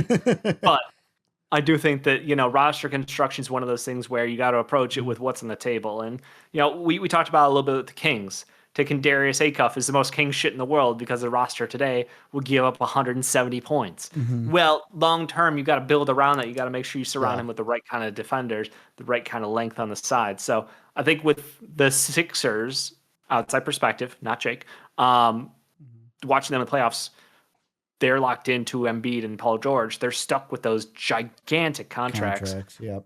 Yeah. So you got to work with what you got, and you got a young tandem of VJ and Maxey, and you're like, hey, look, I need them to have legs in the playoffs. I need them to not be toast. And if they rest, I need someone who can dribble a basketball when they're not on the court. That's very important. I'm going to go ahead and give this an A. A for me. It's an A+ for me, dog. Well, I figured it was going to be an A+ for you, Mr. 7th overall. Mr. 7th. It's an A+ from Jake. And Fred. Shout out Fred. Shout out for Fred. Fred liked the pick, apparently. And then I thought, I'm like, he's a Knicks fan, though. Like, Congratulations, Fred, by the way, even though I hate that the Knicks won the finals. It was so bad, Dave, because Jake even did the thing where he's like, I'm gonna give Fred your number and have him call you. I'm like, please don't have Fred call me right now. I don't want to be mean to Fred. I was so mad that the Knicks won the finals, but I'm like, I can't, like, I don't want to be, I respect Fred too much. I don't want to, I use his line every day, Dave, listen to what I mean, not what I say. Yeah. It's become part of my vernacular now because of Fred. Yep. But Sixer fans, let us know what you guys think. What are you feeling about the LeBaron Fallon draft pick for the 76ers or the 70 selectors, if you're asking Adolph Silver? But that's going to do it for us. This is all our other draft content. And as always, have a good day, everybody. Did I slip that one in there? Really just giving him all the Jake things. Yep. That was good. What's up? Real MVPs, Ricky Widmer here, and welcome into another draft video, a draft grades video with Dave Oster. Dave, we're talking about the Lakers here. Lakers, really good pick here. I love the pick. Love it. It's a guy that I would have had at 15.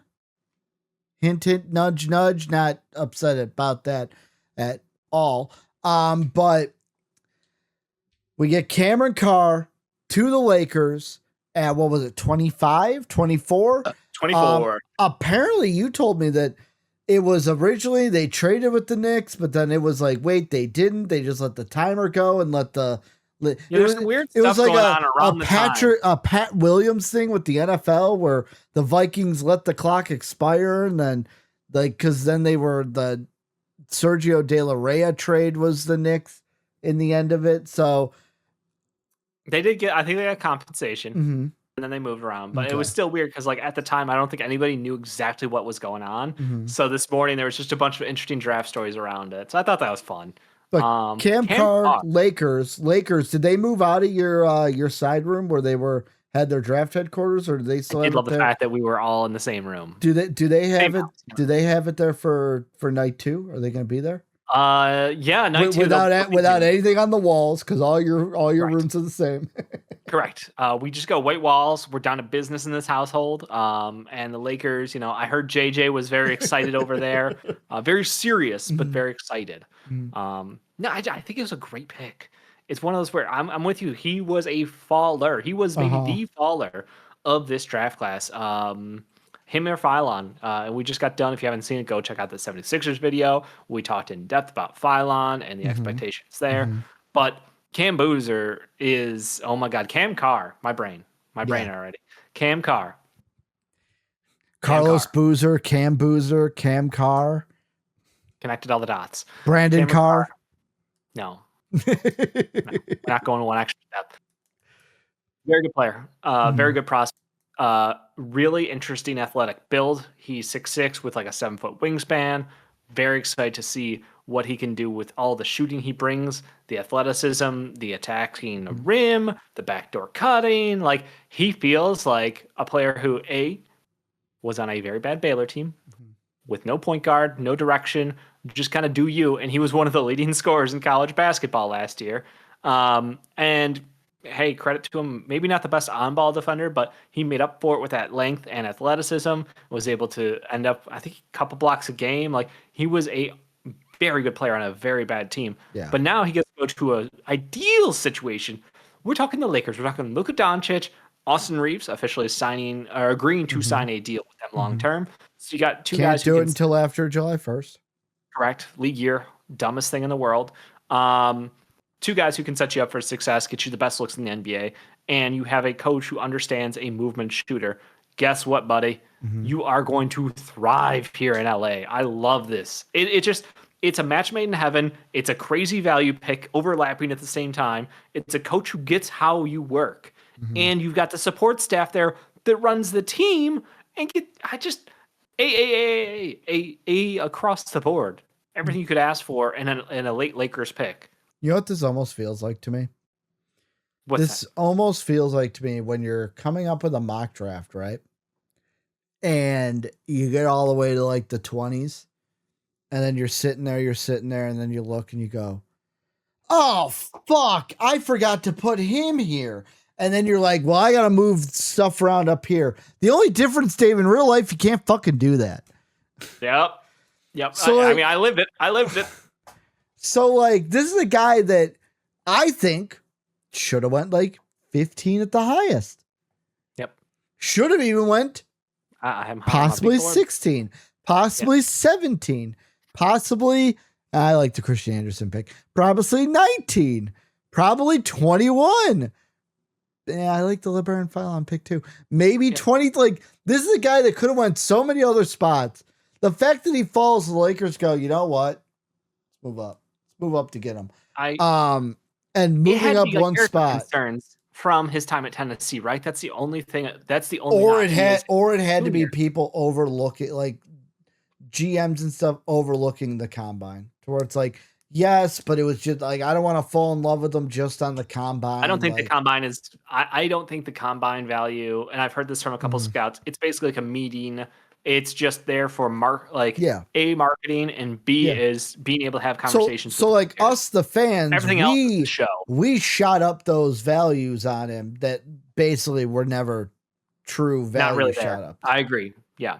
But from my standpoint, it reassured me. But even watching the game film, like, what? Yeah. Like, I would say, for me, the combine was measurements. He's 6'5" and like a half or whatever with a 7-foot wingspan. Okay, that puts him in a category of athleticism that's not normal. Yeah. He's got that massive swing difference. Oh, great. He's also incredibly athletic. Check that box too. Cool. Performance standpoint, we had an entire year of Baylor within the scope of what we saw. Like, you have to understand the context of how badly that offense was run, the lack of options out there, what he was given to work with.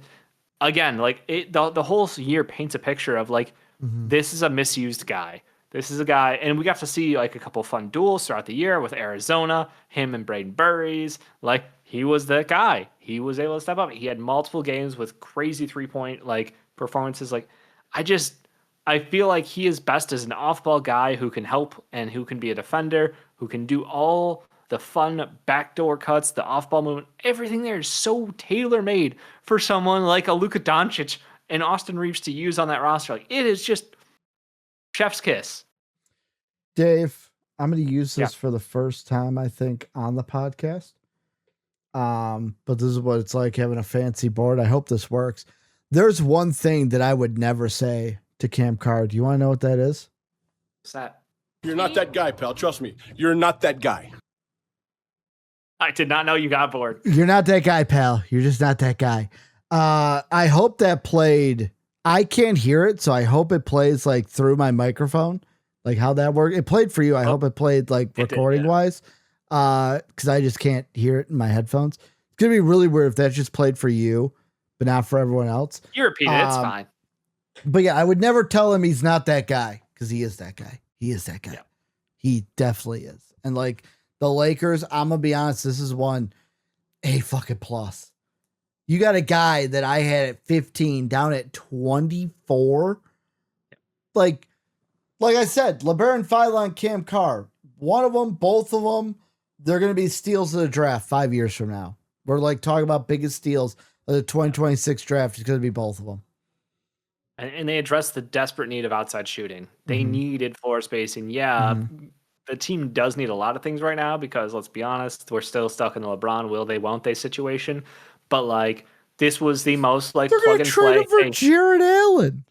Maybe they will. Maybe they will. When I saw per Windy, I was like, wait, what? Yeah. Wait, that's a reputable source. And he knows his LeBron shit. What? No, he's plug and play, baby. It's so simple. So A+ for me. A for me.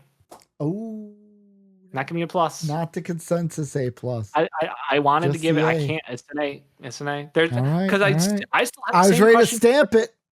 stamp it. I want to know the truth behind what happened at Tennessee. 2 years of your collegiate career start at Tennessee, and you couldn't see the court.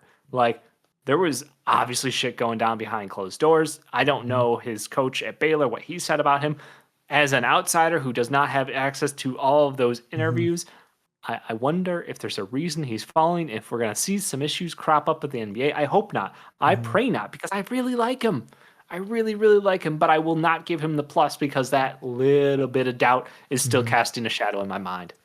Well, that's going to do it for our grades. A+ for me, only an A for Dave. Wow, I thought we were going to really stamp of approval it, but down. But it's okay. It's okay. The Suns are coming up, and I feel like that's going to be a stamp of approval in the other direction. But we got other draft videos up. If this is the first one you're looking at, look at all our draft grades. Laker fans, tell us what you think down below. And as always, have a good day, everybody. You know what really annoys me, by the way? So my sleeves are big, and every time how I have my arm, the armrest gets caught in the sleeve. So like I'll go to pull it up, and it gets caught, and I have to like pull it back and pull it up. It's really annoying. You need to get them tailored down a little bit. It's really annoying. Like it is dude, that's bigger than your neck hole. Dude, all of my sleeves are like big sleeves. They're big old sleeves. Crazy. Dude, I hate tight fitting clothes. What's up? What's up? Real MVPs. Ricky Widmer here with another draft day. Well, day after draft video for the NBA draft 2026. I'm here with Dave. We're talking Boston Celtics here. Dave, the Boston Celtics got their man. They got their man, Dave. Mr. Untouchable, Hugo. They got Hugo, baby. Woo! Woo! Hugo!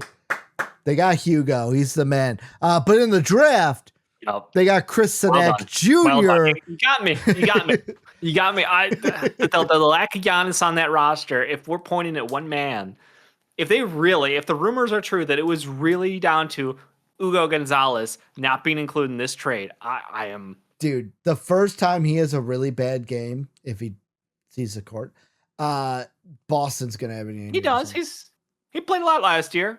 Give him credit. I like him. I was a fan last year. I thought he was way. I can't wait for the Giannis the Giannis chance the first time he has a bad game. But yeah, that's going to happen. Yeah. The fact that I can't believe that story, but that's all we have to go off of. Sounds like a Brad Stevens thing, if you ask me. But the Celtics, they draft Chris Sinek Jr., the center that kept on falling. Well, he did kind of fall. Think about it. Yeah, he did kind of fall a little bit. He fell. Not as much as Cam Carr, but he did fall. Dave, what do you think of Chris Sinek to the Celtics? You know, I think I was so mentally prepared for a whole season of Chris Sinek taken like at the end of the lottery, like some people had envisioned him, where I would have a different expectation for him. But at the end of the first round, it's kind of like a meh. Like, I don't think he's that good because he hasn't been that good. Like, there's not a huge line in the sand being like, well, his production so far shows. So like, he went to Houston. People are giving him credit for choosing Houston because we think that had he gone to a worse school, he would have had more of a spotlight on him. He might have had a better situation. Obviously, Houston plays a hard-nosed style defense. You got JoJo Tugler holding down the fort in the paint. So that kind of led to some questions like, okay, so what's your role on this team? And Chris Sinek was like, I love the mid-range guys. I'm going to take some really ill-advised shots. He did stretch out to three. There was some showing that like, hey, maybe long-term I will add the three ball to my repertoire and be something there. I'm just going to cut you off. Tugler, that sounds like a name that eats ass in the paint, Dave.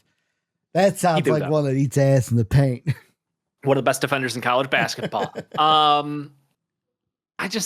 I feel like Chris Sinek's body is built for the NBA. Chris Sinek needs to speed up the mind. That's the big thing with him. He needs to learn basketball better. And I know it sounds dumb, but like if you watch him play, like the processing is just a little slow. It takes him a little extra time to load up. It takes him a little bit extra time to figure out how I'm going to deal with each situation. So I think that like with him, it might just be a playing time situation. Give him a year in the G, give him a year off the bench, and who knows, in a couple of years down the line, there might be something here that's valuable. I do think that, like, no offense, backup bigs in the NBA are pretty, like, there's a pretty low floor for what you have to be. And I think that Chris Sinek Jr. could be a backup big in the NBA. I think he could get you, like, 8 points and 4 boards and be fine, like 5 boards. Like, yeah, sure. He's tall. He's got size on his side. It's funny you say that because I look at this roster and the draft pick, I know they have a second round or two tonight, but this pick kind of shows me it's like, okay, does this kind of show us what they're gonna do, because they got a lot of bigs. They got Mafindu, who is a UFA.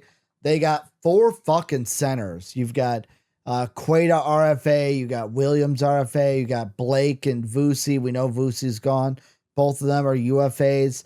Like, they got a ton of 4s and 5s on the like RFA UFA. And yes, I know we're probably sticking Sinak more at the 4 than the 5. Probably. But it is one of those things where it's like, does this tell us that more of these bigs are probably gone than we assume? I mean, to be fair, like I think the only guess was we're probably trying to bring back Cueto. Because again, year-over-year development for him from his time back to the Kangs. Believer. Like I think he's a decent enough center. Yeah. And then really after that, like clearly, Vusi's not coming back. No, he's already said it. He's already said, I'm not coming back. Trust me. Boston told him. There's no say. So like it really was just him and it's like when they say like, yeah, you're gonna resign. No, I don't want to. No, you're gonna resign. It was a pleasure working with you. Really, it was. And you just keep going. You just keep on moving. We're gonna let you save face. Yep. So I again at the end of the day, like Boston, it was really just Queta and Luka Garza and Vusi. Like the center was their biggest need. So I think that it's great that they got someone who maybe long term could be a center in the NBA. Obviously, he played the 4, like I mentioned, because of JoJo Tugler. Yeah. Did play some minutes at the 5, was okay. I just have a lot of concerns because, well, physically he should be able to build into that guy. This is a training staff who will have to invest a lot in Chris Sinak Jr., but he does have like, hey, he could have crazy good upside because he is physically ready for the NBA. So like, it's just the skills. It's the skill set that needs to change. It's you got to teach him how to use the body to be effective. And again, the defense is a nice thought. The shooting, obviously, with the likes of Jason Tatum, potentially Jaylen Brown still being on the team. The rest of those guys are going to be more responsible for that. We just need you to keep it simple. We're going to have you do a little bit of rim run and a little bit of turnaround, put back shots. Like we don't need the mid range. We can just leave that in college. We'll work on the 3-ball. We'll work on the 3-ball. You can stand in the corner. College. I would love for him to stand in the corner and shoot threes. That would be great. I think that's how you translate to the next level with Chris Sinak. So do I love it? No. Do I hate it? No. It's one of those, like, you're at the end of the first round. I don't know that there's someone who I would have been like, they really missed out by not taking this guy at the end of the first. Like, could they have gone for a Baylor Shireman? Yes. I feel like Shireman probably, even post-injury, is someone who will be able to translate to the NBA. But I understand that from a skill standpoint, they've got guys who do similar things already. Like, you already have Sam Hauser under contract. You have Baylor Shireman. You do not need to go draft another guy who can be a wing shooter for you right now. He doesn't fix an immediate problem. Sinak fixes an immediate problem. Well, I mean, if we're getting into grades, this is one where it's like, what you just said is true. It's kind of like a, nah. Like, there's a part of me, it's like C, B minus, C, B minus, C, B minus. I'm going to say this. I'm going to give it a C only because this is the only team where it's not just about your draft pick. You fucked up. That's a missed opportunity. You fucked up on the Giannis trade, and that affected this. Like, all you had to do was give up Hugo, and you're probably giving up this pick too, let's be honest. And you've got Giannis on your team, and then you got JT and Giannis, because Brown's probably gone. Maybe. But it's a what if they missed trade opportunity, like you Jaylen said. Brown to his former coach, Emi Udoka, and they get back a Şengün or something like that? You know, you never know. So just saying, things can happen. Yes, yet again, like 5 years down the line, Dave, these players could change. It's like, wow, I can't believe I gave that. Fuck. Like, yeah. I think here's the thing. Sinak is like, he's not bad. You don't know what you're gonna get. No. I'll go. I'm about to gulp. I'll go because it's the end of the first round, because he has potential to be a starting player in the NBA at some point in the future. ESPN notification 4. Okay. I wasn't sure what this notification was when I heard you pausing. Yeah, no, we're good. I would give them a B-. Okay. I think the expectations are relatively low. I think that Mm-hmm. he can come in and give you NBA minutes at some point during his rookie contract. Mm-hmm. I think that's really good for a pick in the late 20s. Yeah, and I mean, he's a guy that we had ranked higher, so like getting him lower. You know what? B-. I'll boo. The trade should be in this. The trade is its own thing, so I'll It's a say disappointment B- of its as own. well. Very disappointed. Very disappointed. But Celtics fans, let us know what you guys think down below. Check out all of our other draft grade videos for the first round right here on MVP Sports. And as always, have a good day, everybody. What's up? Real MVPs, Ricky Widmer here, and welcome into our first round draft grades for the 2026 NBA draft. The Phoenix Suns, we've gotten to you as we're recording them in order. This will be the last one posted. This is the last one we are recording. I'm going to be honest, Suns fans, you're not going to like this one. So buckle in for a good one. Are you happy with this pick, Suns fans? Because I don't. I've heard no positivity. Let's say what the pick is. Koa Pete, Sure. 30th overall to the Suns. Dave, why was this a shit pick? That's what it is. Like, it's a shit pick. So Cole Pete is someone who played basketball at Arizona, who was dominant because he was stronger and bigger than everybody around him. Did a really good job there. I think that he was a good college player who had a lot of very clear, glaring holes in this game. Yeah. And I was like, Cole Pete, you should go back to college. You should go get $5 million to play college basketball and compete for a championship next year. And maybe the year after that, because guess what? They're still going to give you a butt ton of money. Yeah. And you might need more than 1 year to work on that skill set because you can't shoot the basketball. And you can't do much outside of be a big bully over guys who are not as strong as you. And I think in the NBA, there's a lot more strong guys. That's just how it works over time. Guys get stronger. So it just makes me wonder, like, okay, what do you do that puts you in the NBA other than be an effort and hustle guy? Because that really is hard to play at like playoffs when you're not giving me anything, when you can't shoot the ball and you're too small to be a center. So you're a power forward who can't floor space. That's not a very sexy package to go around. I just don't know why you went back and stayed in the draft. Why didn't you go back to college? But we're here. He's a first rounder. It's official. We were wrong. I didn't have him in my first round. I wouldn't take him in the first round. Ricky, would you have him in your first round? No, I wouldn't. I'm sorry. I'm sorry, Suns fans, that your front office is a bunch of stupid people. I want to use a different word, but I'm not. Like, they're just stupid. They're stupid. Like they could have easily called up the Knicks, probably offered the Knicks exactly what they gave up for 30, and the Knicks would have gave them 31. And then they would have been able to give Koa Pete less money than what they're going to have to guarantee him because he's a first round pick. Like, this is the worst pick of the first round. I am not afraid to say that. This is the worst pick of the first round. Anyone who took him in the first round was getting this from me, by the way. So, like, this is one where once the Lakers didn't go, so now we found out the shitheads of the draft that gave him a fucking promise didn't even have a first round pick. Yeah. Didn't even have a first round pick. But hey, he got there. This is the same team that, signed KD for all that money. That didn't work out. Went ahead. Hey, but they got rid of him. Went ahead and drafted DeAndre Ayton instead of Luka Doncic. Yeah, they did that, by the way. They went ahead and let me see this. I think it was a part of the Kevin Durant trade then to Houston. Went ahead and said, Jalen Green, that's our guy. I want him. This isn't a good organization. And Devin Booker changing his number because he wants to be like Kobe isn't going to change anything. Devin Booker's going to be gone when his contract's up. He ain't going to stay in Phoenix. It just, there's a lot of guys who have NBA level skills, and I feel like Koa Pete was taken because Koa Pete Malik Thomas. Yes, sure. Isaiah Evans should have been taken here. It's a slap in the face to them. I mean, there's several guys who could have gone here rather Richie than Kobe. Saunders. But again, shout out to Dave. yeah, but the problem is you have Devin Booker, so it's like you need someone, and you had Grayson Allen. The question, obviously, long term, I don't know if you want to move from Grayson Allen, whatever.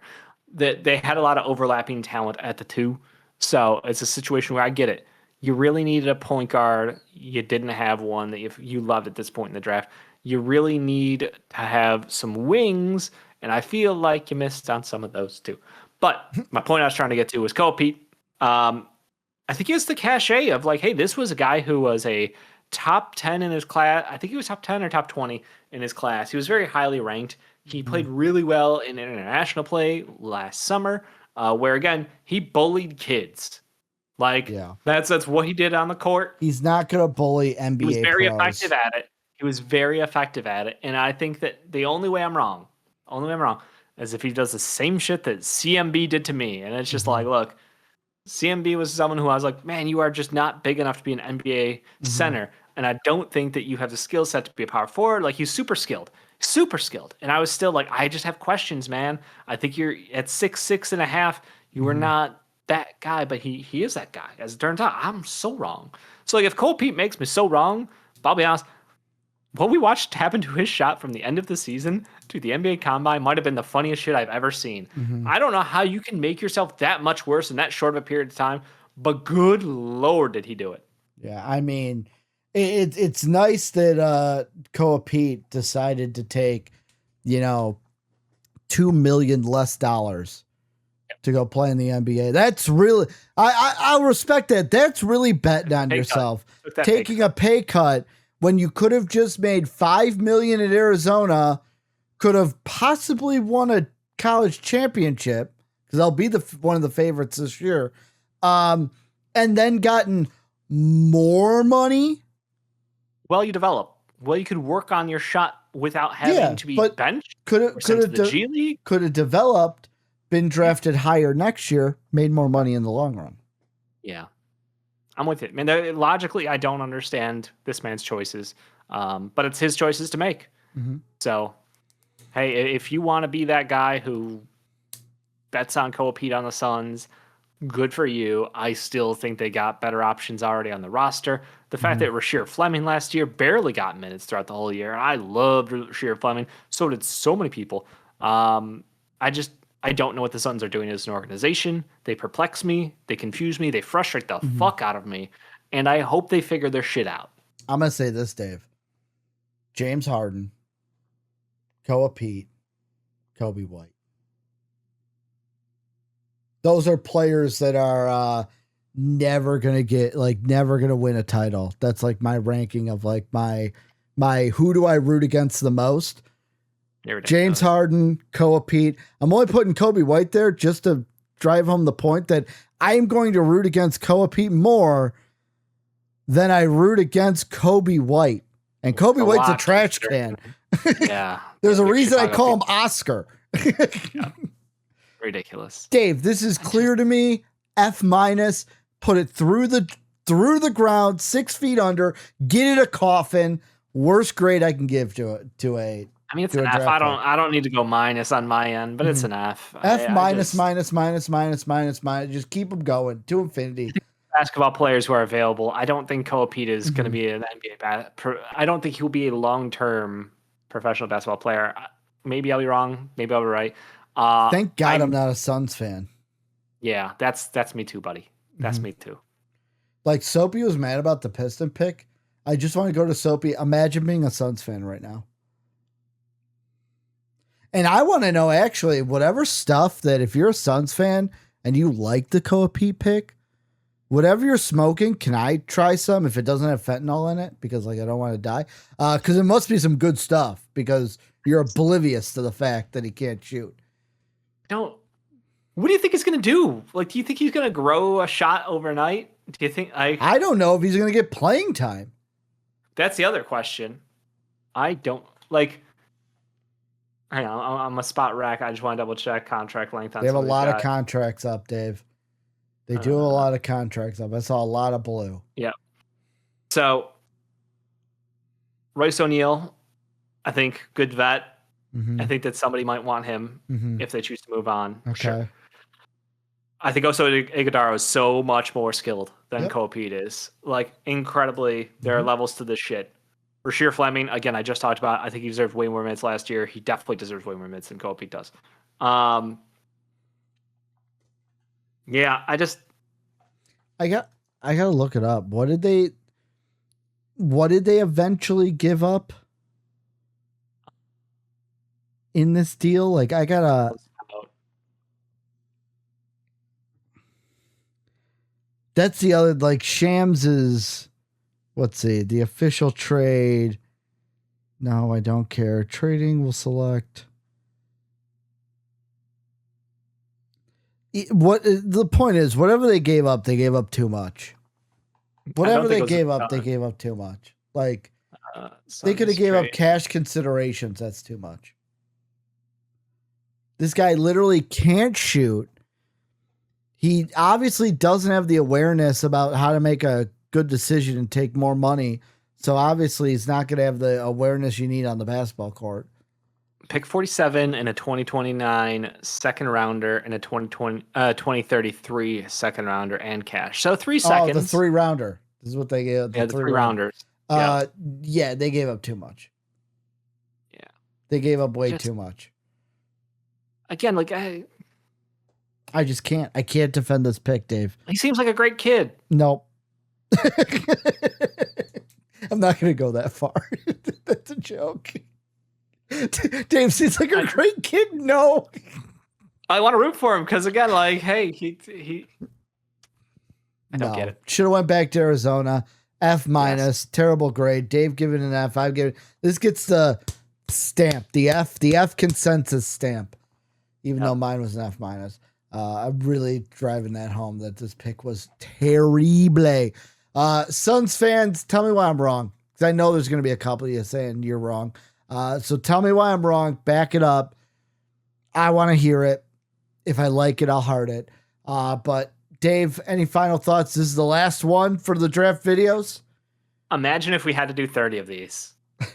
It took us several hours to get through 20. It took us 5 hours. Yep, for 20 teams. 5 hours. It's crazy that there weren't 30 teams, you know? Oh, man. If there were 30 teams, we'd be splitting it up into 2 days. I'm telling you that. Yeah. We'd be doing 15 today, 15 tomorrow. I almost just want to do one on the Pelicans just to clown them. But well, you could do that. You could do that on your own for social. But guys, let us know what you guys think down below. Check out all our other draft videos. At this point, all of them should be up because this is the last one that we'll be posting. So all of them will be up. Check them out right now. Thank you guys for everything you do. And as always, have a good day, everybody. There's going to be one Suns fan that fucking hates this. As always, we'd like to thank the people that make these videos possible, our patrons whose names are displayed on the screen now. If you would like to become a patron, go ahead and click the Patreon icon in the bottom right. And if you'd like to check out another video from MVP Sports, hit the video in the upper left. As always, thanks for watching.